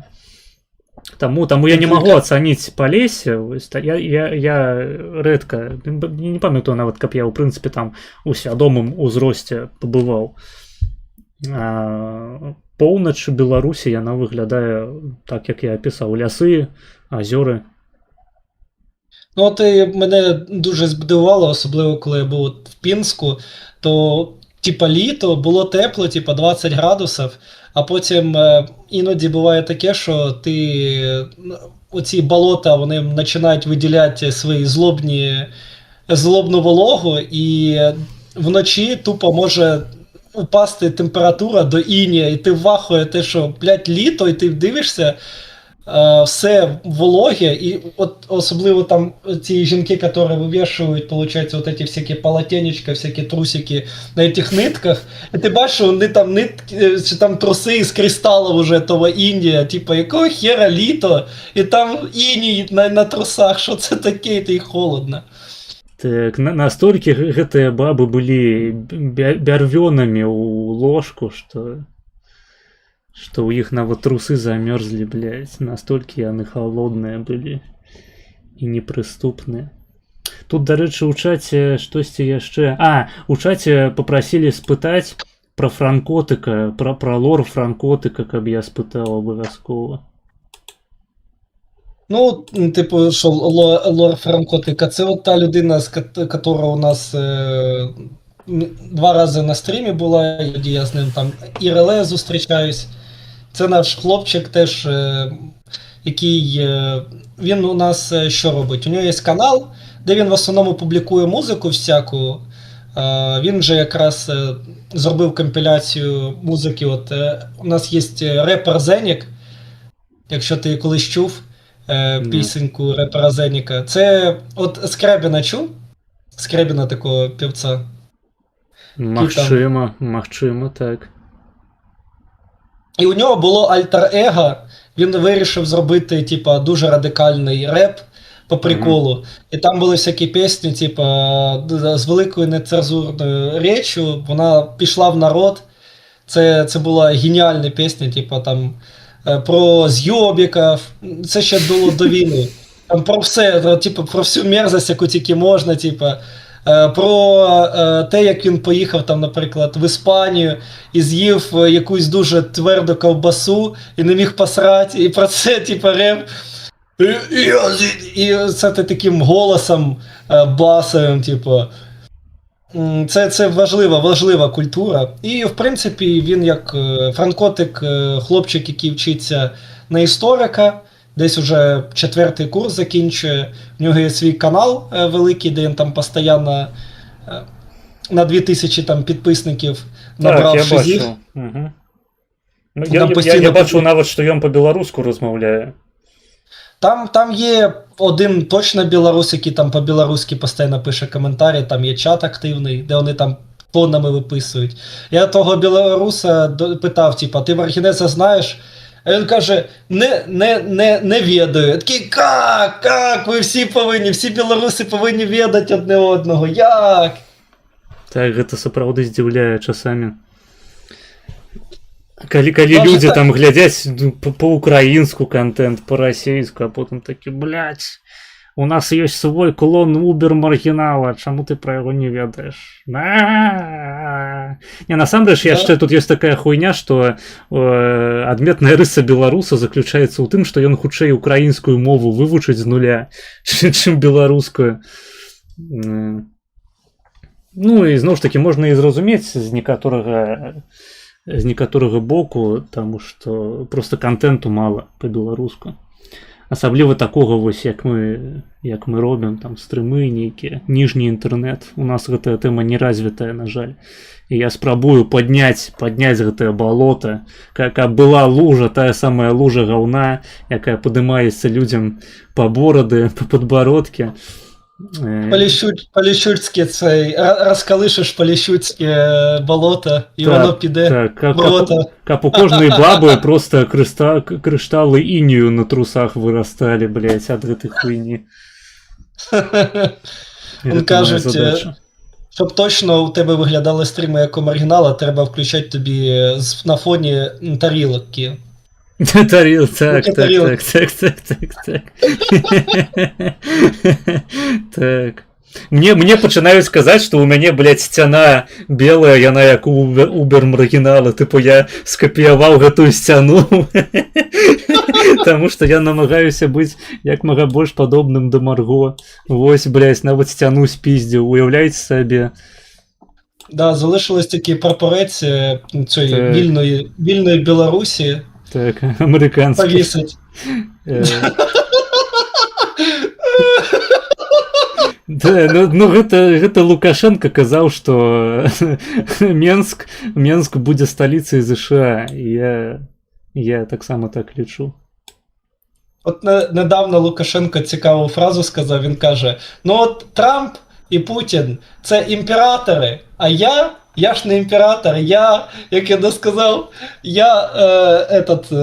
типа правитель среднего государства, типа среднего веса, як тут, понимаешь, есть тяжеловесы Путін, а ми середній вес. От Україна виходить теж по Лукашенківській цій категорії, я не знаю, там, ми теж середній вес. Ну, якщо ми два, от, до речі, можна було б колись, якщо б ми могли б разом колись йобнемо Москву, то у мене навіть є заготовочка із китайського романа, от этого Троєцарствія, там, де вони хуярились одне з одним.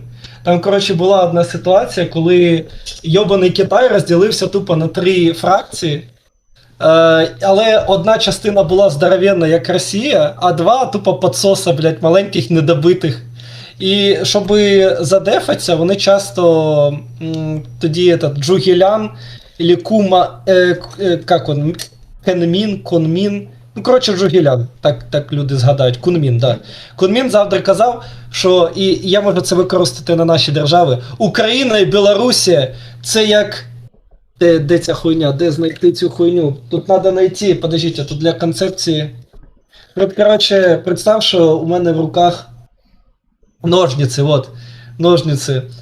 Що це ножниць. Одні вони нічого не зробимо, але разом ми сильні. Ми як двіножники переріжемо горло цієї гідри. Да. Гэта база. Балта-чорноморська супольність. Але, на жаль, по історії вони все одно посралися, їх в результаті захуярили, і царство стало нахуй. Не перестали существувати 2 южних царства, але що поділать? Не. Шкода. Не зарішали ножним.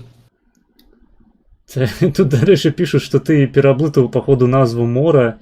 Пишуть, Ярик відкрив нове море. Типу, а там Аральське, правильно, походу, я не їбу. Аральське. Ну. Да. Я больше люблю анальське, ведаете, такие человек. Аравійське. Та залупа, которая была... Аральське море, блин. Ейновське. Так. Його вже нема. $300.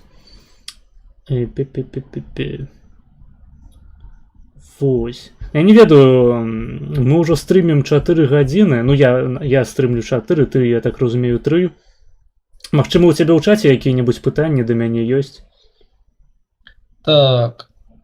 Давайте. Якщо є у когось питання, можете написати ще раз, бо я їх просто проїбав, бо чат полетів дуже вниз. Якщо хтось хоче повторити, можете повторити. А я поки полистаю, може щось быстренько... Білоруси компенсують відсутність моря озерами. Це білоруський ресентимент виходить. Ну так, атрымліваецца. А адсутнасць гораў мы кампенсуем, я не ведаю, просто горамі смецця. Хаця у нас гэта не такая праблема, як у Рашцы, але памятаю, каля Віцебску была такая гора смецця, блядь, вонючая, пиздючая. Вось, у нас такое. У нас яшчэ, дарэчы, ёсць Салігорск. Гэта горад, у якім соль здабываюць. Гэты калій, карацей, здабываюць. І там гэтыя горы, блядь, шчэбню. Просто гэта выглядае як нейкая пустэча пасярод Беларусі. Там будзе просто ніхуя і горы камянёў нейкіх. Гэта жорстка. Вось каму хочацца паглядзець на экзотыку, якую хуйню можна пабачыць у рамках РБшки, можете загуглить Солігорськ. Ну да, це база. Такі речі. От у нас просто всякі, це клятий Лукашенко тримає на дотаціях всі ці металургійні приколи, а у нас вже в 90-х поняли, що це нахуй не треба, все, блядь, взорвали, проїбали, все нахуй знищили, блядь. Як же добре це було. Да, це... І тепер саме цікаве, що от на місцях, де особливо були кар'єри здоровенні там на 200 метрів в глибину, просто залили водою, і тепер там просто як Мальдіви, там ідеальна вода, і туди люди просто ходять купатися і охуєвають, як же охуєнно. Тобто у нас всі міста, де раніше херачили, там, не знаю, граніт, тепер це супер топ місце для віддиху. І не треба так далеко їхати, а виглядає тупо як море. Там прям така вода, от як настояща морська вода. І пахне, і навіть кажеться, що пахне як морська. Мені кажеться, треба просто ще соль туди сипати, щоб люди ще туди нахрен не їхали. Тому що от у мене один друг, він гідробіолог, і якщо у вас є морський акваріум, і ви думаєте, що ви, якщо будете спеціальну соль покупати для акваріумних там римок, щоб настроїти правильне проміле, то у вас просто найобують за велику кількість, продають звичайну соль, потому що на величезних, блядь, морських заводах там буквально просто мішками засипують соль, звичайно кам'яну, щоб зробити правильну концентрацію солі, блядь. І все. Немає поняття морської води, це все найоб. Вас наїбали. Я шукаю, калі з'явяцца біохакерскія такія канцэпцыі аб тым, што абавязкова трэба піць марскую ваду, каб піська стаяла. Да, це треба. Каб IQ рос, так. Ванна з морської води обов'язково. Так, а тепер читаю те, що написали. От. Вертаючись до срачів, що гость думає про Білосток, білоруське чи польське місто. Чому його передали полякам, якщо він в 39-му став білоруським? А што маецца на ўвазе вось па тым, што ён стаў беларускім у 39-м, нешта не ясна. Маецца на ўвазе, што яго тыпу да БССР долучылі у рамках антыпольскай акцыі вось у 39-м, калі падзялілі Савок і Нямецчына Польшчу. Я просто не лічу, што в гэтым выпадку ён зрабіўся беларускім з нейкага хуя. Ну це як от і Смоленськ теж, типу, якого хуя Санбой беларус, наприклад. Для мене це велика образа. Я разумею, просто тут было сказано, што Беласток у 39-м зрабіўся беларускім. Гэта мне дзіўна чуць трошки. То бок так, у Беластоку гістарычна жыве шмат аўтахтонных беларусаў. Цяпер ужо гэта не так ужо актыўна. Я сёння, по-моему, распавядаў, хаця не памятаю, ці ўжо на тваім стрыме, ці не. Не, паходу не. Я распавядаў пра тое, што на Падляшшы у Польшчы жывуць аўтахтонныя беларусы да гэтай пары. Яны там жывуць, у іх там ёсць адукацыя нават па-беларуску, у іх надпісы дублююцца по-беларуску, то бок, напрыклад, кірунак, які-небудзь горад дублюецца па-польску і па-беларуску. У краму заходзіш, у Lidl які-небудзь, і там таксама назвы раздзелаў з прадуктамі па-польску і па-беларуску. У гэтым сэнсе там свая культура ёсць. Нават нядаўна на Еўрабачанні вылучалася спявачка, якая спявала на тыпу мясцовай мове, якая, фактычна з'яўляецца пэўным такім дыялектам беларускай. Калі беларускую ведаеш, ніякага труду не складае, каб яе зразумець, а калі ты паляк, то ты ніхуя абсалютна не разумееш, таму што гэта проста іншая група моўная, настолькі яно адрозніваецца.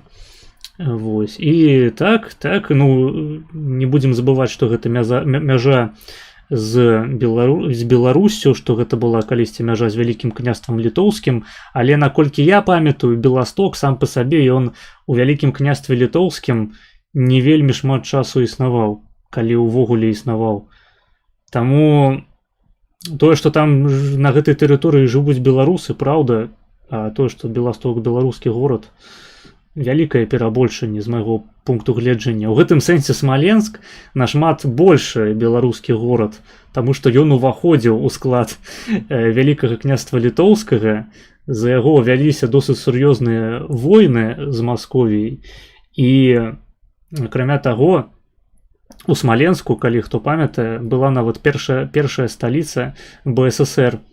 свайго часу. Там, у прынцыпе, на пачатку 20-го стагоддзя рух беларускі нацыяналістычны, ён быў нашмат больш развіты ў Смаленску, чым у якім-небудзь Віцебску, хаця здавалася б, Віцебск ляжыць захадней Смаленску.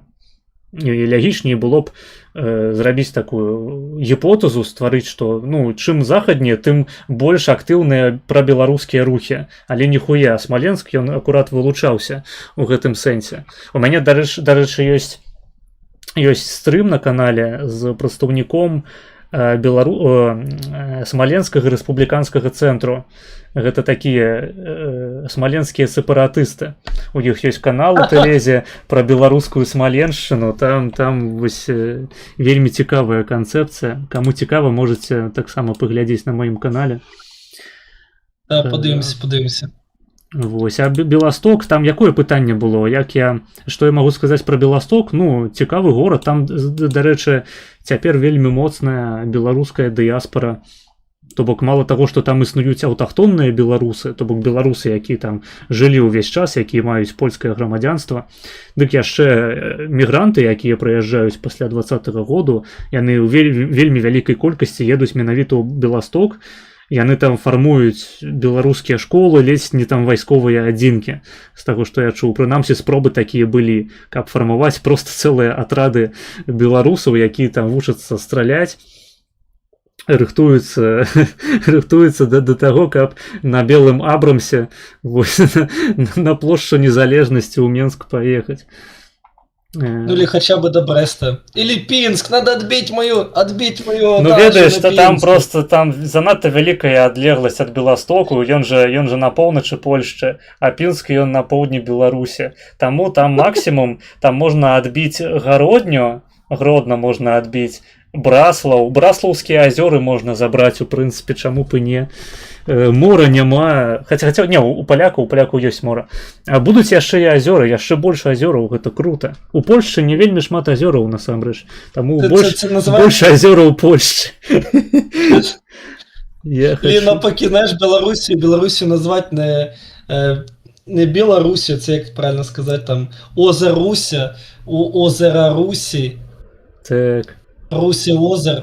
Коротше, це треба, знаєш, цивілізація озер. Типа, у нас є, типа, дроч, така от одна із шизоконцепцій, що треба, щоб Білорусь, Польща, Україна і Балтійські країни об'єдналися в одну мега, типа, країну знов. І називаються там від Сяну до Дону, типа, чи міжмор'я, типа, між Балтійського до Чорного моря. Я вось сёння ўзгадваў пра Балта-Чарнаморскі саюз, Балта-Чарнаморскую супольнасць, гэта вось яно. Гэта нейкая такая ідэя аб тым, каб паўтарыць досвед першай Рэчы Паспалітай. Гэта насамрэч, гэта ідэя мне імпануе. Мені подобаецца, чел кажа, міжбалоцье.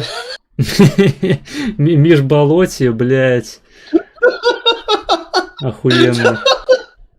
Насамрэч, ведаеш, тут ёсць вялікі патэнцыял для імперыялізму, таму што паглядзі, у кожнай гульні, куды не паглядзі, ёсць, блядь, тэма ебаных балотаў. Сталкер, блядь, які-небудзь РДР-2, нахуй, то бок на захадзе таксама папулярная тэма. Кожны, вось там які-небудзь Fallout ебучы, кожны творца гульняў па ўсім свеце за свой доўг абавязак лічыць зрабіць спецыяльны ўзровень, спецыяльную лакацыю ў сваёй гульні з балотамі, блядь, абосранымі. І я лічу, што гэта з'яўляецца прэтэкстам для таго, каб заявіць сваё балотнае права нашага балотнага народу, нашых народаў балотных на тое, каб запаланіць проста вось гэтую сусветную прастору, захапіць увесь свет. Просто у балотаў межаў не існуе. Да, там, де болото, там і ми. Це славянів болотярів.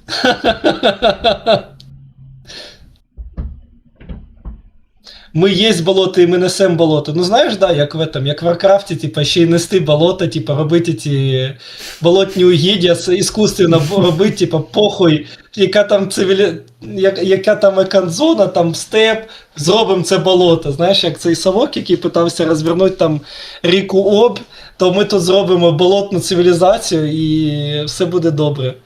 Так. Це буде потужно. Тут мяне пытаюць у чаце мазго, ты больш не стрыміш на твічы. Гэта, дарэчы, стары мой падпісчык, прывітання, даўно цябе не бачыў. Я стрымлю на твічы гульні, калі іх замаўляюць. Калі іх не замаўляюць, я стрымлю на ютубе.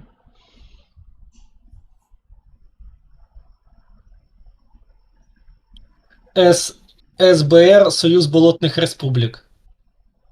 База. Так, які там ще питання були? Міжгалактична болотна республіка.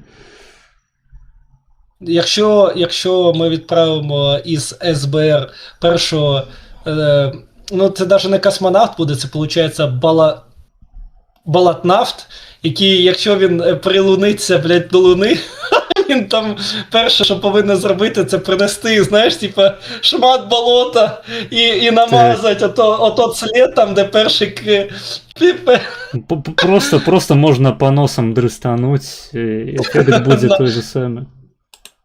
І так же і казав Армстронг, я хочу, щоб той слід, який я зробив, щоб прилетів якийсь славянин і обосрав мій, зробив дрисню по всій, щоб от прям заповнило весь цей сліпок.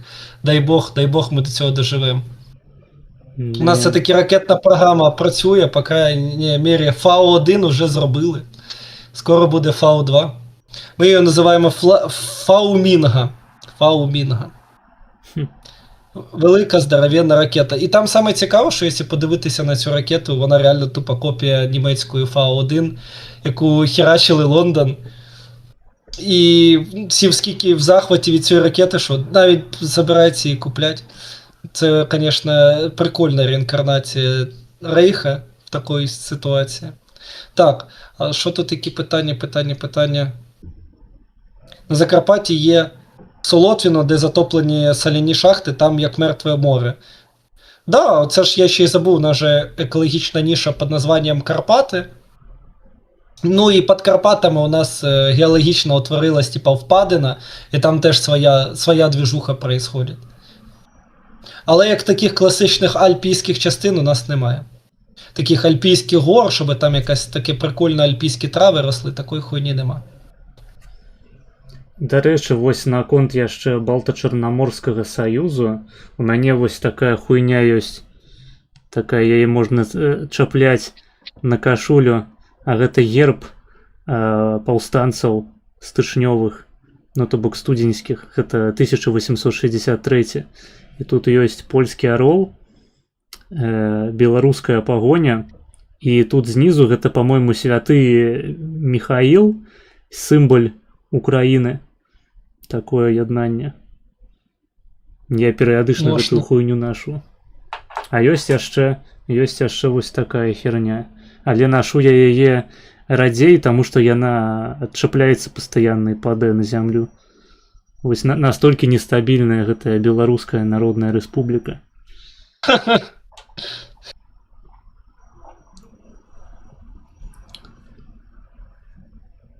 Як гостю вичилася на бгушним біофяку, щоб їй думає про Блін, я білоруську важко читати. Рощу.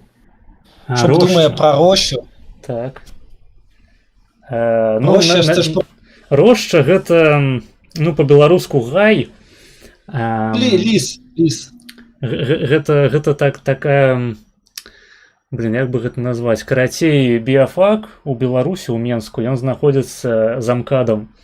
Так, у нас у Менску таксама ёсць МКАД, і за МКАДам знаходзіцца наш факультэт, знаходзіўся, ну, ён ужо просто не мой, я сябе да яго не адношу. Гэта, па сутнасці, нават не альма-матер, таму што я адукацыю ў рэшце рэшт атрымаю ў Польшчы. Там просто быў такі лясок, такі невялічкі запаведнік, ці як гэта назваць. у якім мы на фізру калі хадзілі просто шпацыравалі па гэтым лесе у асноўным і перыядычна там яшчэ бухічы усялякія ладзілі для першакурснікаў, але я ніколі не прымаў удзел, я ў рот ебаў гэта. Я ўсе заўсёды першакам, з якімі я кантактаваў, казаў не ўдзельнічаць у гэтай хуйні, таму што вас там толькі наябуць на секас.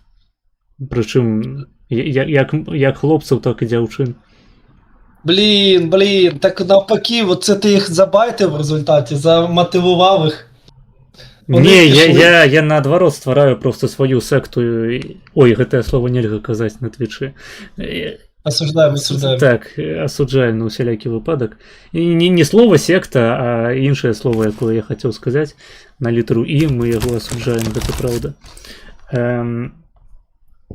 А вучылася як? Ну, на тэарэтычным узроўні БДУ норм. І я часта заўважаў, што праграма польскіх універсітэтаў, ну, універсітэту, прынамсі, у якім я навучаюся, у тэарэтычным сэнсе нашмат слабей. Але у асноўным гэта выклікана тым, што у польскага студэнта ёсць магчымасць свае веды выкарыстаць на практыцы, то бок запісацца на які-небудзь валантарыят у лабу, пайсці хуярыць эксперыменты, пайсці хуярыць проста ў навуку.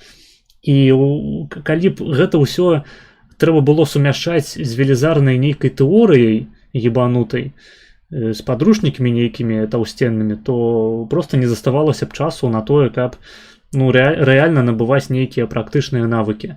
А ў Беларусі, там, дзе няма ніякай магчымасці прыкласці свае веды, займацца навукай, таму што навука яна спецыяльна хуярыцца, як я звычайна кажу на сваіх трансляцыях, навука ў Беларусі выглядае так, каб ты заўсёды хацеў з'ебацца ў рашку і там спрабаваць будаваць нейкую навуковую кар'еру. Просто, грубо кажучы, вось прыходзіцца студэнтаў займаць вось гэтай хуйнёй пра гамеастазіс, блядь, пра тое, што нерв гэта нітка насамрэч, што абавязкова трэба ўсю гэтую хуйню трымаць у галаве. Таму што, ну, а чым яшчэ ім займацца-то? Ну, не хадзіць жа ў лабу, не праводзіць жа эксперыменты нейкія сур'ёзныя. Таму гэта, ведаеце, такая лавушка. Вам можа падасца, што вы вывучаеце тэмы, пра якія вядзецца гаворка на высокім узроўні, глыбока, падрабязна, але па сутнасці вы будзеце толькі гэтым і займацца. І працы вы сабе не знойдзеце. Я так понимаю, тебе особливо ще й заїбали біохімії, тому що ти на біохімії якраз перші курси вчився.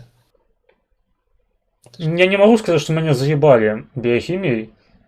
Меня заебали тем, что я не мог просто не делать. Я с первого курса, я олимпиадником был у школе. Тому у меня был досить высокий уровень теоретично. И я просто, когда пришел в университет, я одразу хотел заниматься наукой. Потому что, ну, теорию я и так, блядь, ну, с большего ведал. Але ніхуя. Мне прыходзілася просто зноў ж такі гэтую самую тэорыю праходзіць, пры гэтым не маючы ніякай магчымасці. Ну, неўрабіялогіі, у прынцыпе, у Беларусі не існуе.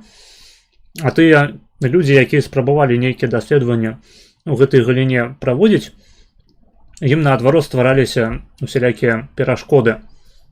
То бок літаральна там у рамках Акадэміі навук знішчаліся цэлыя лабы. Таму што там змяняецца дырэктар інстытуту, і ўсё, ён проста ўсё пералапашвае пад сябе, і тых даследчыкаў, якія не ўпісаліся, ну, проста выпёздвае. І ў Беларусі там ёсць літаральна 2-3 такіх даследчыкі ў неўрабіялогіі, якія самі нахуй пасылалі студэнтаў не таму, што яны не хацелі іх браць, а таму, што яны ведалі, што яны нічога ім не змогуць даць. Ну, у сэнсе досвіду. А який вони досвід тоді отримали, що типу при Савке щось могли робити і кудись їхати? Савок. Просто як викладачі? Савок, 90-е гады. Хтосьці рабіў стажыроўкі на захадзе, а потым вяртаўся ў Беларусь. Таму што думалі, што ёсць нейкія перспектывы ў гэтай краіны. Па-рознаму. Але... Я понял. Так, гэта ў асноўным старэйшыя такія даследчыкі. А маладым займацца няма чым. Вось мне распавядалі, як абстаноўка, як абстаяць справы ў Акадэміі навук. Я ўжо распавядаў, што там прадаюцца проста цэлыя паверхі, але вось калі пра біялогію гаворка, там, напрыклад, вось у Акадэміі навук, там же таксама трэба вучыцца, там лекцыі нейкія даюцца, і там просто адзін і той же чалавек, і ён чытае лекцыі, блядь, по 20 прадметах. Тому, па сутнасці, просто людзі, якія ідуць у Акадэмію навук, яны вымушаныя, блядь, аднаго і таго ж чала слухаць перманентна, просто цэлымі днямі. А калі ім прыходзіцца працаваць недзе, то гэта таксама навуковая праца. Ну, не хачу нікога пакрыўдзіць з маіх беларускіх калегаў, але я думаю, яны самі разумеюць часта, што гэта нейкая хуйня просто. Хуйня для хуйні. Там у Акадэміі навук просто людзі паперкі перакладаюць з аднаго месца ў другое і робяць выгляд, што гэта навука. Да, це у нас такого дохіра. Особливо, коли от ковід був, багато спеціалістів з'їбалося ще тоді, потім 22-й, і було таке, що там, наприклад, теж на фізіології людини і тварини, там тупо був один типа чел на 3-4 курс, і він просто цілими днями розповідав свої лекції, у нього була депресія, він бухав, і просто міг всю лекцію розповідати, яка у нього жена, сука, яка поїхала в Польщу з дітьми, йому нехуй делать, йому скучно. І я ще, типа, у мене друг якраз вчився на фалті, от фізіології, і хотів теж колись стати нейробіологом, і він, цей чел, його так смотивував своїми лекціями, що він нахуй тепер ніколи не хоче займатися нейробіологією.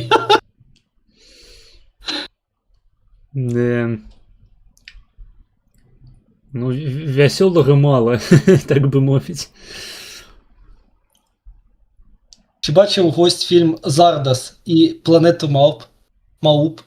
Не бачыў. Я бачыў, што ў цябе некалькі стрымоў называліся неяк тыпу там «Мавпа не вбывае мавпу». Я не разумеў, пра што гэта было. Паходу, вы гэты фільм глядзелі, ці што? Да, там в фільмі, особливо старих, там була така концепція, що от люди ж задеградірували і типу, мавпи стали всіми руководити, і тобі треба обов'язково подивитися, можеш у себе там на стрімі просто даже безкоштовно першу частину подивитися. Там виходить така сегрегація мавп, і самі умні мавпи там рижі мавпи. Ну, щось там чутно? Не, нормально. Мне падалося, што суседзі пачынаюць біць у стенку. Але походу не пакуль што. І, коротше, там от є старі такі рижі мавпи, вони там самі умні, і там буквально якраз історія про таких, вони там виглядають як вчені, там один в один. Вони займаються наукою, і вони ще живуть в той ситуації, що треба теж трепанірувати череп, щоб щось вивчити. І вони просто збирали людей і теж от цими штангенциркулями міряли і думали, що ж це робить. Вивчали людей, дуже цікаво подивитися таку інтерпретацію. І як вони потім отреагували, коли знайшли першу людину, яка вміє розговорювати. Як ти думаєш, що вони перше захотіли зробити ці учені мужи, які побачили, що людина розмовляє? Ну-ка. Вони сразу же... Це трепанацію. Конечно, надо зняти скальп і перевірити, типа, чи як це, виходить, він розмовляє. Це ми любимо, так.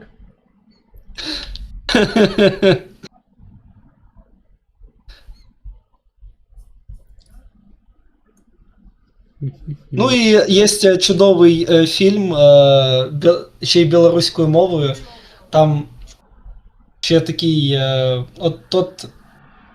я правда не пам'ятаю, як він називається. От там, де, як називається тут фільм, я от чата запитаю, як називається там фільм, там, де кошеня, там, де білий, «Боги і демони», точно, «Боги і демони». Угу. Там, коротше, на білоруській мові сюжет заключається в тому, що старий дід там якраз ще грає ото чел, який Гендальфа грав, і там в Ікс-менах грав цей дуже знаменитий дід. І він там такий старий любитель хлопчиків, дуже старий любитель хлопчиків. Вот. але він воював в Другій світовій, і у нього з'явився новий хлопчик із В'єтнаму, який в нього підстригав, виходить, сади, і починається сюжет. А, ні, в першій світовій він воював. Ну, коротше, дуже цікавий фільм, особливо білоруською, він там прям розкривається максимально. В результаті у нас цей фільм став мемом, тому що там в якийсь момент він сказав це слово кошеня, я не буду казати понятне діло, спойлерить, але тепер у нас от таке от слово з'явилось кошеня. Так, я заўважыў таксама. Ну, гледачы шаноўныя, вы можете мне гэты фільм замовіць, усё ж такі не дарма ж я стварыў аккаунт на Кіку, трэба яго выкарыстоўваць. Да, можете донатити. І він не знаходиться в Білорусі, де неможливо людині задонатити, а в нормальній країні, де можна карточкою нормально кинути. От у мене є один такий прям слон в плані фільмів, дуже, дуже естетична людина, Шелдон з Білорусі, але він тупо не може донатити мені, але дуже хоче. Але я не хочу донатілки от ці російські підключати, бо це не канон. Я хочу тільки отримати донати із, так сказати, свободного міра. Разумею. Ну, в прынцыпе, подписчикам з Беларусі лепей не донатіць. То бок нават калі б такая донатілка была, яе трэба было б пазбягаць. За донаты такім стрімерам у Беларусі можна сесці на бутэльку, не іранічна. Ну, у нас, в принципі, репресії потроху починають розпержуватися, але не прям так сильно. От за слова, що люди говорять, іноді прилітаємо. Але це не публічні всякі теми з'являються. Ну там просто людина, там, наприклад, занадто сильно вже наїхала там на державу, там супер-пупер сильно, і то там не садять, а просто типа кажуть, ну, можете, будь ласка, не робіть відоси, давайте ви посидіть там у себе вдома на пару місяців, подумайте про своє поведіння, особливо якщо це дівчина, то ще більш толерантно. А так, щоб просто от за слова людину посадити в тюрму, ну, такое у нас... Ну, у нас недавно сядзела жанчына, у якой 5 дзяцей. У Беларусі ўсім похуй на хто ты, блядь, што ты, цябе будуць садзіць на бутэльку. Вось. Тут, дарэчы, мне 2 донаты прыйшло, я іх зараз зачытаю.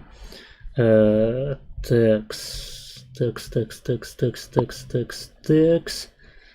Сіська рагаткі заданаціла $1 і піша: «Даеш агульную беларуска-украінскую прастору ніжняга балотнага інтэрнэту». Так, гэта я падтрымліваю.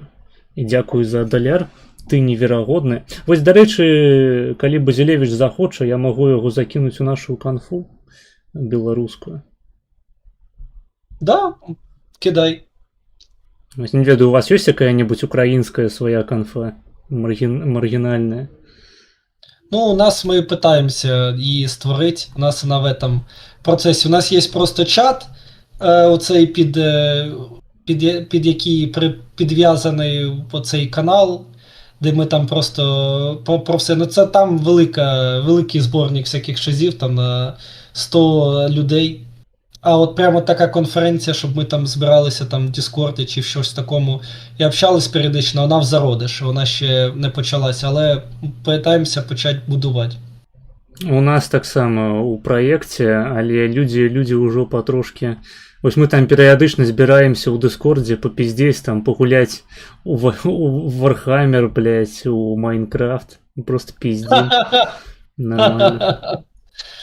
Ну, да, таму, шаноўныя гледачы таксама, хто хоча да нечага такога далучыцца, можете заходзіць на наш сервак, просто можете перайсці там на мой канал, под любым стрымом будзе спасылка на ўсе соцсеткі, не ў тым ліку на ДС. Таму што на гэтым этапе, на пачатковым, вы маеце шанец з вельмі цікавымі людзьмі пастасавацца абсалютна бясплатна у адкрытым доступе. Пан пише, в Білорусі немає сексизму, всіх їбуть однаково. От бачиш, хороша країна. Так, гэта як Сёмін калісьці сказаў, што что у Саўку не было антысемітызму, таму што габрэй, блядь, мог пытаць габрэя, катаваць. Гэта такога ўзроўню тэйкі таксама. Ні, ну це, я думаю, у нас теж скоро таки активно. Типу, у нас немає мобілізації, бо кожен мобілізуючий може стати караючим елементом ТЦК. Тоді вважається, це обнуляється вся ця система в коло, превращається в уроборос, блядь. Кожен одне одного пожирає. І тут Олександр Панчин просто приходиться як ніколі зі своїм обнуленням 500-х. Так, тут, до речі, яшчэ другі донат быў, зноў ж такі ад сіські рагаткі, $1. Дзякуй за $. Піша, як госці глядзіць на магчымасць агульнага з нашым гілці кінастрыму. Гэта калі што гілці, гэта калі што пра мяне. Я не ведаю просто, наколькі ты кінаман, так бы мовіць, наколькі ты шарыш, наколькі ты глядзіш фільмы па жыцці. Ну, мене заставляють за донати дивитися фільми. Приходиться багато знати фільмів. Але в чому отсилка, я просто весь текст не можу перевести з білоруської. Ну карацей, ён прапановваў кінастрым нам зрабіць. А гілці гэта я, тыпу гілтыкус. Ты ведаеш? Все. Вось. Да. У мяне просто рубрика такая была раней на канале, называлася «Сіні маргінез». Не таму, што я сіні, блядь, алкаш, а таму, што сінема і маргінез, тыпу, гэта такая гульня словаў. І мы там абмяркоўвалі фільмы. Але ў пэўны момант я перастаў рабіць гэтую рубрыку, просто таму, што, ну, па-першае, гэта мала хто глядзеў, а па-другое, апынулася, што мае суразмоўцы гэта анімешнікі ябаныя.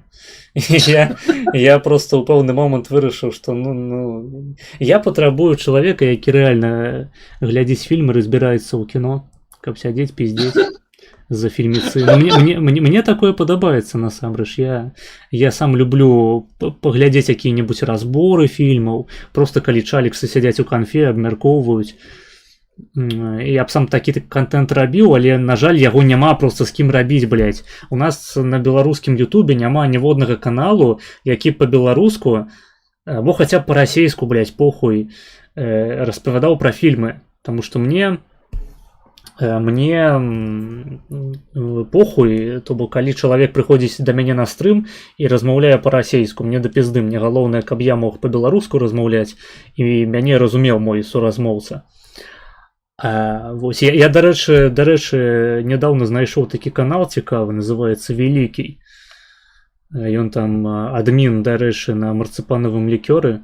Вось, блядь, яго было цікава выцягнуць на стрым, але ён, паходу, занадта высока у іерархіі. Великий. Мне так, великаваты. Мне не дацягнуцца пакуль што. Але калі ў кагосьці ёсць выхады, то буду ўдзячны. Ми з всіх великих там знаємо тільки Зафора, який хоче нам авторитарі... Зафор. Він там постійно в марципаному рисує всякі потужні тейки. Там до Москви дойти і всіх українців, блядь, нахуй на фронт. В Україні потрібна жорстка рука автократії. От як ви вважаєте? Як ти вважаєте? Хочете, щоб от великі отакі здоровенна бутилку отаку і вставить кожному українцю в сраку? От би було б хорошо. Оце от один із адмінів. Все, спиніся, а то я вже починаю драшити. Так. Надіюсь, Зафор, якщо почув, він уже кончив. Так.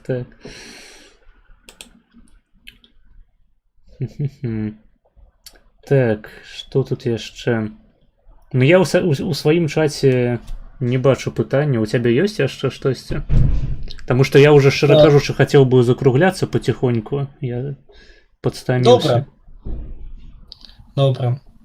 Тоді я щас, поки одне мікропитання. Я от пам'ятаю, колись гуглив, шукав іменно, ну ти на цю тему нічого точно не скажеш, бо ти не знаєш. Як, коротше, колись, типу, класична ситуація, ентомологи Академії наук України дивляться, що там происходит, так от, знаєш, так, приоткривають хвірточку, дивляться, що там в Російській Академії наук, так дивишся, ух, сука, блядь, і закриваєш, типу, щоб не этот, так подивляєшся. І колись можна було б так же само хвірточку підкривати в Білоруській Академії наук, там теж колись була кафедра зоології і ентомології, але потім я колись попитався її знайти, і там був напис, що типа Лукашенка його не то що знищив, а її, блядь, нема, юридичної навіть, юридично навіть, сука, нема, її знищили, блядь, нема ООО, знаєш, там, ентомологія, фізіологія просто іщезла, я не знаю. При тому, що я знаю, що реально є в Білорусі ентомологи, вони іноді, знаєш, як самі такі от захаращені там іноді. Яны растут як грибок. Да. І отак от приоткривають хвірточку, такі, дивіться, я тут з Білорусі, я ще живий, я ще не вмер, от я зібрав жуків, ось моя колекція. І всі такі, молодець, ура, як ти вижив. Там дуже сурові условия, конечно, для науки. Это правда. Ну, про Расійскую Академію навук я сапраўды мало што ведаю. Там, на жаль, ведаеш, вось мяне адзінае, што бянтэжыць, што ў іх сапраўды засталіся вось гэтыя нейкія рэшткі той самай неўрафізіялагічнай школы. Яшчэ там з канца 19-го, пачатку 20-го стагоддзя. І перыядычна яны нешта выпёрджваюць сапраўды неўрабіялагічнае. А мне хацелася б, каб яны гэта выпёрджвалі дзе-небудзь яшчэ. Там у Польшчы, напрыклад, вось, або у Амерыцы. І вось гэта мяне непакоіць, тое, што там яшчэ да гэтай пары застаюцца нейкія моцныя спецыялісты па ўсіх гэтых неўратэмах. Вось, напрыклад, Канстантин Анохін такі цікавы даследчык механізму ў памяці. Вось, але, зноў ж такі, гэта ўсё старэйшае пакаленне навукоўцаў. Рана ці позна яго не стане. Ну да. Ну і вообще зараз велика проблема. От у нас, наприклад, просто автоматичний зашквар, якщо я, наприклад, зроблю стрім з якимось російським вченим, і не дай Бог про це дізнаються мої колеги в академії, мене просто сожруть нахуй з потрохами, мене просто знищать. То бок стриму за Ліповим не буде. Тобто, навіть якщо б я жопу показав, це було б більш інтелігентно. Ясненько. І плюс такий момент, що теж така концепт, що у нас, наприклад, така шиза.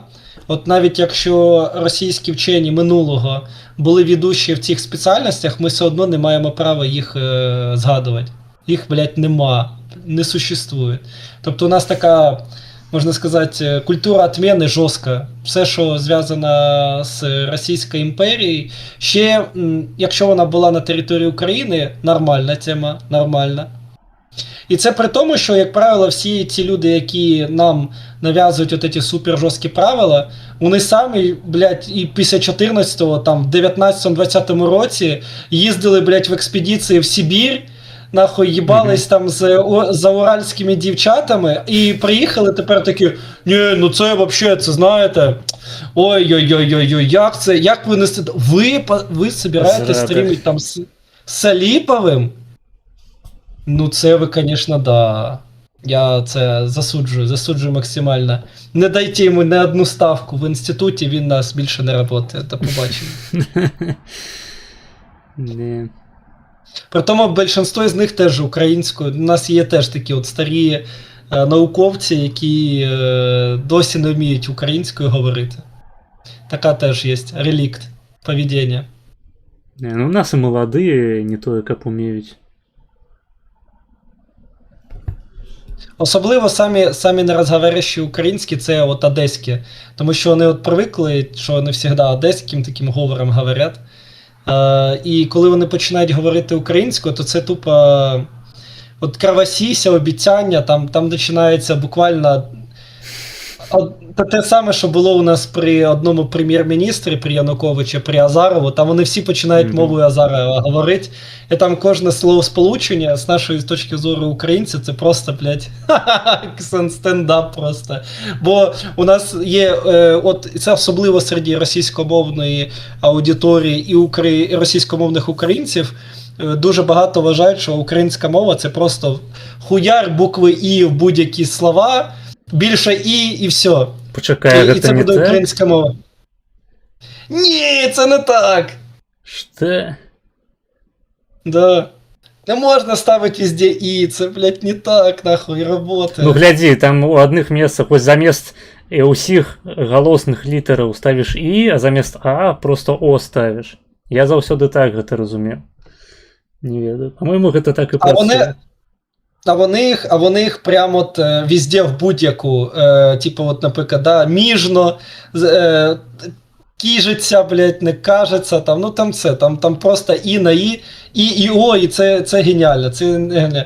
У нас людина один раз на Новий рік, наш пан Янукович не міг згадати, як на українській ялинка, і просто сидів, типу, Новий рік і думає, ну як вона? Ну это... Елинка, блядь. Гілка, я б сказав. Ёлка. Гілка. Да. Ялинка. Ну, от у нас просто виходить така ситуація, що в основному, да, ёлка, он сказав. Ну, то таке. Коротше, такі моменти. Ну, в принципі, можемо тоді цей закруглятися, щоб ти відпочивав. Так. Я думаю, настрымілі нормально. Там больше за 3,5 гадзіны. Супер. Було приємно поспілкуватися з людиною, яка і дуже правильно і кошерно розмовляє білоруською, і людина, яка, так сказати, колега в біофаці. Це дуже рідко. Ми, як інопланетяни, збираємося такі і починаємо розказувати теми, які всім остальним похуй, вообще, плюс поїбать. Так, але мы павінны іх навязаць. Яны павінны просто праз боль слухаць, вось праз духату, праз усё гэта, праз пах балотаў. Яны павінны сядзець і слухаць. Таму што, ну каго яны яшчэ будуць глядзець? Правильно.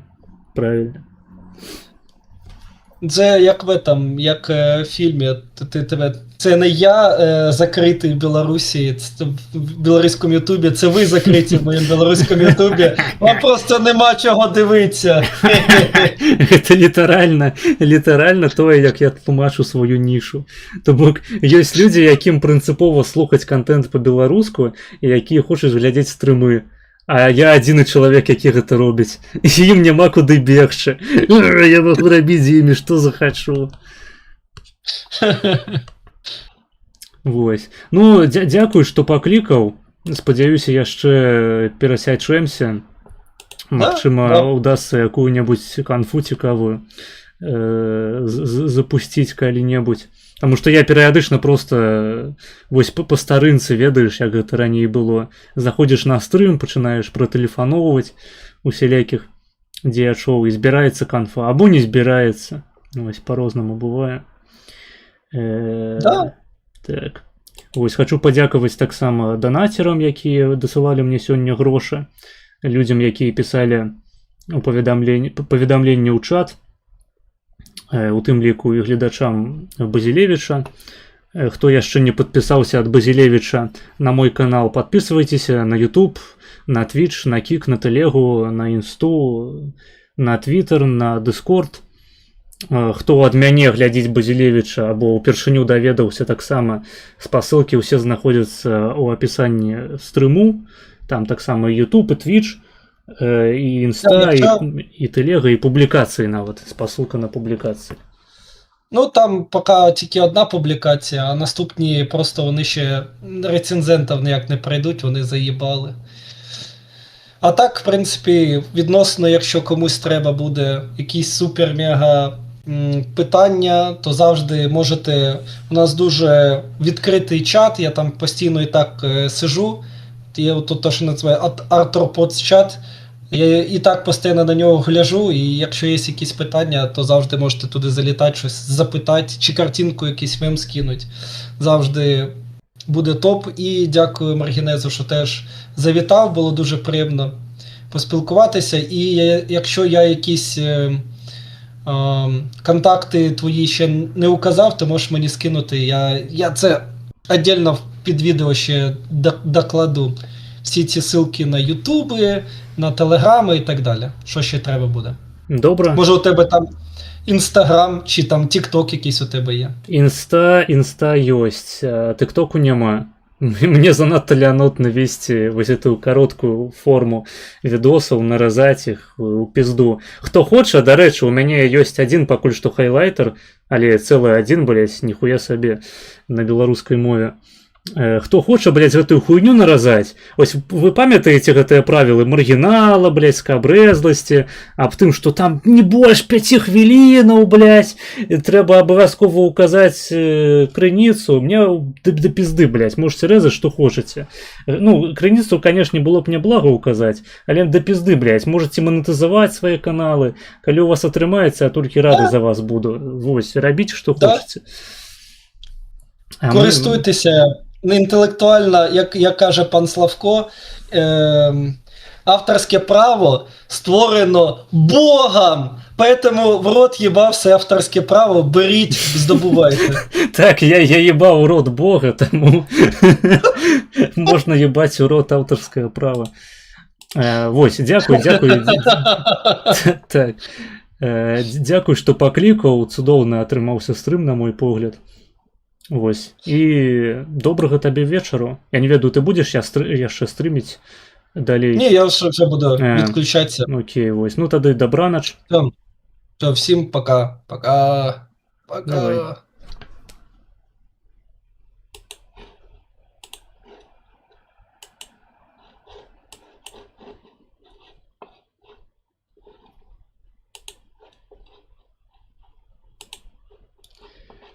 Фух.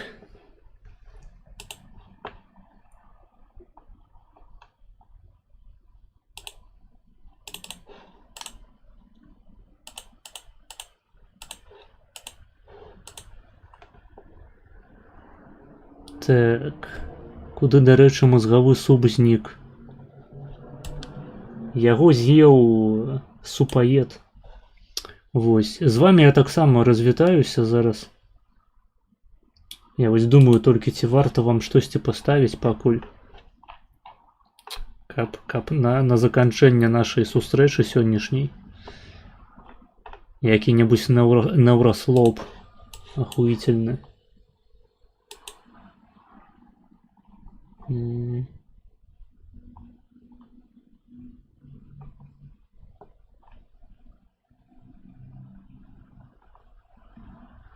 Да не буду нічога ставіць. Вы ўжо ўсе чулі пра Дарашэнку, гетмана. Хаця слухайце, вось сёння ў мяне ёсць украінскія гледачы, якія ведаюць гетмана Дарашэнку, і ў прынцыпе не ябуць, што гэта адначасова і вядомы палескі рэпер. Таму я хачу вам прадэманстраваць гэтую хуйню. Дзе яно?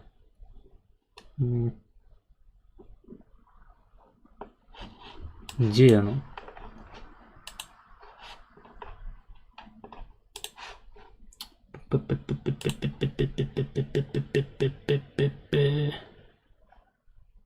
Блять, я не могу знайсці. А, вось оно, вось вам на завяршэнне. Вось, гой. Давайте, усім да пабачэння. Побачимся з вами. Я не ведаю, дарэчы, мы сёння стрымілі